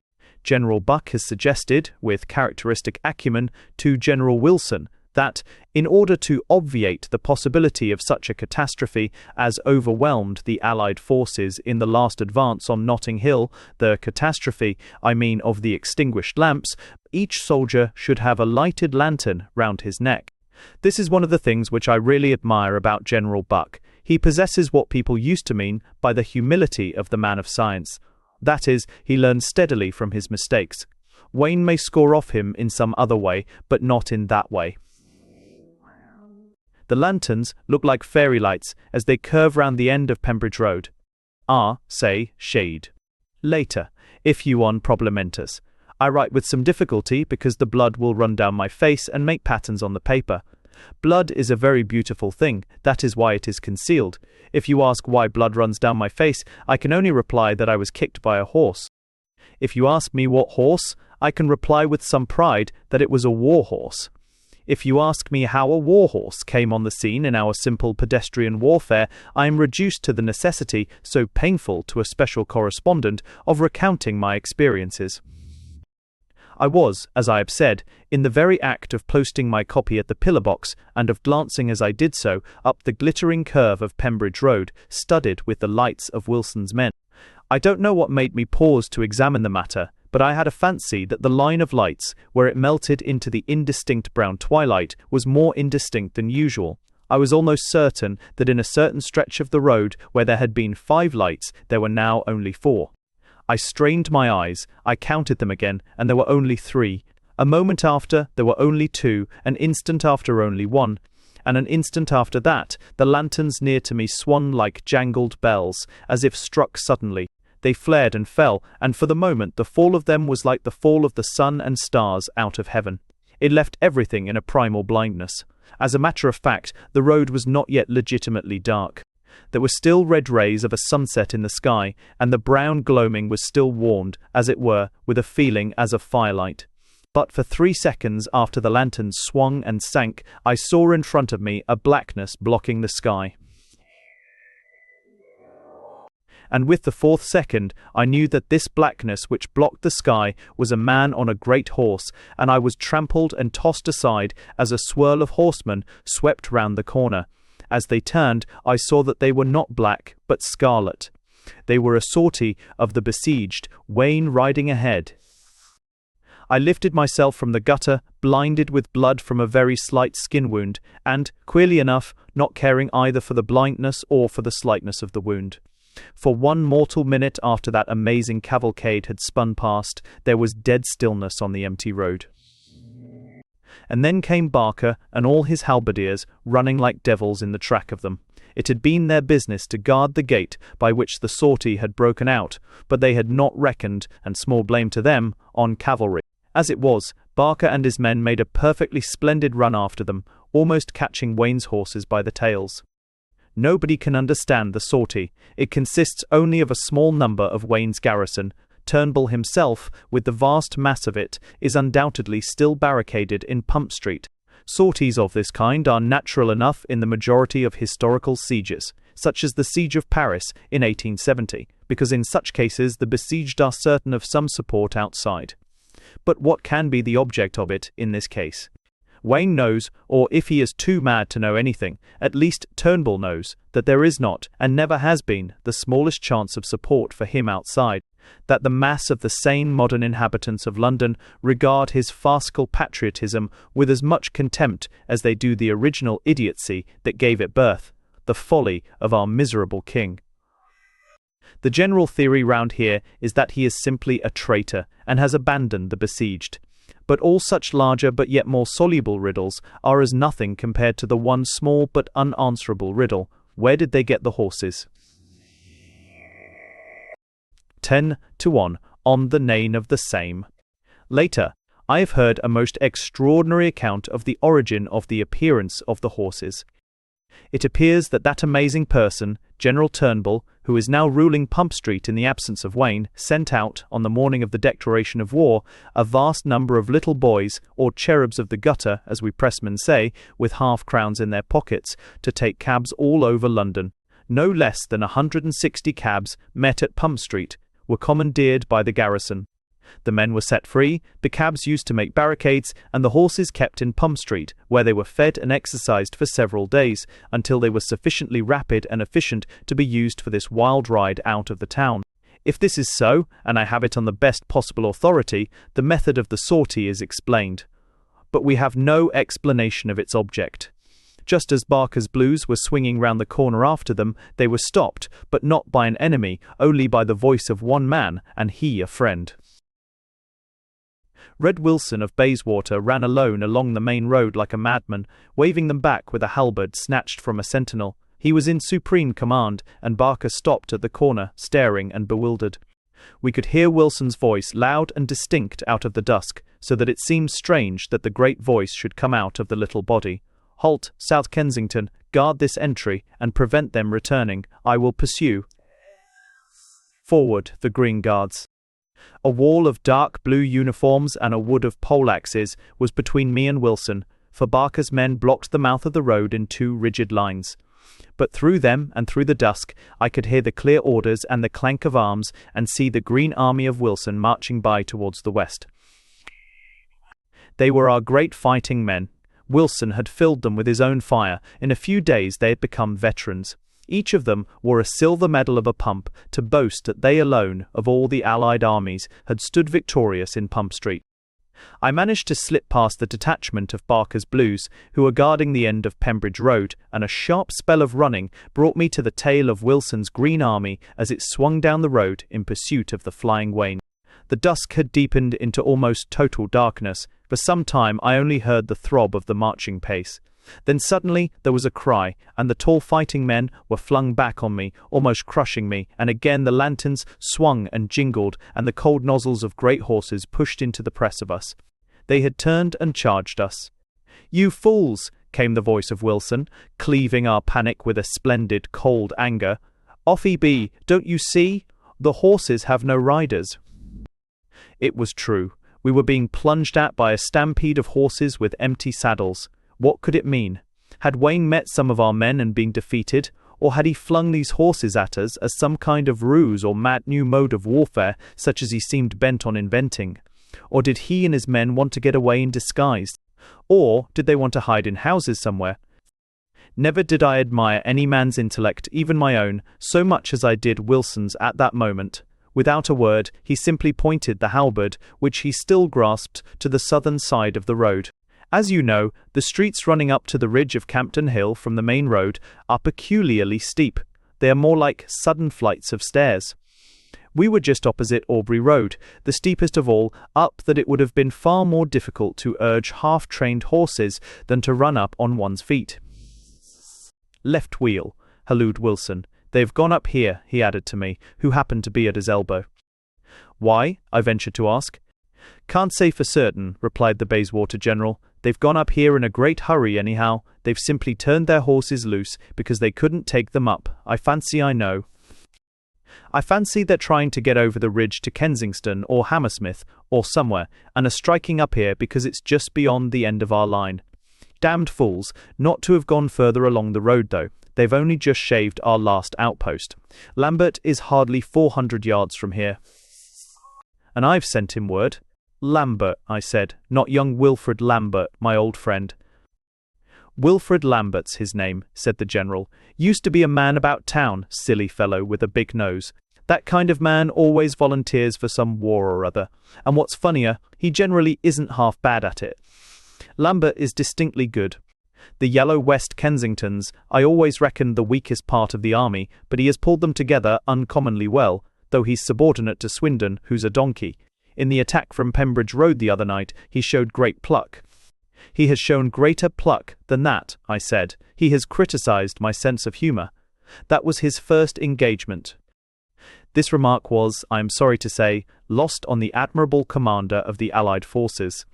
We were in the act of climbing the last half of Aubrey Road, which is so abrupt a slope that it looks like an old-fashioned map leaning up against the wall. There are lines of little trees, one above the other, as in the old-fashioned map. We reached the top of it, panting somewhat, and were just about to turn the corner by a place called, in chivalrous anticipation of our wars of sword and axe Tower Cressy, when we were suddenly knocked in the stomach, I can use no other term, by a horde of men hurled back upon us. They wore the red uniform of Wayne. Their halberds were broken, their foreheads bleeding, but the mere impetus of their retreat staggered us as we stood at the last ridge of the slope. "Good old Lambert," yelled out suddenly the stolid Mr. Wilson of Bayswater in an uncontrollable excitement. "Damn jolly old Lambert, he's got there already, he's driving them back on us. Hurrah, hurrah, forward the Green Guards." We swung round the corner eastwards, Wilson running first, brandishing the halberd. Will you pardon a little egotism? Everyone likes a little egotism when it takes the form, as mine does in this case, of a disgraceful confession. The thing is really a little interesting, because it shows how the merely artistic habit has bitten into men like me. It was the most intensely exciting occurrence that had ever come to me in my life, and I was really intensely excited about it. And yet, as we turned that corner, the first impression I had was of something that had nothing to do with the fight at all. I was stricken from the sky as by a thunderbolt, by the height of the Waterworks Tower on Campden Hill. I don't know whether Londoners generally realise how high it looks when one comes out, in this way, almost immediately under it. For the second I felt as if I had been drunk with some trivial orgy, and that I had been sobered by the shock of that shadow. A moment afterwards, I realized that under it was going on something more enduring than stone, and something wilder than the dizziest height, the agony of man. And I knew that, compared to that, this overwhelming tower was itself a triviality. It was a mere stalk of stone which humanity could snap like a stick. I don't know why I have talked so much about this silly old waterworks tower, which at the very best was only a tremendous background. It was that, certainly, a sombre and awful landscape against which our figures were relieved. But I think the real reason was that there was in my own mind so sharp a transition from the tower of stone to the man of flesh. For what I saw first when I had shaken off, as it were, the shadow of the tower, was a man, and a man I knew. Lambert stood at the further corner of the street that curved round the tower, his figure outlined in some degree by the beginning of moonrise. He looked magnificent, a hero, but he looked something much more interesting than that. He was, as it happened, in almost precisely the same swaggering attitude in which he had stood nearly 15 years ago, when he swung his walking stick and struck it into the ground, and told me that all my subtlety was drivel. And, upon my soul, I think he required more courage to say that than to fight as he does now. For then he was fighting against something that was in the ascendant, fashionable, and victorious. And now he is fighting, at the risk of his life, no doubt, merely against something which is already dead, which is impossible, futile, of which nothing has been more impossible and futile than this very sortie which has brought him into contact with it. People nowadays allow infinitely too little for the psychological sense of victory as a factor in affairs. Then he was attacking the degraded but undoubtedly victorious Quin. Now he is attacking the interesting but totally extinguished Wayne. His name recalls me to the details of the scene. The facts were these. A line of red halberdiers, headed by Wayne, were marching up the street close under the northern wall, which is in fact the bottom of a sort of dike or fortification of the waterworks. Lambert and his yellow West Kensingtons had that instant swept round the corner and had shaken the Waynites heavily, hurling back a few of the more timid, as I have just described, into our very arms. His favourite military barber was struck down. His grocer was stunned. He himself was hurt in the thigh and reeled back against the wall. We had him in a trap with two jaws. "Is that you?" shouted Lambert genially to Wilson across the hemmed-in host of Notting Hill. I check. We you?"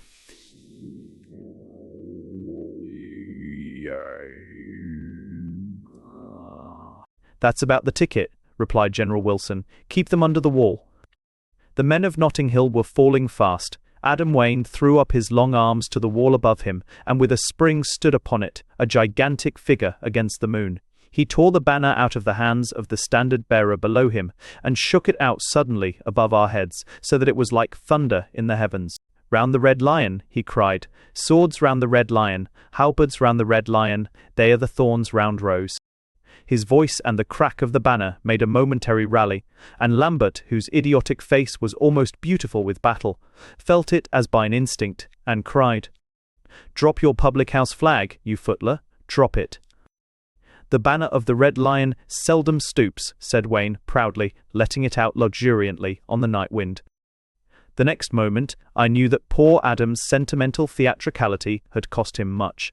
Lambert was on the wall at a bound, his sword in his teeth, and had slashed at Wayne's head before he had time to draw his sword, his hands being busy with the enormous flag. He stepped back, only just in time to avoid the first cut, and let the flagstaff fall, so that the spear blade at the end of it pointed to Lambert. "The banner stoops," cried Wayne, in a voice that must have startled streets. "Ors, the banner of Notting Hill stoops to a hero." And with the words he drove the spear point and half the flag staff through Lambert's body and dropped him dead upon the road below, a stone upon the stones of the street. "Notting Hill! Notting Hill!" cried Wayne in a sort of divine rage. "Her banner is all the holier for the blood of a brave enemy. Up on the wall, patriots! Up on the wall, Notting Hill!" With his long, strong arm, he actually dragged a man up onto the wall to be silhouetted against the moon, and more men climbed up there, pulled themselves and were pulled, till clusters and crowds of the half-massacred men of Pump Street massed upon the wall above us. Notting Hill, cried Wayne unceasingly. "Well, what about Bayswater?" said a worthy working man in Wilson's army, irritably. Bayswater forever. We have won, cried Wayne, striking his flagstaff in the ground. Bayswater forever. We have taught our enemies patriotism. Oh, cut these fellows up and have done with it, cried one of Lambert's lieutenants, who was reduced to something bordering on madness by the responsibility of succeeding to the command. Let us by all means try, said Wilson, grimly, and the two armies closed round the third. 2. I simply cannot describe what followed. I am sorry, but there is such a thing as physical fatigue, as physical nausea, and, I may add, as physical terror. Suffice it to say that the above paragraph was written about 11 p.m., and that it is now about 2 a.m., and that the battle is not finished and is not likely to be. Suffice it further to say that down the steep streets which lead from the Waterworks Tower to the Notting Hill High Road, blood has been running, and is running, in great red serpents that curl out into the main thoroughfare and shine in the moon. As, Dame. Later. The final touch has been given to all this terrible futility. Hours have passed, morning is broken, men are still swaying and fighting at the foot of the tower and round the corner of Aubrey Road. The fight has not finished, but I know it is a farce. News has just come to show that Wayne's amazing sortie, followed by the amazing resistance through a whole night on the wall of the waterworks, is as if it had not been. What was the object of that strange exodus we shall probably never know, for the simple reason that everyone who knew will probably be cut to pieces in the course of the next 2 or 3 hours. I have heard, about 3 minutes ago, that Buck and Buck's methods have won after all. He was perfectly right, of course, when one comes to think of it, in holding that it was physically impossible for a street to defeat a city. While we thought he was patrolling the eastern gates with his purple army, while we were rushing about the streets and waving halberds and lanterns, while poor old Wilson was scheming like Moltke and fighting like Achilles to entrap the wild provost of Notting Hill, Mr. Layting, Buck, retired draper, has simply driven down in a hansom cab and done something about as plain as butter, and about as useful and nasty. He has gone down to South Kensington, Brompton and Fulham, and by spending about £4,000 of his private means, has raised an army of nearly as many men. That is to say, an army big enough to beat, not only Wayne, but Wayne and all his present enemies put together. The army, I understand, is encamped along High Street, Kensington, and fills it from the church to Addison Road Bridge.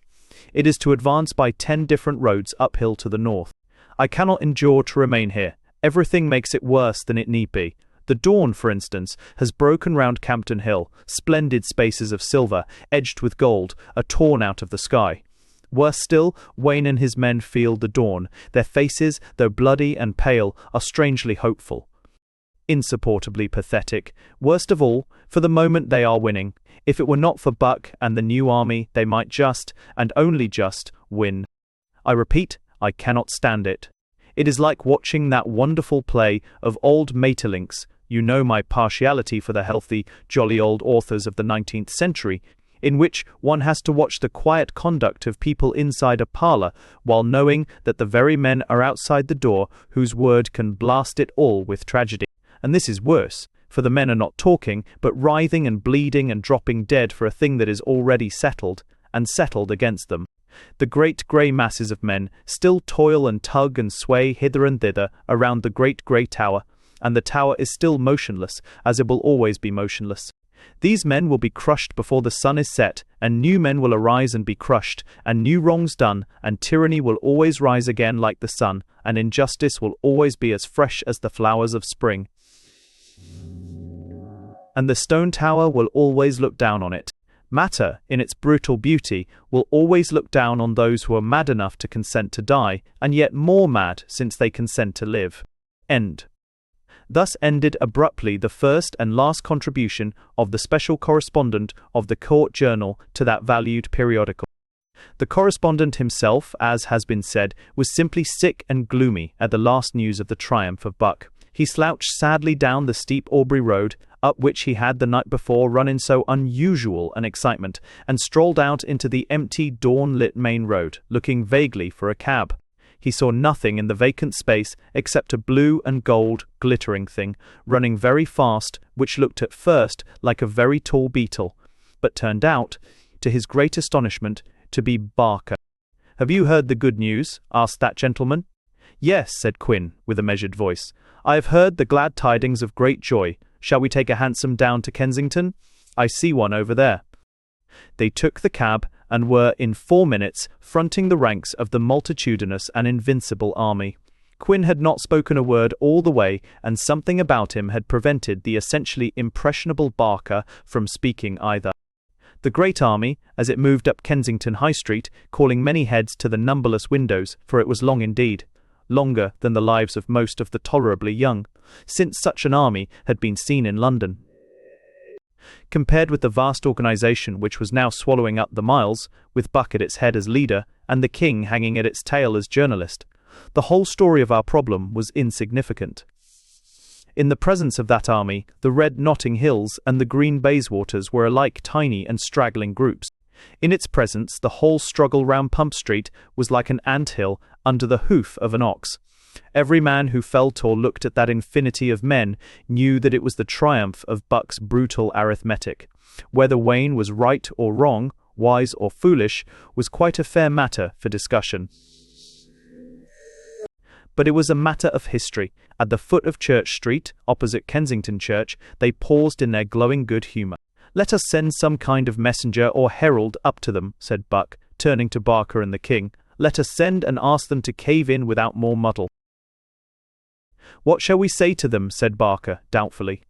"The facts of the case are quite sufficient," rejoined Buck. "It is the facts of the case that make an army surrender. Let us simply say that our army that is fighting their army, and their army that is fighting our army, amount altogether to about 1,000 men. Say that we have 4,000. It is very simple. Of the 1,000 fighting, they have at the very most 300, so that, with those 300, they have now to fight 4,700 men. Let them do it if it amuses them." And the Provost of North Kensington laughed. The herald who was dispatched up Church Street, in all the pomp of the South Kensington blue and gold, with the 3 birds on his tabard, was attended by 2 trumpeters. "What will they do when they consent?" asked Barker, for the sake of saying something in the sudden stillness of that immense army. "I know my Wayne very well," said Buck, laughing. "When he submits, he will send a red herald flaming with the Lion of Notting Hill. Even defeat will be delightful to him, since it is formal and romantic." The King, who had strolled up to the head of the line, broke silence for the first time. "I shouldn't wonder," he said, "if he defied you, and didn't send the herald after all. I don't think you do know your Wayne quite so well as you think."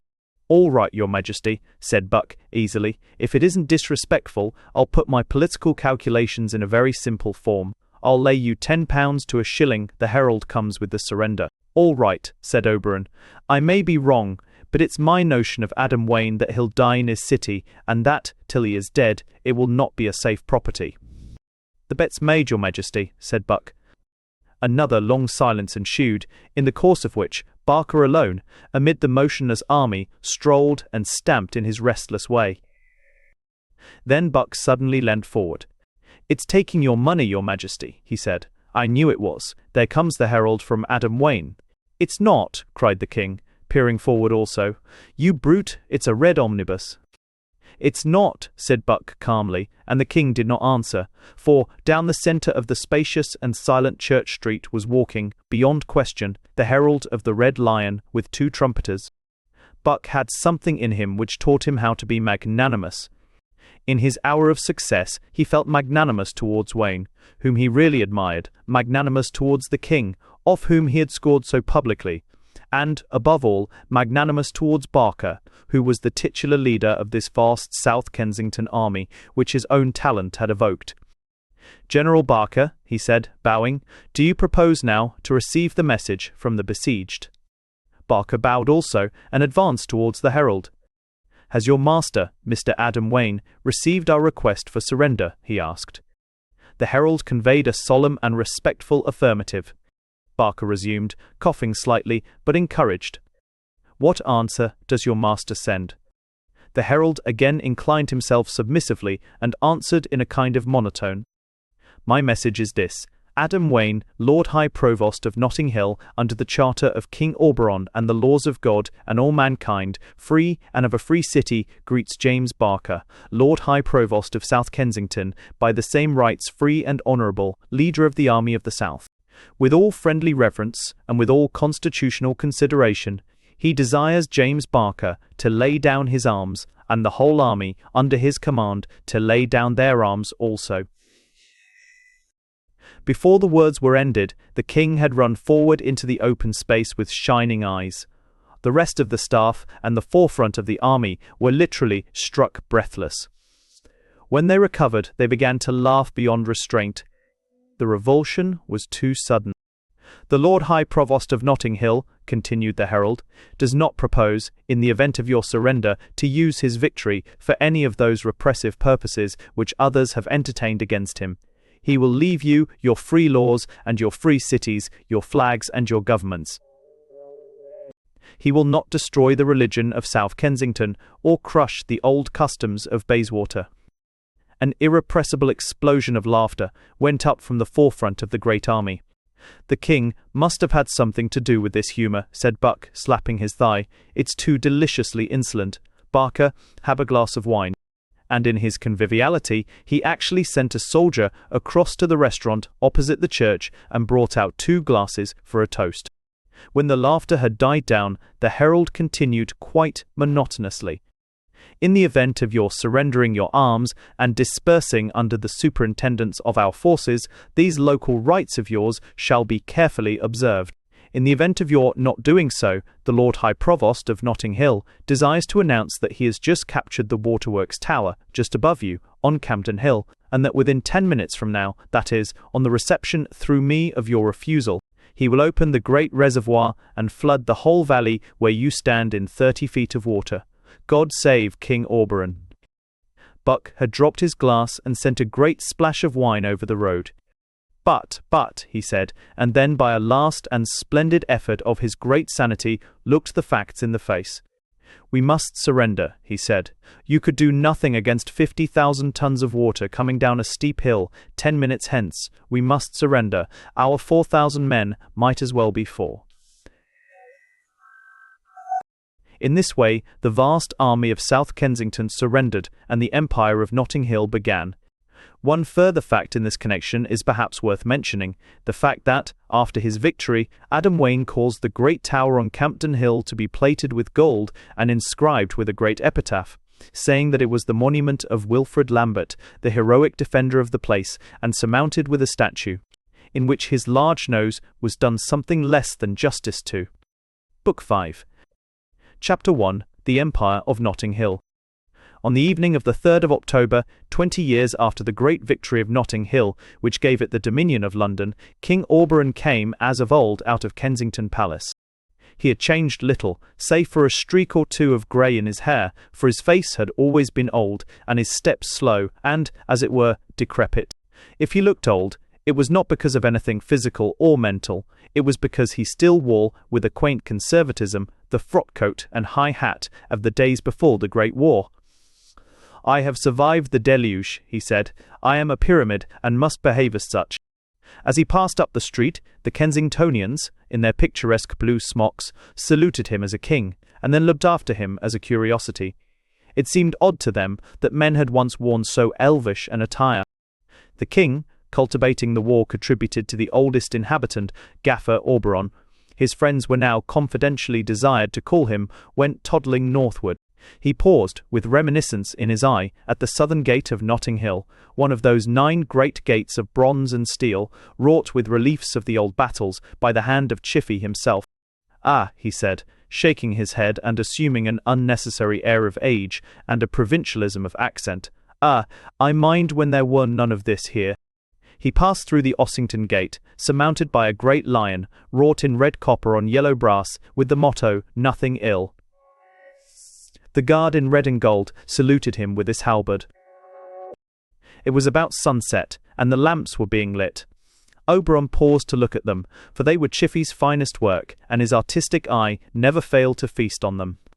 In memory of the great Battle of the Lamps, each great iron lamp was surmounted by a veiled figure, sword in hand, holding over the flame an iron hood or extinguisher, as if ready to let it fall if the armies of the south and west should again show their flags in the city.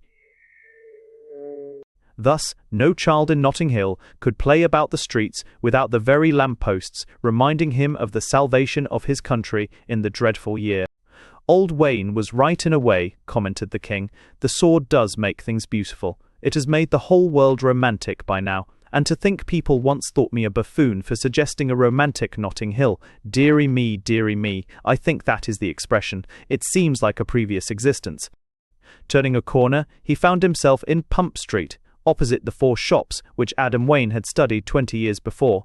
He entered idly the shop of Mr. Mead, the grocer. Mead was somewhat older, like the rest of the world, and his red beard, which he now wore with a moustache and long and full, was partly blanched and discoloured.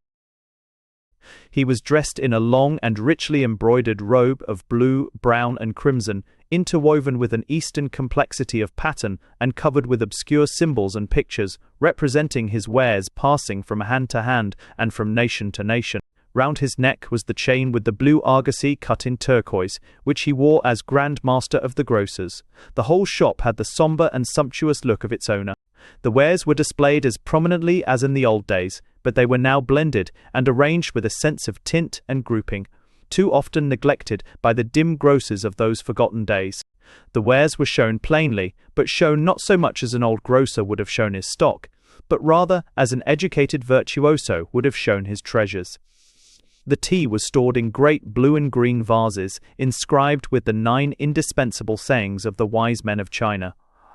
Other vases of a confused orange and purple, less rigid and dominant, more humble and dreamy, stored symbolically the tea of India. A row of caskets of a simple silvery metal contained tinned meats. Each was wrought with some rude but rhythmic form, as a shell, a horn, a fish, or an apple, to indicate what material had been canned in it. "Your Majesty," said Mr. Mead, sweeping an oriental reverence. "I.M.P. Wirt. What, sir, this is an honour to me, but yet more an honour to the city." Auberon took off his hat. "Mr. Mead," he said, "Notting Hill, whether in giving or taking, can deal in nothing but honour. Do you happen to sell licorice?" "Licorice, sire," said Mr. Mead, "is not the least important of our benefits out of the dark heart of Arabia." And going reverently towards a green and silver canister, made in the form of an Arabian mosque, he proceeded to serve his customer. "I was just thinking, Mr. Mead," said the king reflectively. "I don't know why I should think about it just now, but I was just thinking of 20 years ago. Do you remember the times before the war?" The grocer, having wrapped up the licorice sticks in a piece of paper inscribed with some appropriate sentiment, lifted his large grey eyes dreamily and looked at the darkening sky outside. "Oh yes, Your Majesty," he said, "I remember these streets before the Lord Provost began to rule us. I can't remember how we felt very well. All the great songs and the fighting change one so, and I don't think we can really estimate all we owe to the Provost. But I can remember his coming into this very shop 22 years ago, and I remember the things he said. The singular thing is that, as far as I remember, I thought the things he said odd at that time. Now it's the things that I said, as far as I can recall them, that seem to me odd as a madman's antics." "Ah," said the king, and looked at him with an unfathomable quietness. "I thought nothing of being a grocer then," he said. "Isn't that odd enough for anybody? I thought nothing of all the wonderful places that my goods come from, and wonderful ways that they are made. I did not know that I was for all practical purposes a king with slaves, spearing fishes near the secret pool, and gathering fruits in the islands under the world. My mind was a blank on the thing." The king turned also and stared out into the dark, where the great lamps that commemorated the battle were already flaming. "And is this the end of poor old Wayne?" he said, half to himself. "To inflame everyone so much that he has lost himself in the blaze? Is this his victory, that he, my incomparable Wayne, is now only one in a world of Waynes? Has he conquered and become by conquest commonplace? Must Mr. Mead, the grocer, talk as high as he? Lord!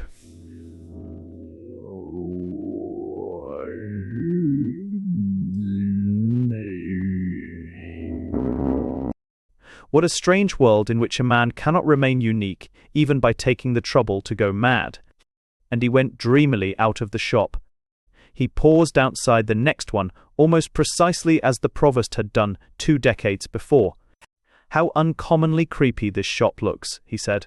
"But yet somehow encouragingly creepy, invitingly creepy. It looks like something in a jolly old nursery story in which you are frightened out of your skin and yet know that things always end well. The way those low sharp gables are carved like great black bats' wings folded down, and the way those queer-coloured bowls underneath are made to shine like giants' eyeballs. It looks like a benevolent warlock's hut. It is apparently a chemist's." Almost as he spoke, Mr. Bowles, the chemist, came to his shop door in a long black velvet gown and hood, monastic as it were, but yet with a touch of the diabolic. His hair was still quite black, and his face even paler than of old. The only spot of colour he carried was a red star cut in some precious stone of strong tint, hung on his breast. He belonged to the Society of the Red Star of Charity, founded on the lamps displayed by doctors and chemists. "A fine evening, sir," said the chemist. "Why, I can scarcely be mistaken in supposing it to be your Majesty. Pray step inside and share a bottle of sal volatile or anything that may take your fancy. As it happens, there is an old acquaintance of your Majesty's in my shop, carousing, if I may be permitted the term, upon that beverage at this moment." The king entered the shop, which was an Aladdin's garden of shades and hues, for as the chemist's scheme of colour was more brilliant than the grocer's scheme, so it was arranged with even more delicacy and fancy. Never, if the phrase may be employed, had such a nosegay of medicines been presented to the artistic eye. But even the solemn rainbow of that evening interior was rivalled, or even eclipsed, by the figure standing in the centre of the shop. His form, which was a large and stately one, was clad in a brilliant blue velvet, cut in the richest Renaissance fashion, and slashed so as to show gleams and gaps of a wonderful lemon or pale yellow. He had several chains round his neck, and his plumes, which were of several tints of bronze and gold, hung down to the great gold hilt of his long sword. He was drinking a dose of sal volatile and admiring its opal tint. The king advanced with a slight mystification towards the tall figure, whose face was in shadow. Then he said, "By the great Lord of Luck, Barker." The figure removed his plumed cap, showing the same dark head and long, almost equine face which the king had so often seen rising out of the high collar of Bond Street. Except for a grey patch on each temple, it was totally unchanged. "Your Majesty," said Barker, "this is a meeting nobly retrospective, a meeting that has about it a certain October gold. I drink to old days," and he finished his sal volatile with simple feeling. "I am delighted to see you again, Barker," said the king. "It is indeed long since we met. What with my travels in Asia Minor, and my book having to be written, you have read my Life of Prince Albert for children, of course. We have scarcely met twice since the Great War, that is 20 years ago." "I wonder," said Barker, thoughtfully, "if I might speak freely to your Majesty." "Well," said Oberon, "it's rather late in the day to start speaking respectfully. Flap away, my bird of freedom." "Well, your Majesty," replied Barker, lowering his voice, "I don't think it will be so long to the next war." "What do you mean?" asked Oberon. "We will stand this insolence no longer," burst out Barker, fiercely. "We are not slaves, because Adam Wayne 20 years ago cheated us with a water pipe. Notting Hill is Notting Hill, it is not the world. We in South Kensington, we also have memories, aye, and hopes. If they fought for these trumpery shops and a few lamp-posts, shall we not fight for the great High Street and the sacred Natural History Museum?" "Great heavens," said the astounded Oberon. "Will wonders never cease? Have the two greatest marvels been achieved? Have you turned altruistic, and has Wayne turned selfish? Are you the patriot, and he the tyrant?" "It is not from Wayne himself altogether that the evil comes," answered Barker. "He, indeed, is now mostly wrapped in dreams, and sits with his old sword beside the fire. But Notting Hill is the tyrant, your Majesty. Its council and its crowds have been so intoxicated by the spreading over the whole city of Wayne's old ways and visions, that they try to meddle with everyone, and rule everyone, and civilize everyone, and tell everyone what is good for him. I do not deny the great impulse which his old war, wild as it seemed, gave to the civic life of our time. It came when I was still a young man, and I admit it enlarged my career. But we are not going to see our own cities flouted and thwarted from day to day because of something Wayne did for us all nearly a quarter of a century ago. I am just waiting here for news upon this very matter. It is rumoured that Notting Hill has vetoed the statue of General Wilson they are putting up opposite Chepstow Place. If that is so, it is a black and white shameless breach of the terms on which we surrendered to Turnbull after the Battle of the Tower. We were to keep our own customs and self-government. If that is so— It is so, said a deep voice, and both men turned round. A burly figure in purple robes, with a silver eagle hung round his neck and moustaches almost as florid as his plumes, stood in the doorway. "Yes," he said, acknowledging the king's start. "I am Provost Buck, and the news is true. These men of the hill have forgotten that we fought round the tower as well as they, and that it is sometimes foolish as well as base to despise the conquered." "Let us step outside," said Barker, with a grim composure. Buck did so, and stood rolling his eyes up and down the lamplit street. "I would like to have a go at smashing all this," he muttered. "Though I am over 60, I would like—" His voice ended in a cry, and he reeled back a step, with his hands to his eyes, as he had done in those streets 20 years before. "Darkness," he cried, "darkness again. What does it mean?" For in truth, every lamp in the street had gone out, so that they could not see even each other's outline, except faintly. The voice of the chemist came with startling cheerfulness out of the density. "Oh, don't you know?" he said. "Did they never tell you this is the Feast of the Lamps, the anniversary of the great battle that almost lost and just saved Notting Hill? Don't you know, your Majesty, that on this night 21 years ago we saw Wilson's green uniforms charging down this street and driving Wayne and Turnbull back upon the gasworks, fighting with their handful like fiends from hell? And that then, in that great hour, Wayne sprang through a window of the gasworks, with one blow of his hand brought darkness on the whole city, and then with a cry like a lion's that was heard through 4 streets, flew at Wilson's men, sword in hand, and swept them, bewildered as they were, and ignorant of the map, clear out of the sacred street again? And don't you know that upon that night every year all lights are turned out for half an hour while we sing the Notting Hill anthem in the darkness? Hark! There it begins." Through the night came a crash of drums, and then a strong swell of human voices. When the world was in the balance, there was night on Notting Hill, there was night on Notting Hill, it was nobler than the day. On the cities where the lights are and the firesides glow, from the seas and from the deserts, came the thing we did not know. Came the darkness, came the darkness, came the darkness on the foe, and the old guard of God turned to bay. For the old guard of God turns to bay, and the stars fall down before it, ere its banners fall today. For when armies were around us as a howling and a horde, when falling was the citadel and broken was the sword, the darkness came upon them like the dragon of the Lord, when the old guard of God turned to bay. The voices were just uplifting themselves in a second verse when they were stopped by a scurry and a yell. Barker had bounded into the street with a cry of "South Kensington" and a drawn dagger. In less time than a man could blink, the whole packed street was full of curses and struggling. Barker was flung back against the shop front, but used the second only to draw his sword as well as his dagger, and calling out, "This is not the first time I've come through the thick of you," flung himself again into the press. It was evident that he had drawn blood at last, for a more violent outcry arose, and many other knives and swords were discernible in the faint light. Barker, after having wounded more than one man, seemed on the point of being flung back again, when Buck suddenly stepped out into the street. He had no weapon, for he affected rather the peaceful magnificence of the great burgher, than the pugnacious dandyism which had replaced the old sombre dandyism in Barker. But with a blow of his clenched fist, he broke the pane of the next shop, which was the old curiosity shop, and, plunging in his hand, snatched a kind of Japanese scimitar, and calling out, "Kensington!" Barker's sword was broken, but he was laying about him with his dagger. Just as Buck ran up, a man of Notting Hill struck Barker down, but Buck struck the man down on top of him, and Barker sprang up again, the blood running down his face.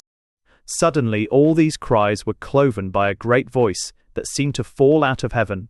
It was terrible to Buck and Barker and the king, from its seeming to come out the empty skies, but it was more terrible because it was a familiar voice, and one which at the same time they had not heard for so long.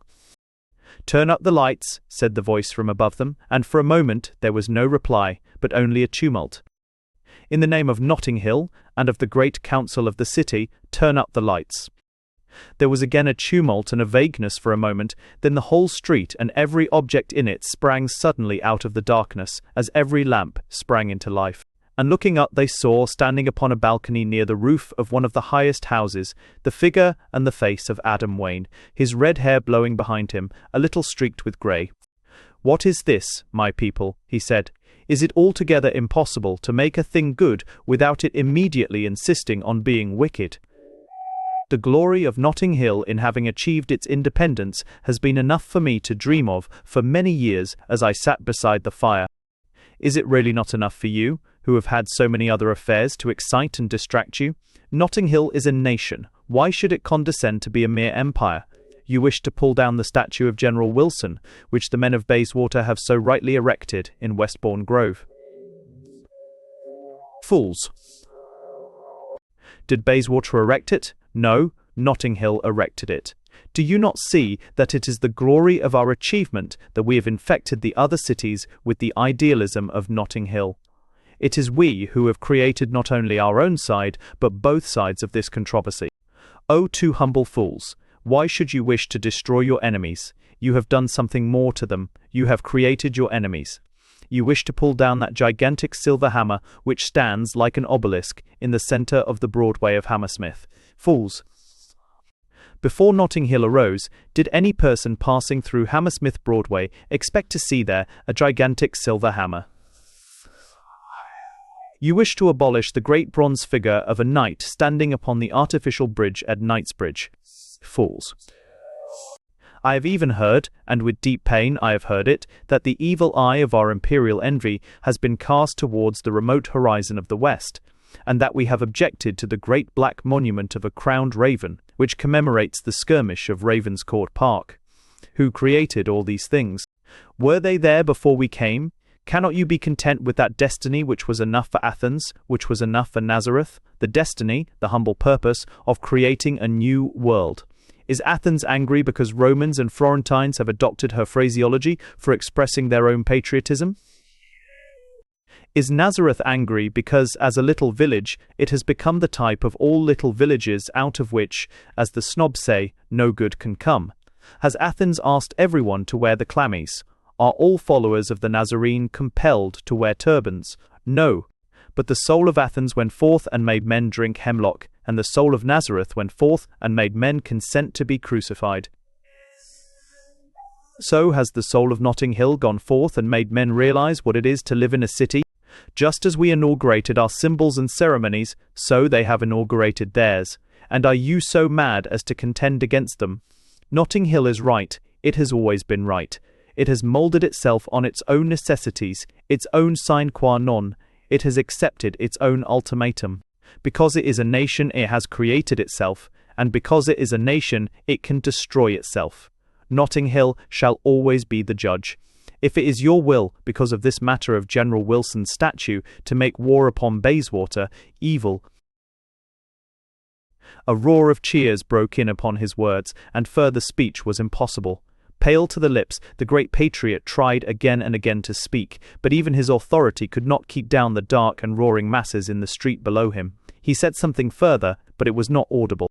He descended at last sadly from the garret in which he lived, and mingled with the crowd at the foot of the houses. Finding General Turnbull, he put his hand on his shoulder with a queer affection and gravity, and said, "Tomorrow, old man, we shall have a new experience, as fresh as the flowers of spring. We shall be defeated. You and I have been through 3 battles together, and have somehow or other missed this peculiar delight. It is unfortunate that we shall not probably be able to exchange our experiences, because, as it most annoyingly happens, we shall probably both be dead." Turnbull looked dimly surprised. "I don't mind so much about being dead," he said, "but why should you say that we shall be defeated?" "The answer is very simple," replied Wayne calmly. Author, it is because we ought to be defeated. We have been in the most horrible holes before now, but in all those I was perfectly certain that the stars were on our side and that we ought to get out. Now I know that we ought not to get out, and that takes away from me everything with which I won. As Wayne spoke, he started a little, for both men became aware that a third figure was listening to them, a small figure with wondering eyes. "Is it really true, my dear Wayne," said the king, interrupting, "that you think you will be beaten tomorrow?" "There can be no doubt about it whatever," replied Adam Wayne. "The real reason is the one of which I have just spoken. But as a concession to your materialism, I will add that they have an organized army of 100 allied cities against our one. That in itself, however, would be unimportant." Quinn, with his round eyes, seemed strangely insistent. "You are quite sure," he said, "that you must be beaten?"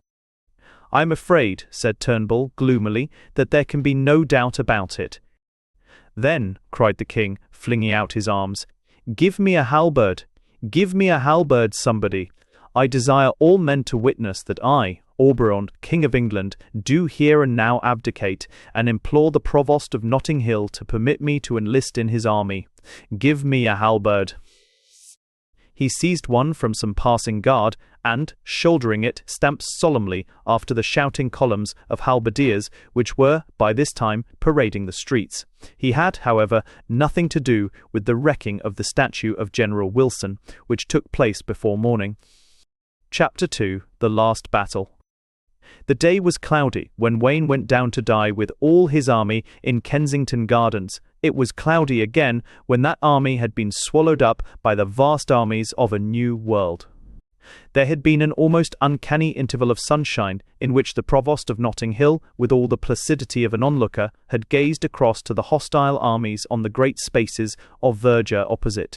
The long strips of green and blue and gold lay across the park in squares and oblongs, like a proposition in Euclid, wrought in a rich embroidery. But the sunlight was a weak and, as it were, a wet sunlight, and was soon swallowed up. Wayne spoke to the king with a queer sort of coldness and languor as to the military operations. It was, as he had said the night before, that being deprived of his sense of an impracticable rectitude, he was, in effect, being deprived of everything.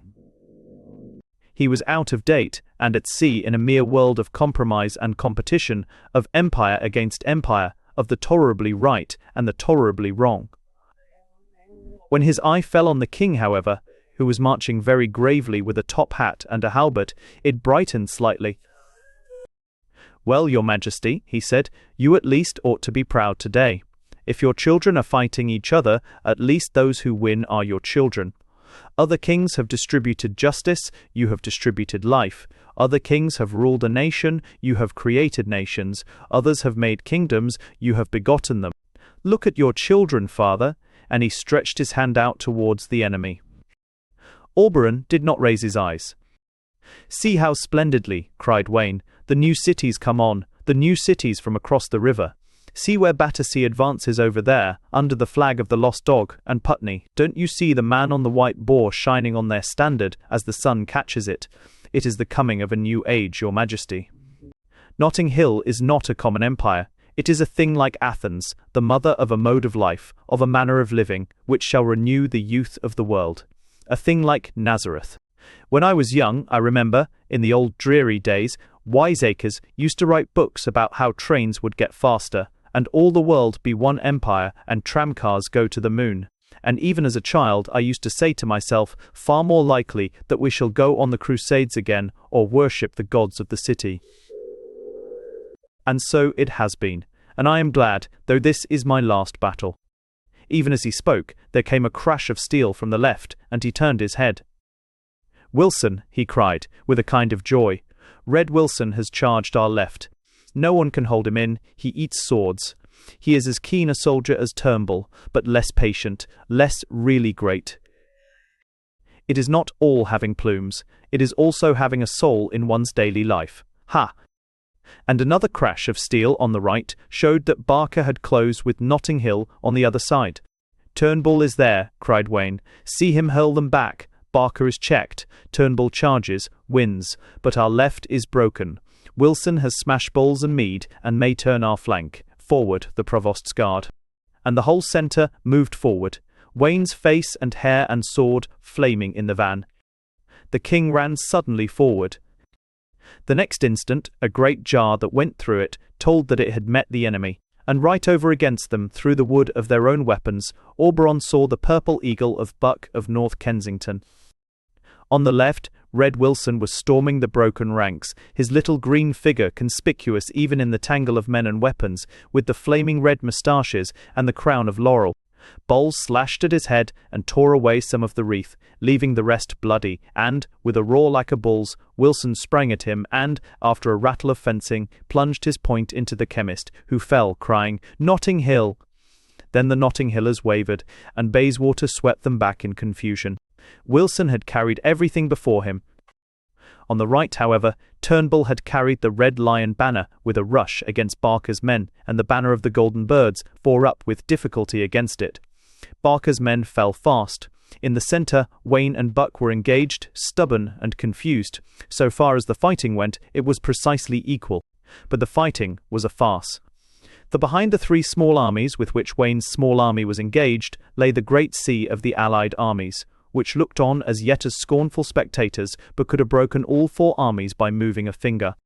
Suddenly they did move. Some of the front contingents, the pastoral chiefs from Shepherd's Bush, with their spears and fleeces, were seen advancing, and the rude clans from Paddington Green. They were advancing for a very good reason.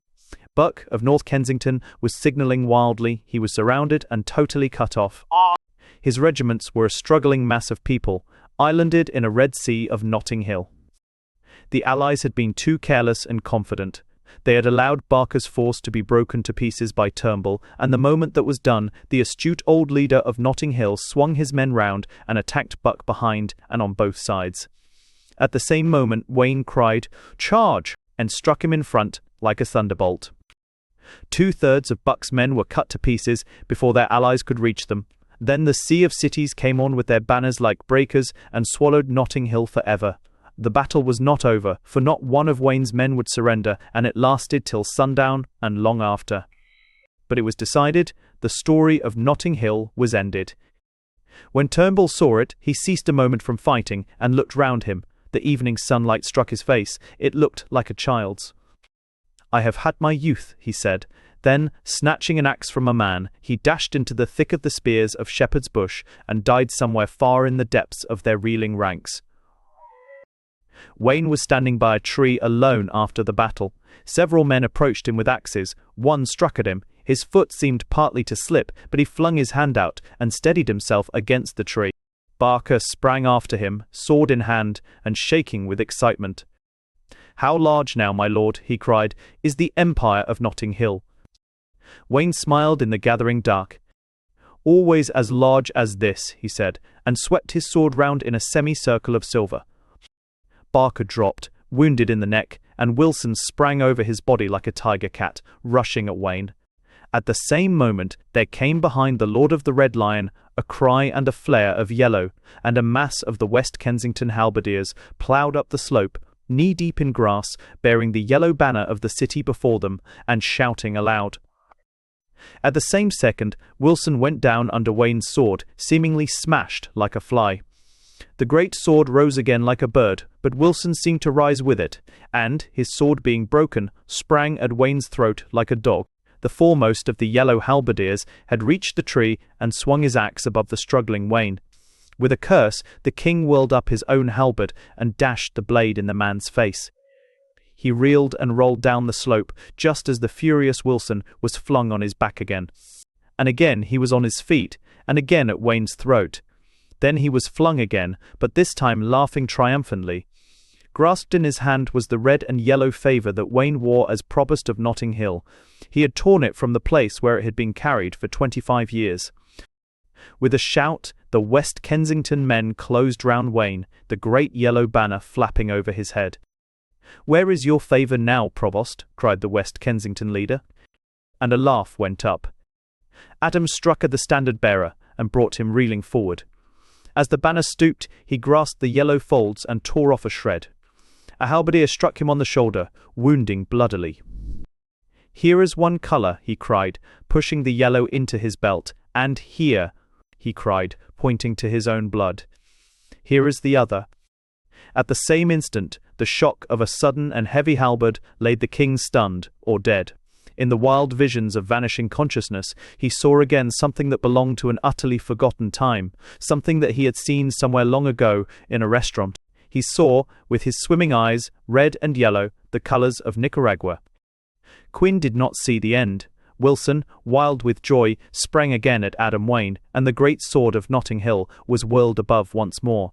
Then men ducked instinctively at the rushing noise of the sword coming down out of the sky, and Wilson of Bayswater was smashed and wiped down upon the floor like a fly.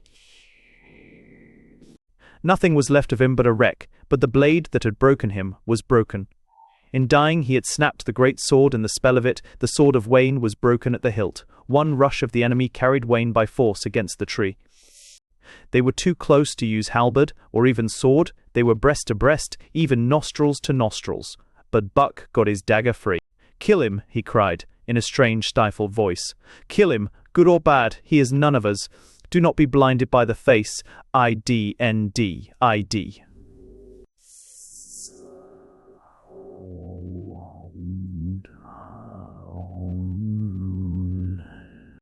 Wayne did not drop the hand that hung on to the tree branch, but a mighty heave went over his breast and his whole huge figure like an earthquake over great hills. And with that convulsion of effort he rent the branch out of the tree with tongues of torn wood, and, swaying it once only, he let the splintered club fall on Buck, breaking his neck. The planner of the great road fell face foremost dead, with his dagger in a grip of steel. "For you and me, and for all brave men, my brother," said Wayne in his strange chant. "There is good wine poured in the inn at the end of the world."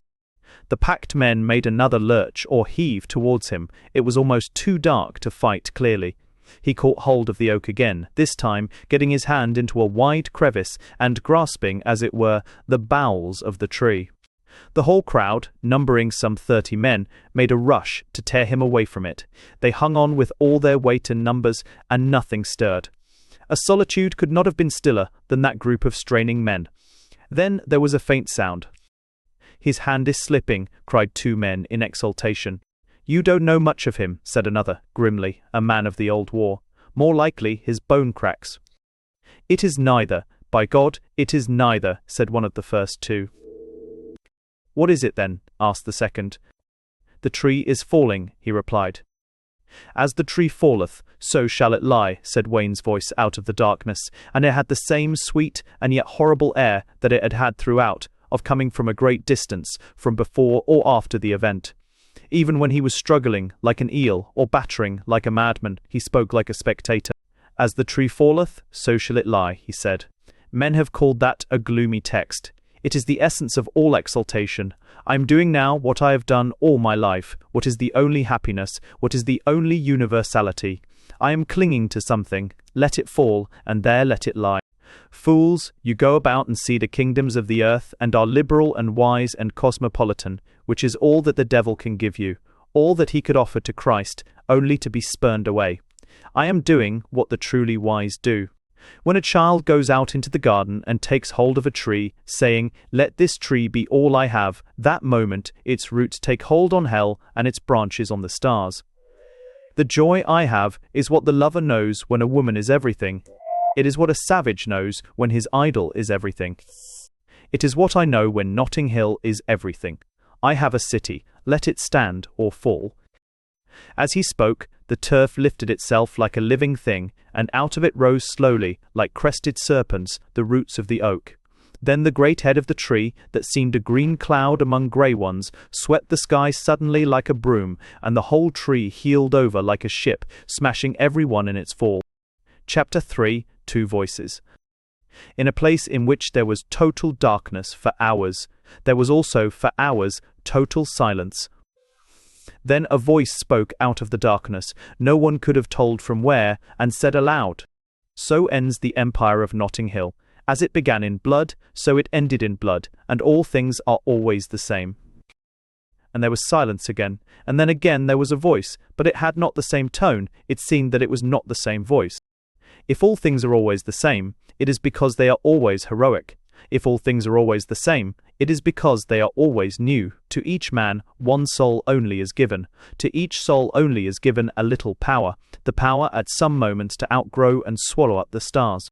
If age after age that power comes upon men, Whatever gives it to them is great. Whatever makes men feel old is mean. An empire or a skinflint shop. Whatever makes men feel young is great. A great war or a love story. And in the darkest of the books of God there is written a truth that is also a riddle. It is of the new things that men tire, of fashions and proposals and improvements and change. It is the old things that startle and intoxicate. It is the old things that are young. There is no skeptic who does not feel that many have doubted before. There is no rich and fickle man who does not feel that all his novelties are ancient. There is no worshipper of change who does not feel upon his neck the vast weight of the weariness of the universe. But we who do the old things are fed by nature with a perpetual infancy. No man who is in love thinks that anyone has been in love before. No woman who has a child thinks that there have been such things as children. No people that fight for their own city are haunted with the burden of the broken empires. Yes, O dark voice, the world is always the same, for it is always unexpected. A little gust of wind blew through the night, and then the first voice answered, But in this world there are some, be they wise or foolish, whom nothing intoxicates.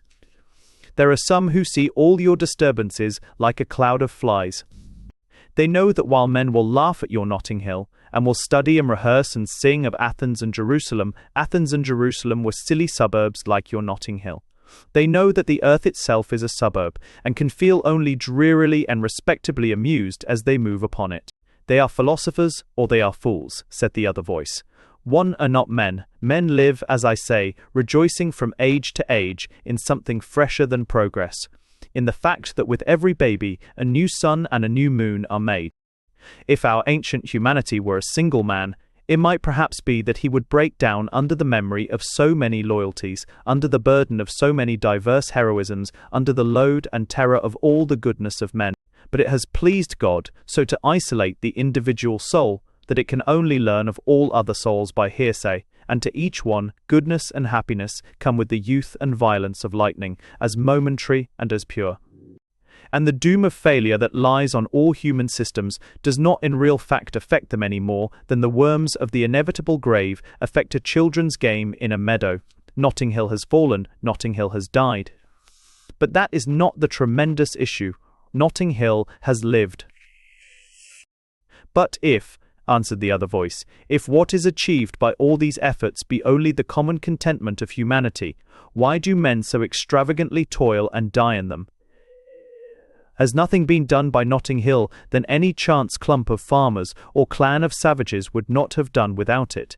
What might have been done to Notting Hill if the world had been different may be a deep question, but there is a deeper: what could have happened to the world if Notting Hill had never been?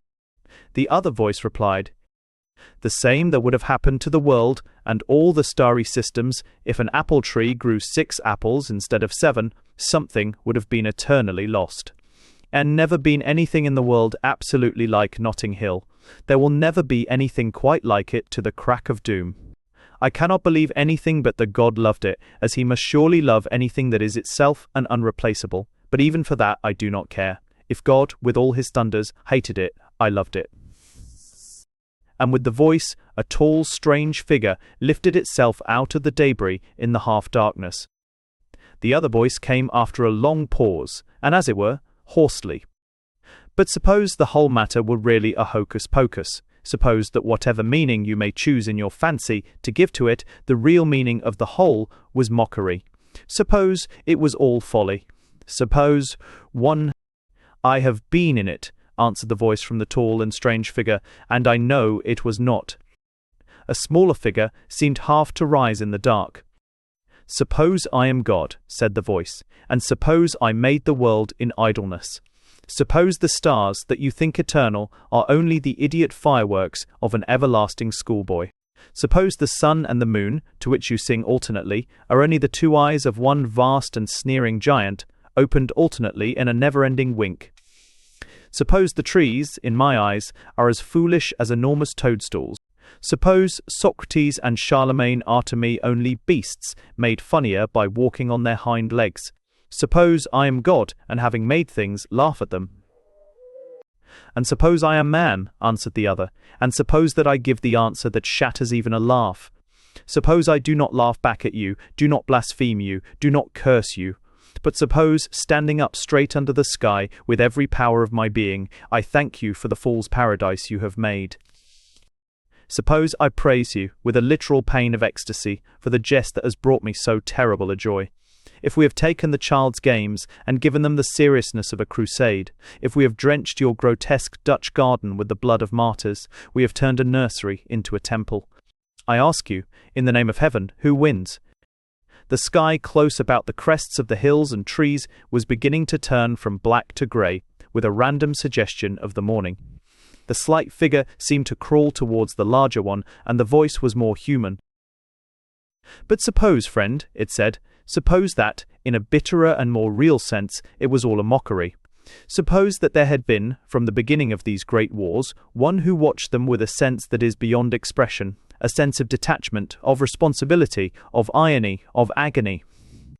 Suppose that there were one who knew it was all a joke. The tall figure answered.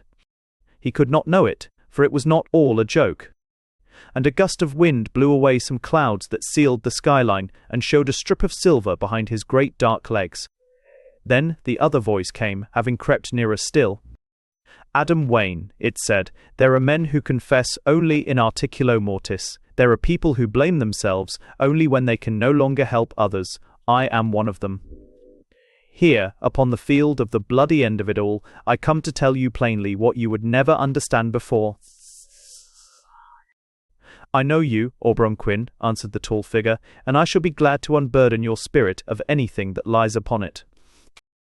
Adam Wayne, said the other voice, of what I have to say you cannot in common reason be glad to unburden me. Wayne, it was all a joke. When I made these cities, I cared no more for them than I care for a centaur, or a merman, or a fish with legs, or a pig with feathers, or any other absurdity. When I spoke to you solemnly and encouragingly about the flag of your freedom and the peace of your city, I was playing a vulgar, practical joke on an honest gentleman, a vulgar, practical joke that has lasted for 20 years. Though no one could believe it, of me, perhaps, it is the truth that I am a man both timid and tender-hearted. I never dared in the early days of your hope, or the central days of your supremacy, to tell you this. I never dared to break the colossal calm of your face. God knows why I should do it now, when my farce has ended in tragedy and the ruin of all your people, but I say it now. Wayne, it was done as a joke. There was silence, and the freshening breeze blew the sky clearer and clearer, leaving great spaces of the white dawn. At last Wayne said, very slowly, You did it all only as a joke. Yes, said Quin briefly. When you conceived the idea, went on Wayne dreamily, of an army for Bayswater and a flag for Notting Hill, there was no gleam, no suggestion in your mind that such things might be real and passionate. No, answered Auberon, turning his round white face to the morning with a dull and splendid sincerity. I had none at all. Wayne sprang down from the height above him and held out his hand. I will not stop to thank you, he said, with a curious joy in his voice, for the great good for the world you have actually wrought. All that I think of that I have said to you a moment ago, even when I thought that your voice was the voice of a derisive omnipotence, its laughter older than the winds of heaven. But let me say what is immediate and true. You and I, Auberon Quin, have both of us throughout our lives been again and again called mad, and we are mad. We are mad because we are not two men, but one man. We are mad because we are two lobes of the same brain, and that brain has been cloven in two.